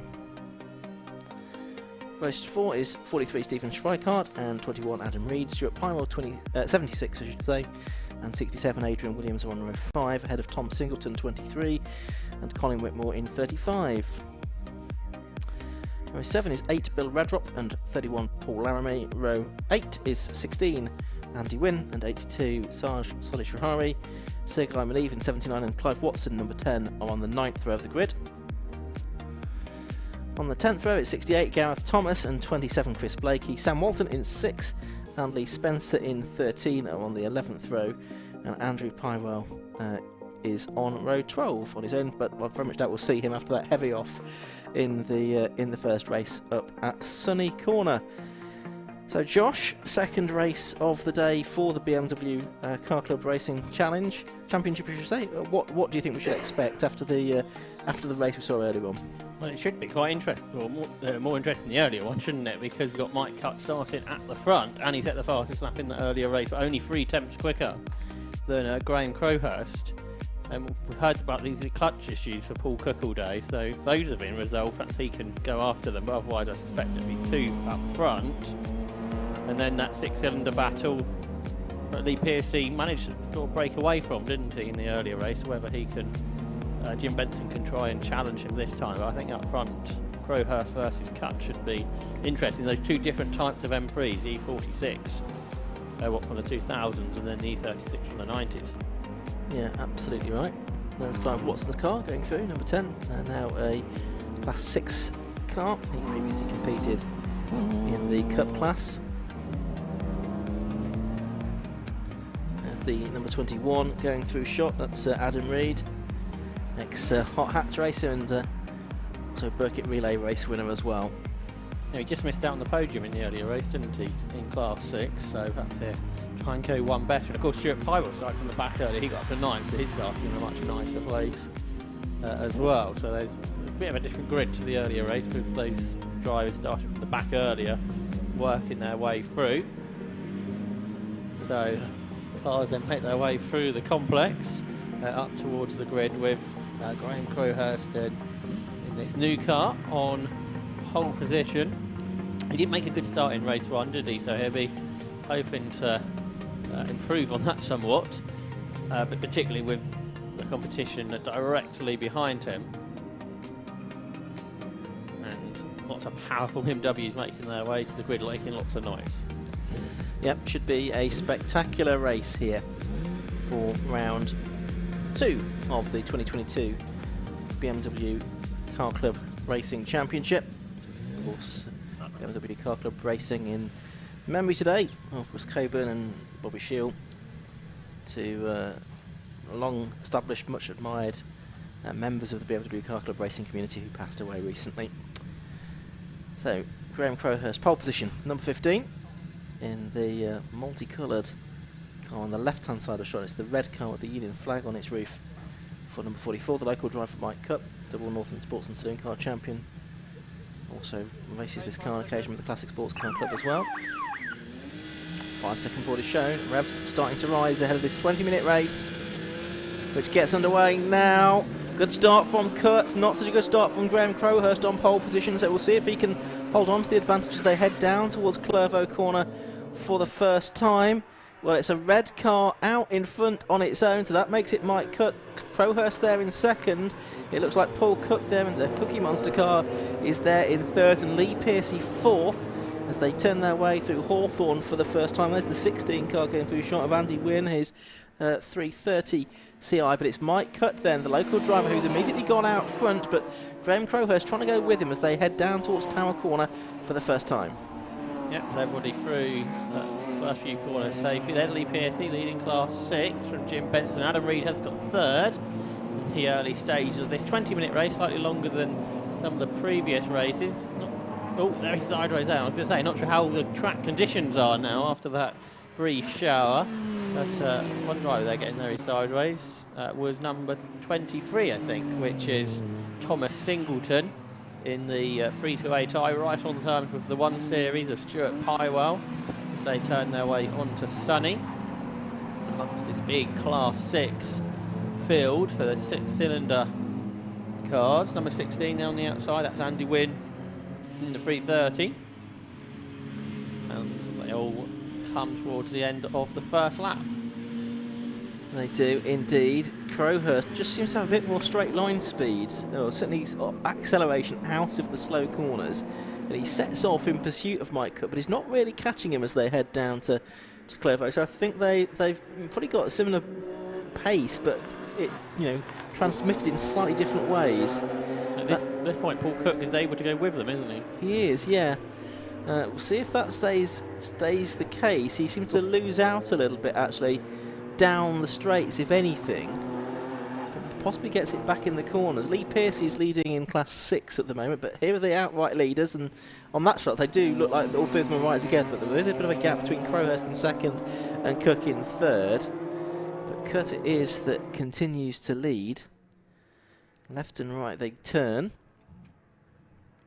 through the Jim Clark S's now towards the right-hander at Barcroft. They just clip the curve there and head into the double right-hander even at Sunny. No changes in the order there. So different race this time with a battle from the outset at the front of the order. It wasn't the case last time because Cut and Cook had to come through from the back of the grid, and Crowhurst had it a bit more his own way earlier on this afternoon. Yeah, it's very close now, isn't it, between Cut and Crowhurst. And they turn their way then to the end of the first lap. Mike Cutt didn't have a great season last year, did he, in the BMW Car Club after being very successful previously. So trying to add a win to his tally here today at Croft. But on that first flying lap, Crowhurst was a 1/10 of a second quicker. And Paul Cook was half a second slow in the top 2. Adam Reed, they're trying to hang on to 3rd in Class 6 with Stephen Schleitkart's similar liveried car on the outside, getting better drive off of the hairpin and moving ahead of the compact. That might be the limited slip diff that Adam Reed hasn't got in his car. That just doesn't help him off the slow hairpin there, and it's lost him a couple of places. Lead changes. They're at Tower Corner. Out of the window we can see the 2 leaders are side by side. On the outside line is Graham Crowhurst. He briefly got his nose ahead. He's got a big twitch on there as he was over the curb on the exit of the corner through the Jim Clark S's. It's Cut that just about holds on. Wow, that was an exciting moment or two there for the lead of the race. Paul Cook just keeping a safe distance, really, between, and seeing if anything's going to, come to blows between these two and end in tears. But for the moment, all good. Mike Cook continuing to lead from Graham Crowhurst in 2nd place, but it's an exciting old race. Yeah, now Paul Cook is with them, isn't he? Where he was just a touch behind earlier. So the E36 lead, loads of curb there used by Graham Crowhurst. Now in the previous laps you reckoned he was good off the hairpin, so let's see if he can do the same here. He took a wider line, which may help, but up the gears, Mike Cutt's able to deal with that and stays in front. And they blast off down towards Clairvaux onto the 4th lap of this race, and Mike Cutt is in front. So it was Tower Bend last time that Crowhurst had a go. They bounced there over the curb through Clairvaux and then through the chicane. They're almost side by side here as they come into the chicane. Crowhurst had to cut the corner there to avoid contact. It's not really a place to overtake, and therefore in the back out of it, and Mike Cutt is therefore able to stay ahead as they head down towards Tower Bend on this particular lap. But Graham Crowhurst at this point in does look a little quicker. Yeah, indeed, these 3 in the M1 class for M-Series engine cars. The majority of the cars on the grid these days, though, are in Class 6, which have the 6-cylinder, 3-litre engine in them. And that's where Lee Pearce is leading them. He's got a 3-second lead over Jim Benson already within Class 6, it would seem. Great shot there of the Cookie Monster, great livery on the side of Paul Cook's car.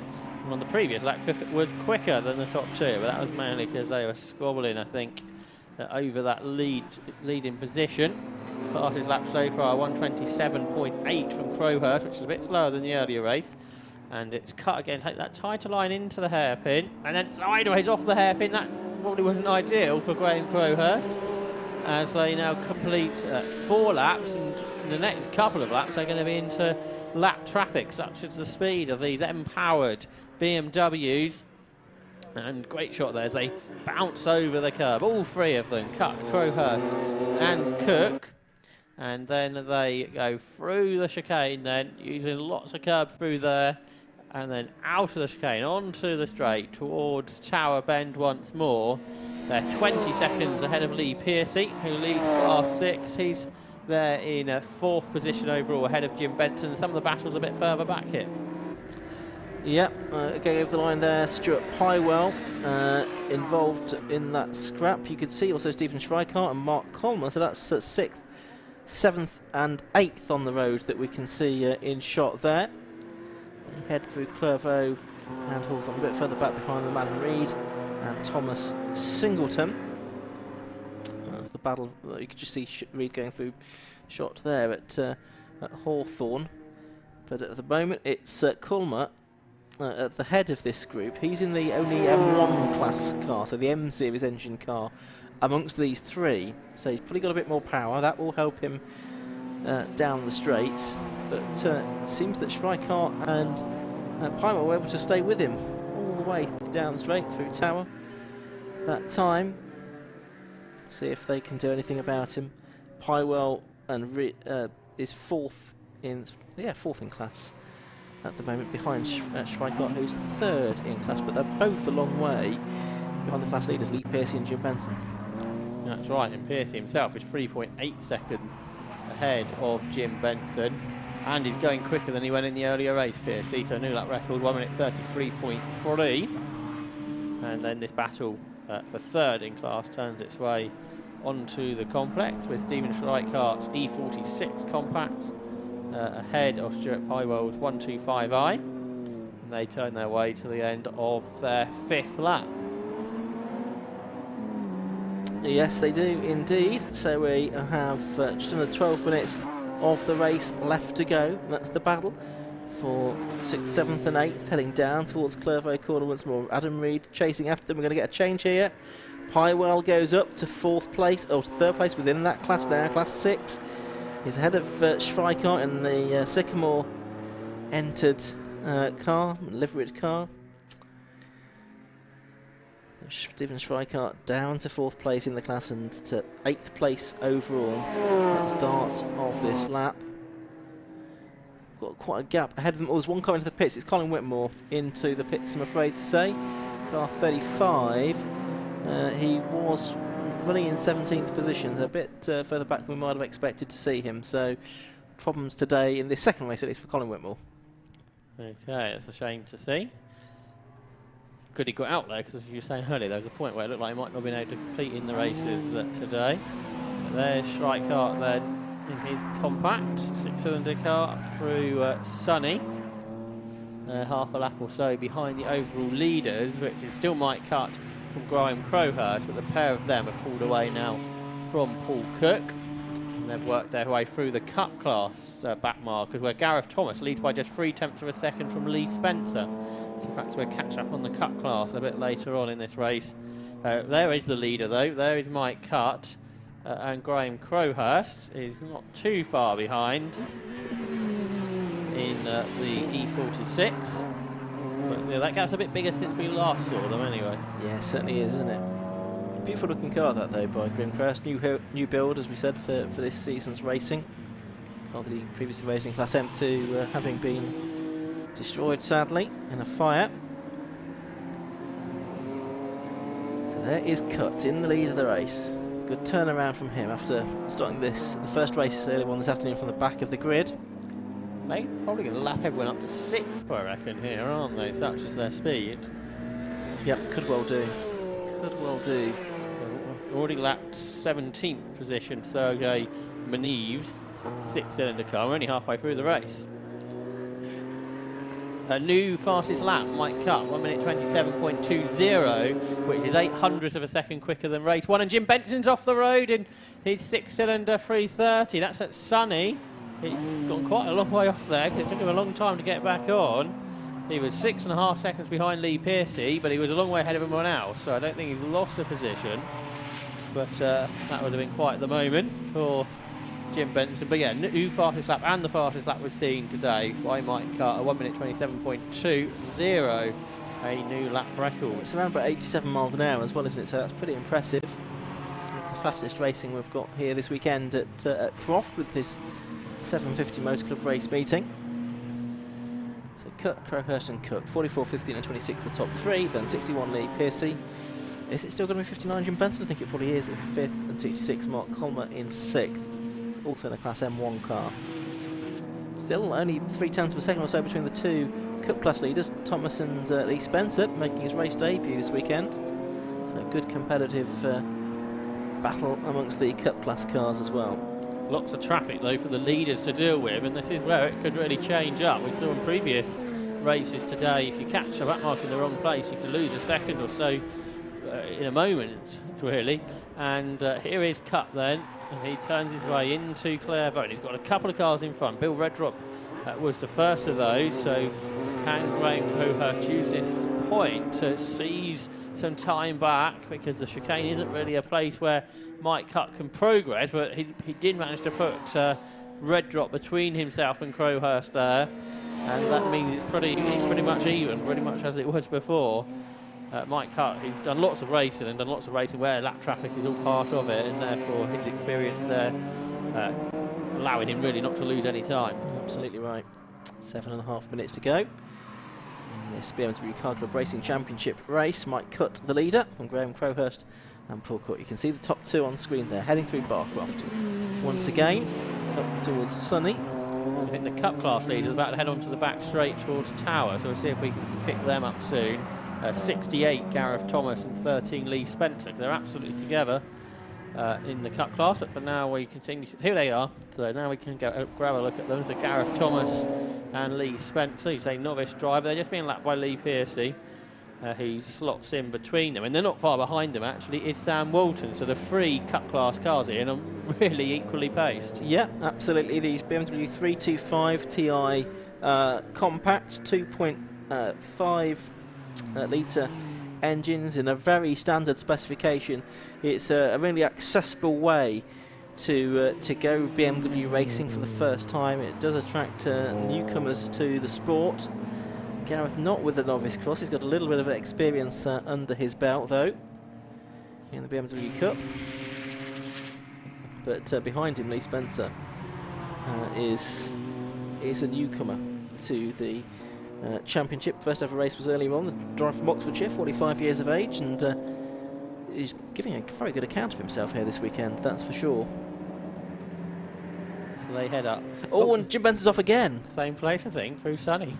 So he's trying hard, but it's not really working out, is it? It's not for him, and the danger there is he might have lost a position overall to Mark Colmer as well. Possibly he would only need to have lost about 6 seconds there to fall behind Stuart Pimer, which I guess is feasible. And yes, as they come towards the hairpin, there's only a couple of car lengths between them. No, in fact, no, Pywell's ahead, isn't he? Pywell is ahead now of Jim Benson. So Benson's down to 3rd place within Class 6. And they're a long way behind Lee Pearcey. That is for sure, the class leader. And now off is 67, Adrian Williams, and his new to him BMW Compact. That's also at Sunny, so maybe a few people having problems down there for whatever reason. Yeah, absolutely. This is going to be disappointing for Jim Benson because he was hoping for sort of title assault this year after some reliability issues in the previous couple of seasons, but it's got off on the wrong foot here. 2 defeats to Lee Pearcey by the looks of it. And here's Graham Crowhurst, who's looking like he's going to have a defeat at the hands of Mike Cutt. They're just lapping Adam Reed. We have 2 on the grass almost there, so that's lapping the driver in 9th position. And there's still 5 minutes to go, and there's still about a second between them, and they've pulled a long way clear of Paul Cook now, who's about 10 seconds back. So Stephen Schreikart, he's dropped a long way behind Stuart Pywell, hasn't he?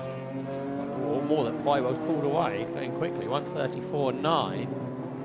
So it might be difficult for Jim Benson to get that place back because Pywell's getting much quicker than what we've seen him go so far today. Meanwhile, the leaders, Graham Crowhurst right on the limit there through Croft, getting past Schweikart, who looked up himself. Again, a bit of an issue down there at Sunny for another driver, although Schweikart kept on the road. He did indeed, and just looking, Jim Benson with, what's he got, 4 minutes to go. Can he catch Pywell? Well, Pywell possibly being sort of held up in places by Mark Hull, although Coleman's in a more powerful car. So that could play into the hands of Jim Benson. And yes, he is catching Pywell a bit now, I'd suggest. But that group is going to be lapped by Mike Cutt and Graham Crowhurst. Probably on the next lap, I would think, the lap that they're just starting. Yeah, before the end, they've probably got to lap the 3 Cup class leaders as well. So that's all going to get quite busy. Meanwhile, for 10th place, Thomas Singleton and Paul Laramie come up across the line. The E36 ahead of the E46 there. And they then turn up towards Clairvaux. Thomas Singleton slightly missed the apex, which made his turn a bit difficult, but he managed to get through okay in the end. Did indeed. That's Alan Reid just going through a shot. Behind, you can see that's the 23 car going through. And behind him is 31. So that's Thomas Singleton and 31 being Paul Laramie there, who switched up to Class 6 for this season. They're having a good scrap, aren't they, as well? Those two for the final place inside the top 10. Pretty evenly matched, I must say. The 3 Cup class leaders are all together now. They're about to cross the line shortly. So Sam Walton has caught both Gareth Thomas and Lee Spencer. And they're shortly going to be lapped by the Class 6 and the Class M1 front runners. Here they come across the line, all 3 Cup class. It might not be the biggest entry they've ever had, but it's the most competitive, really, with the whole of the class all right together. Checker flag's gone out. Yeah, checker flag's gone out a couple of minutes early. So the win then has gone to Mike Cutt by 1.32 seconds from number 15 Graham Crowhurst in second place, 26 Paul Cook third, about 10 seconds behind the lead, 11 seconds behind the leaders. Lee Piercy, he has gone across the line, hasn't he? I think? No, not yet. Not yet. A little while. No, he's going to be a little while. Yes, that he was. Perhaps if we can catch up on that Cup class leaders, if possible, there at Tower, to see if Gareth Thomas can hang on, and they're all going quicker than before. They're actually going 2 to 3 seconds a lap faster than they did in race 1. We just saw them going through the back of shot there, and you could see it was still the same order: Thomas, Spencer, and the final car whose name escapes me is Sam Walton. Yeah. Who's now only a few tenths of a second away from the lap record from Matt Page, who won the overall championship a few years ago. Didn't he? Yeah. So the Cup class battle, because they just ahead of the leaders when the checker flag came out, they've basically had still a lap to go. Lee Piercy just comes through now to win Class 6 again. But it's that Cup class that could change, and wide through the complex here is Gareth Thomas. So that we can see it on screen now. Yep, Thomas and the 13 car just behind, and Sam Walton at the back of the group. Defending there was Gareth Thomas. He knows it's the last lap, and he runs a bit wide therefore. So could we get a race to the line? I think he's done just about enough, but there's only a car left between them. So Gareth Thomas has doubled up, but by the smallest of margins really. They're to win the Cup class for the second time today in less than 4 tenths of a second. Okay, well, it was a victory for Mike Cutt, but Gareth Thomas it was who was triumphant in the Cup class in the second race of the day for the BMW Car Club Racing Championship. And that championship will continue at Alton Park in about 5 weeks' time, I think that is. With another double header there, so a couple of northern rounds to begin the year in the BMW Car Club Racing Championship. Very quick look at the results for you then. And the win went to Mike Cutt, who completed 12 laps. And he was 1.32 seconds ahead of Graham Crowhurst at the end, so 44 from 15. Third was number 26, Paul Cook. Fourth was the Class 6 winner, number 61, Lee Piercy. Fifth place was number 66, Mark Coulmer. Then 6th and 7th, the second and third place cars in Class 6, 76, Stuart Pymwell, and 59, Jim Benson. Stephen Schweikart, number 43, was 8th. 9th went the way of number 21, Adam Reid, and 10th was number 23, Thomas Singleton. Further back, you can see Paul Laramie, Clive Watson, Bill Redrop, but looking at 19th and 20th, that's where we find Gareth Thomas and Lee Spencer and Sam Walton in 21st completed the finishes, and he was on the podium for the Cup class as well. So the BMW Car Club are, back at Alton Park in just over a month's time. We look forward to seeing them there. One more race to go this evening here at Croft Circuit. That's going to be for the Tigiwa Type R Trophy, their second race of the weekend. And as I say, lots more racing tomorrow. But first, let's go down to the pit lane and hear from Chris Stevens. Well, I'm here with our race 2 winner, Mike Cutt. I mean, that was a phenomenal display. Yeah, it took a bit of doing that today. Graham had the pace as well. He was with me all the way to the start of the race. But I finally got the tyres to come on. They were coming on. I thought, right, I can have a go push here. So I had a push, I think I'll number the lap record in, if I believe rightly, or something like that maybe. And yeah, but that was tough. That was tough. It's fast, very fast that today, very fast. But we had brake problems early on, didn't qualify, and brake binding on and all that type of thing. So I'm glad we've got something. Yeah, we've done something out of the weekend, which has been fantastic. And 750, great atmosphere, great do. What more can you ask for? I mean, in the early stages of the race, he was trying everything to get past you, to resist that pressure. Into tower, and I mean, I just got the power on, and it's a bit dicey going up into Jim Clark-S's side by side, but I thought I'll give him room, and I did, but he didn't quite get the side, and he would have had the corner, and it would have been a different race maybe. But yeah. How are you managing this traffic while you've got someone like Graham bearing down on you? Yeah, I've got a bit of good experience here, so you know where you can slip through sometimes. I'm not particularly mega experienced with some of the southern circuits, but I've done a lot of racing here over the last 20 years, and it's yeah, it is a bit of local knowledge for getting through the back markers as well. But they're having their race, so you've got to give them room, and if they're on the racing line, you've got to get around them, I'm afraid. So that's what we're trying to do, is trying to keep everybody happy, which is nice, isn't it? Yeah, yeah.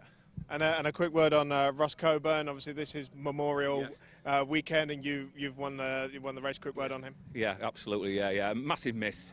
I was testing here a couple of weeks ago, and I was driving up here, and he would have been with me normally, and he died just before COVID. And massive miss. The engine's still in there, what he built for me 8 years ago, and it's still going strong. So yeah, good credit to him. And he was like a father figure. We went a long way. We did a lot of stuff over the last 5 to 10 years, and it was yeah. Credit to him, absolutely fantastic, and great to win the race. Yeah, what more can you ask? Well, congratulations, a fantastic victory, very hard fought. Let's go and talk to our Class 6 winner, car number 61, Lee Piercy, 2 for 2. How's that? Yeah, I'm pleased with that. That was good. The car just felt better and better. Yeah, managed to get a good start. Clear. Get out in the lead and just hold on to it, and then we see the rain come in, and I was like, this is going to get a bit lively, but yeah, it held off for us just, and it was good. It was a good race. Got a little sweat on, so I was working hard.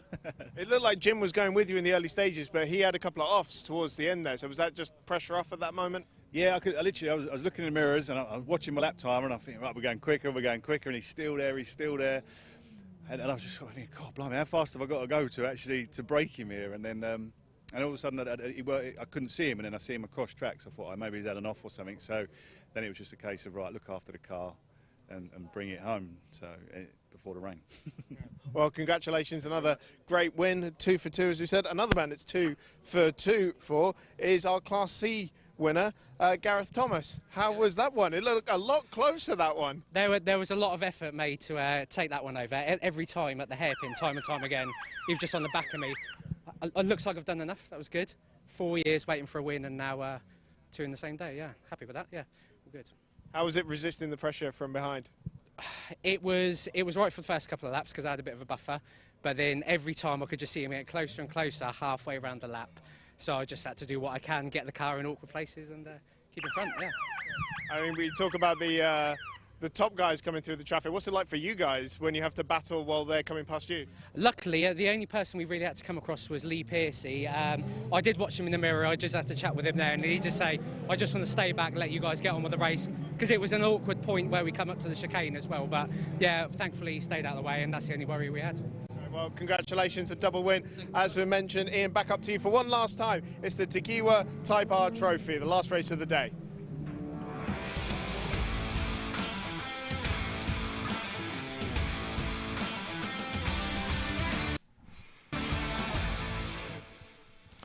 Okay, let's have a look at the grid then for the final race of the day, the Tigiwa Type R Trophy. 84, Chris Smith on pole position by dint of finishing 10th in race 1. Alongside him, 83, William Puzzgill. The second row, 97, Matt Digby, and 20, Ash Moore. The third row, 70, Travis Coyne, and 8, Dave Fricker. On the fourth row, it's 28, Joe Jessup, and 92, Jake Hewlett. Mark Dickin, treble 7, alongside the race 1 winner, Christopher Nyland, on row 5. He's in 130. Conor Murphy in 67, and 88, Tristan Fletcher on row 6. Row 7 is number 9, Gavin Johnson, and 157, Sam McKee, although Sam McKee was struggling to get off the grid for the green flag lap just then. 94, Ursula Jordan, and 15, James Bratigan on row 8. Row 9 is Joe McMullen in number 11, and 95, Samuel Dennis. On the 10th row, it's 69, James Mansell, and 104, Daniel Chapman. Son's rear windscreen after he collided with the sunny barriers in the earlier race. Daniel Bailey, 27, and Craig Atkinson in 30 on row 11. Matthew Duffel in 18, and Matthew Morgan, 116, on row 12. And Tim Necklin at the back, number 96, although he was a non-finisher for race 1. And Sam McKee's car, by the looks of it, is being pushed in. No, it's not Sam McKee. Yeah, it is Sam McKee's car, yeah, the 157 car. You see that on the screens now. Yeah, we go, yes. To make your life easier. It certainly is. So Sam McKee, sadly, just got the one race in that car. It was, I think, just a one-off outing, the car's first outing. We normally see Sam, of course, with his BMW, but he's back home with the 750 Motor Club this weekend, but sadly short-lived for race 2. What happened in race 1 then, Josh, and what should we expect in this one? Well, Chris Nyland sort of dominated the first race, didn't he, in his first run in the Type R Trophy. Won by 7 seconds, but it was a great battle for second between Mark Dickin and newcomer Jake Hewlett. They separated by a tenth of a second. And then Joe Jessup made some good moves to get to 4th. But this is a reverse grid for the first time in the Type R Trophy, and a very competitive field here. It's going to make progressing difficult, I should imagine, for Chris Nyland. I'm assuming it's going to be possible, though, isn't it, from him to move from 10th to the front? But it's going to take all the 15 minutes, I would have thought, to do that. And Chris Smith on pole, he was quick in hot hats last year, wasn't he? Yep. He led some races there and was on the podium. So you sort of wouldn't count him out to sort of hold on there up front. And his fastest lap in the earlier race was only a second off of Chris Nyland, so it's going to be quite interesting. I see a few cars with window wipers on as well on this green flag lap. So we heard from the BMW drivers they thought the rain was on its way. Perhaps it's arrived, and last time it arrived from the sunny end of the track first, didn't it? But it has arrived at different parts of the track at different times over the course of this weekend. Seems that way, certainly, doesn't it? So another nice, big and well turned out grid of Honda Civic Type Rs. The Honda K20 engine aboard. These are all for the EP3 type Civics produced between 2001 and 2005. They're going to use the European specification of car. Last few cars just coming into position then. So reverse grid here. It's going to make for an interesting race because it is so competitive. Chris Nyland is on row 5. That's the man that won race 1. Let's see how far up the order he can get. It's not going to be straightforward, I don't think. Red lights go out. Oh, and there's a bit of creeping, I think, before they went out from William Puzzgill, and that's meant there's been a collision behind, which I think involved Ash Moore possibly in the number 20 car. I think they've now all got going as they head down to Clervaux, but it is Chris Smith that's leading. Matt Digby looks to be in second place in the number 97 car. Chris Smith's very sideways indeed. There's cars off through the gravel as well. There's another that's sideways.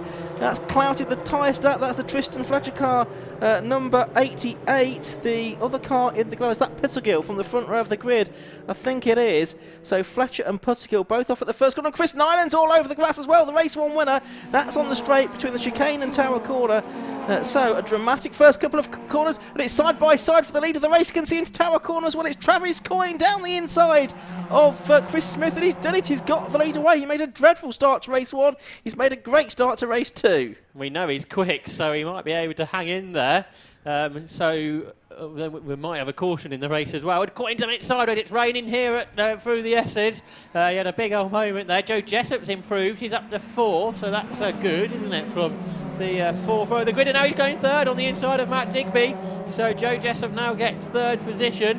At the moment we've got the snatch tractor heading out at Clairvaux, so we might do this under a live snatch like in an earlier race. And there's Jake Hewlett, so he's improved as well. The novice driver has come through the field then. But it is Travis Coyne, then the race leader. And now Chris Smith sideways again, this time through the complex. That might give Joe Jessup another place. Yes, he's up to second. This has been a great first lap from him from row 4 of the grid, but now he's locked up and run out wide. And that's going to allow Chris Smith back up the inside. They're going to be side by side, which is going to be awkward, possibly up to the yellow flag zone. Yeah, double waved yellows on the way into Clairvaux corner, with recovery ongoing there. So the drivers will have to back off through here, and maybe not backing off quite enough there. Down into Hawthorne. The 88 car's got damaged. That's coming into the pit lane. That is Tristan Fletcher, of course. He was one of the cars that was stuck there. So it's just the one car, the Pussergill car, I think, that's still stranded there at Clairvaux corner. Leaders heading down towards Tower once again. There's two of them, and it's Travis Coyne and Joe Jessup, both in red, sort of white and blue livery, side by side a bit further back between Matt Digby and Chris Smith for third position as well. Looks like that incident at Clairvaux is getting cleared now. Up towards Barcroft. Well, the Jim Clark S's and then Barcroft go the leaders. They've got a little bit of a gap now to Chris Smith and Matt Digby in third and fourth position, and in fifth place that is Jake Hewlett, who was contending for second place earlier on today.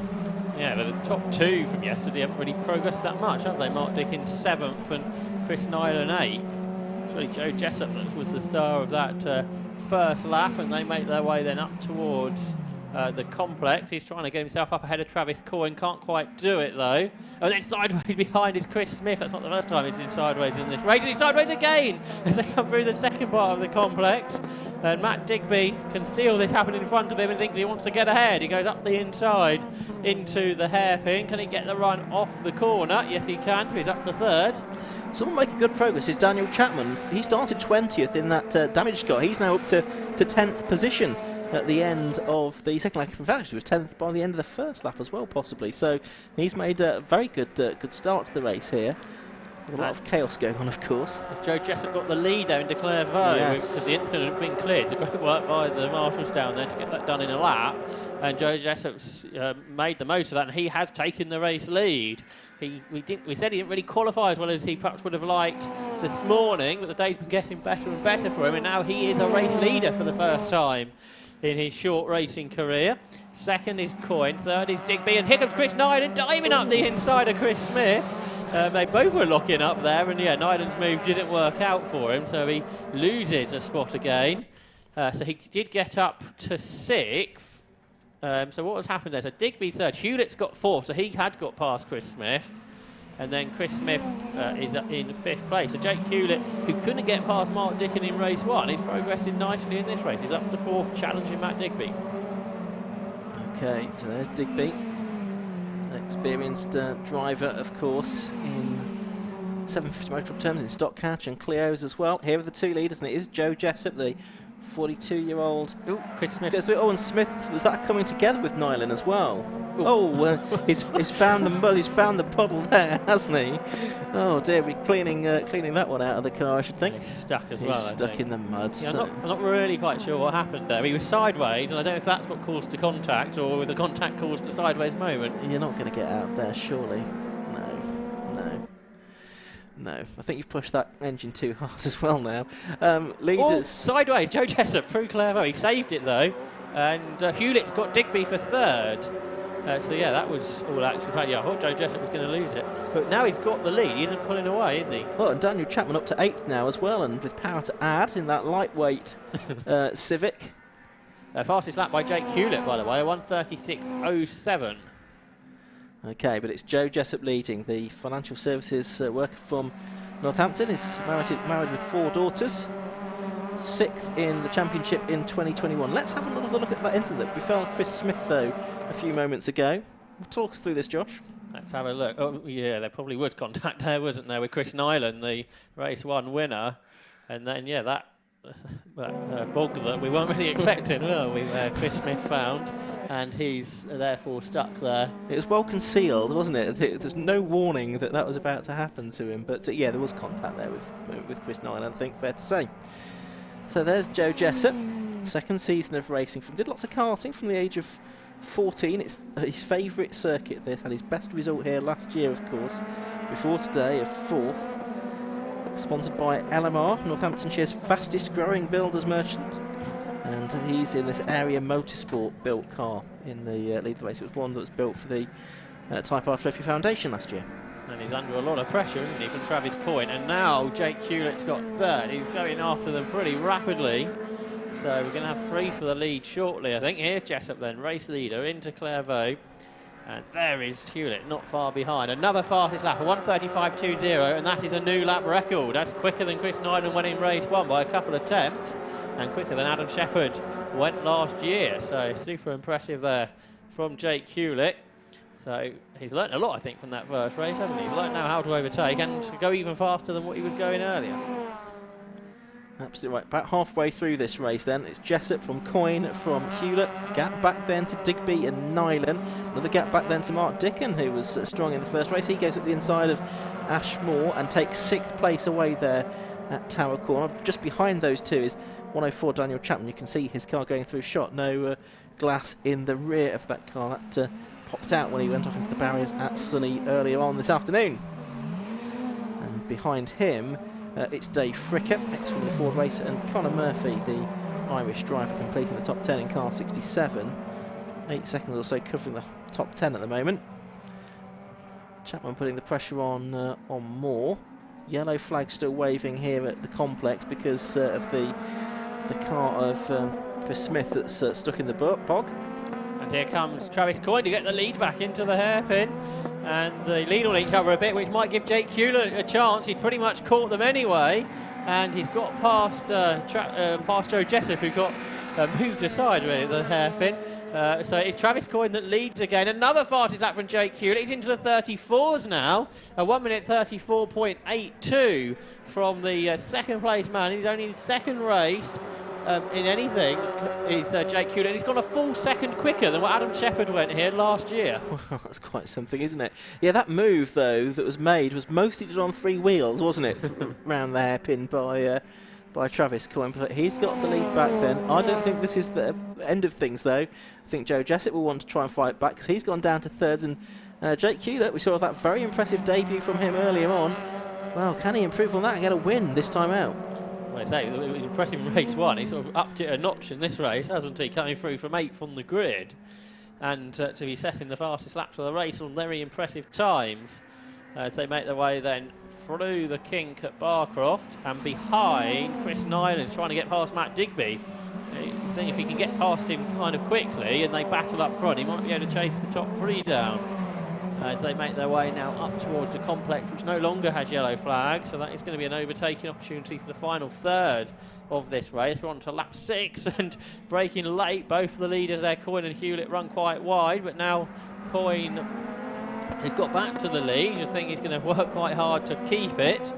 And looking to the outside, into the hairpin, Joe Jessup. They all pop up onto 3 wheels through the hairpin. And Coyne's had a good run through there, and Jake Hewlett perhaps not so good. So he's coming back under pressure from Joe Jessup on the way up towards Clairvaux then. Turn 1 here at Croft. To the outside comes Joe Jessup, which would be an impressive move. You know, he's backed out of it. That's not really where you want to be there, because that curb that Hewlett bounces over sort of would have put him towards Jessup if he was still there. So Jessup backed out of it smartly there, Ian, not to cause any kind of problem. 5 minutes just under to go in this race. Top 3 all together, and a bit of a gap back to Matt Digby in 4th, but Chris Nyland putting the pressure on him now in 5th. I think he might mount an attack as they go down to Tower Corner. I don't think he's quite close enough yet to make that work, so that's for 4th and 5th. Mark Dicken 6th, Ashmore 7th. He shows his nose to Mark Dicken that time. It's Hyundai Coupe racer. In the first race, there were only 2 cars under 1:36. In this race, I think the top 7 cars have gone that quickly. So this race is an even quicker one than the earlier one. And making the way through, there's Mark Dicken. He's not really been able to pull away from Ashmore. And lots of tyre squeals, and Daniel Chapman arrives sideways. and he's going to lose a place there to Dave Fricker. But that was quite eventful. That's where he had his incident in the earlier race as well. And here are the leaders, absolutely together again. Travis Coyne under intense pressure from Jake Hewlett. We might be able to squeeze 3 more laps in at the end of this one. And Randy outside, didn't really want to be there. I wouldn't have thought the hairpin for Jake Hewlett, which lost him a bit of momentum. And Digby and Nyland are catching the top 3, so we could get 5 for the lead. I think the leading pace has dropped as Travis Coyne's been trying hard to keep those behind him. Successful so far with a few laps to go here. And Chapman's just got back ahead of Fricker as well as they came up to the line that time. So, leaders on their way out of chicane, past the old pit lane, down towards Tower Corner once again, with 3 minutes of the race left to go. Lock up there from the number 70 car, Travis Coyne, but he maintains the lead for the moment from number 92, Jake Hewlett, out of the corner. And you're right, I think Digby and Nyland are gradually catching these trio as well. One of them's gone off. Is that Ashmore? Yes, it is. Ashmore's gone off at Tower Corner, so he's going to lose out to Fricker, who's back ahead of Chapman, and also Conor Murphy as well. Okay, so all going on still as they make their way out of Jim Clark S's, with Dave Fricker now back into what is 7th position after that off. Oh, he's gone very wide though, but I think he's going to hang on ahead. But what's happening up front with a possible couple of laps yet to go is Travis Coyne still ahead. Yes, just about though. There's 5 of them now all together heading down in towards the hairpin. And he runs a little bit wide, which might mean it's all going to get busy up towards Clairvaux, because Jake Hewlett's going to be on the outside line, which isn't necessarily where he would want to be as they turn into Clairvaux. Is he going to be able to nose ahead? Can he brake late into turn 1? Can he grab the lead here? But Travis Coyne on the inside is not going to let him have it, and Joe Jessop's got involved, and Jake Hewlett's off the road. He's gone through the gravel. He's going to lose more positions because Matt Digby's there. He's on the inside, and Chris Nyland, he can't quite do it, but Hewlett trying to go for the lead has dropped to 4th place. Well, it was always the danger, wasn't it, in such a closely fought situation as that down at Clairvaux Corner. So can he try and get 3rd place back now? He's certainly going to have a go. He's carrying more speed into Tower Corner than is Matt Digby. Digby locks up, out of shape. Can Hewlett capitalise on that? No, I don't think he can. So it's 2 for the lead now, Coyne and Jessop. And then it's Digby, Hewlett and Nyland, 3rd, 4th and 5th. So a gap between 2nd and 3rd place now. We've got, we think, 1 more lap to go at the end of this one. We didn't see the last lap board out that time round. Hewlett trying to find a way through on the inside of Digby at Sunny Corner. Dangerous, he leaves the door open for race 1 winner Chris Nyland. Yeah, and they stay in that same order. So make their way then up towards the complex once again. And Travis Coyne still in front. Joe Jessop did get past him once, didn't he, earlier on in this race? But it is Coyne back in front. And since he's been ahead again, he's defended well to stay in front of the rest. Before it was Jake Hewlett, now it's Joe Jessop that is going to try and find a way through. And again, the cars behind are catching. Matt Digby first of all, then Jake Hewlett and Chris Nyland. So the top 3 cars as it is going on to the last lap. Didn't finish on the podium in the earlier race. And it's Travis Coyne then that turns into Clairvaux. The race leader hops over the curb and has a little bit of a bigger margin for now. But how this battle's been going, I suspect Joe Jessop's going to be right there again shortly, with lap traffic on the last lap too. Real joy of a reverse grid race, isn't it? It's been absolutely fascinating. A good race to watch. About 6 car lengths between the first 2 though as they head down towards Tower Corner for the final time. Back markers ahead, will they come into play? They include the number 30 car of Craig Atkinson. Out of Tower Corner they go. There's Chris Nyland still there in 5th position. He's about 4 seconds ahead of Mark Dickin in 6th place, so shouldn't have to worry about that too much. Through the Jim Clark S's they go towards Barcroft top 2, who've cleared the Atkinson car. Matt Digby's not made it. Joe Jessop has a look up the inside, locks up as they go into Sunny, but can't quite make it work. So just the complex to go. So can Joe Jessop do it into the complex, or is he going to have to make it work at the hairpin?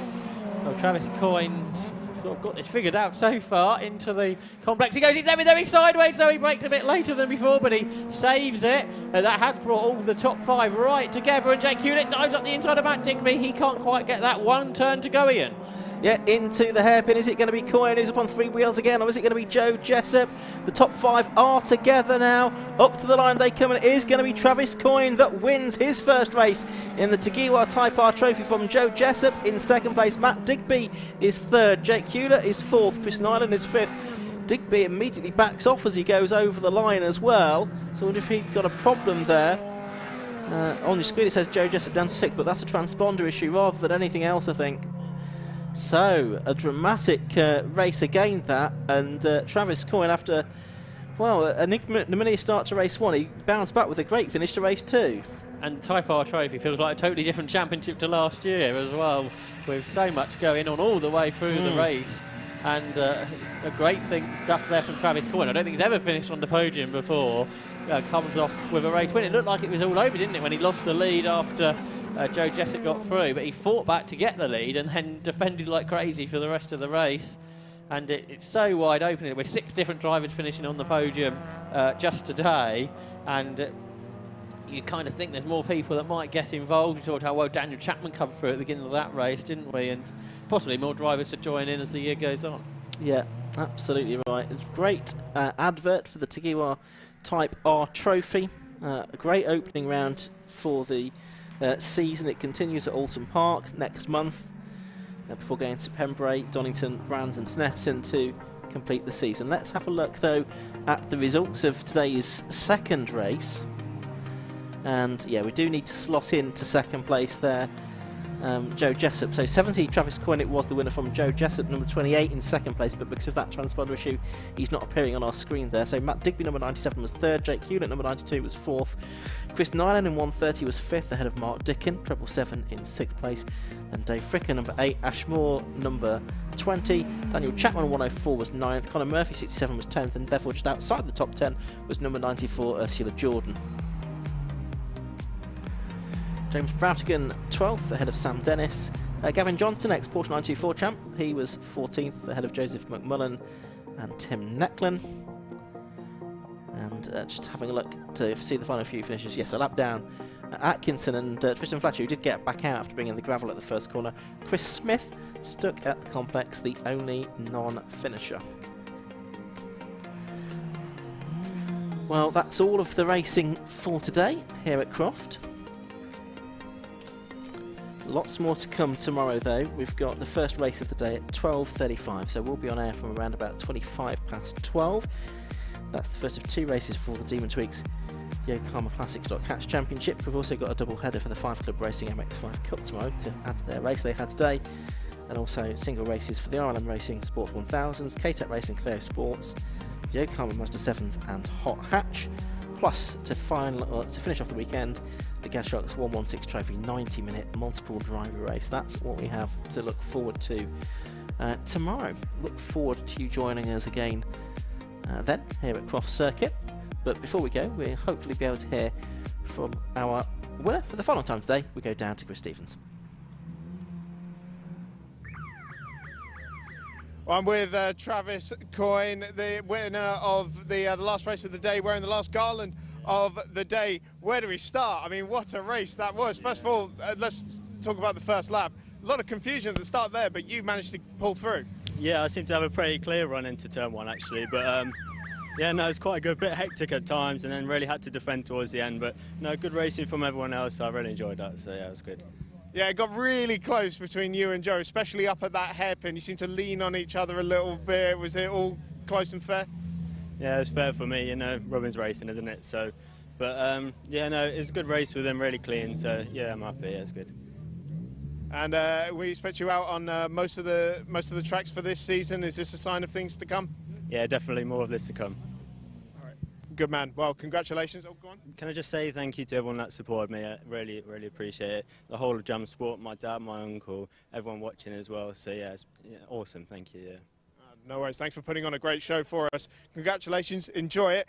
Let's talk to Joe Jessup, car number 28. Finished in second place there. Yeah. Got very, very close between you and Travis. Yeah, it was really, really close. It was a great race.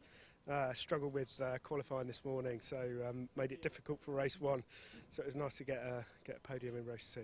And then you also got very, very close with Jake as well, up towards the first corner there. What was there contact there?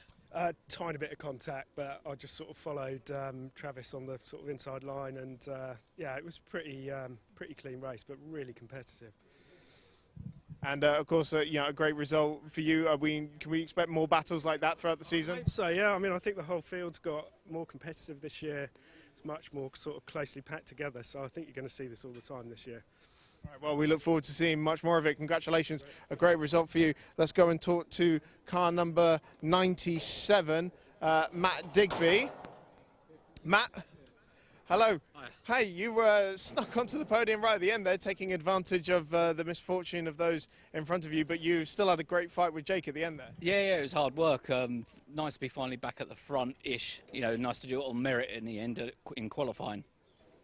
Oh, and did you enjoy this top 10 reverse grid format? First time the club's trying it? Yeah, I've done it in other formulas as well, so it's nothing new, but it gives someone else a chance to win, I suppose. And the racing was great, you know, as always, so good job. Yeah, racing was close. It was good battle with the front guys coming through the field again, but yeah, do it again. All right, awesome. Well, congratulations, P3. And that's all from down here in the pit lane for today, but of course we're back tomorrow.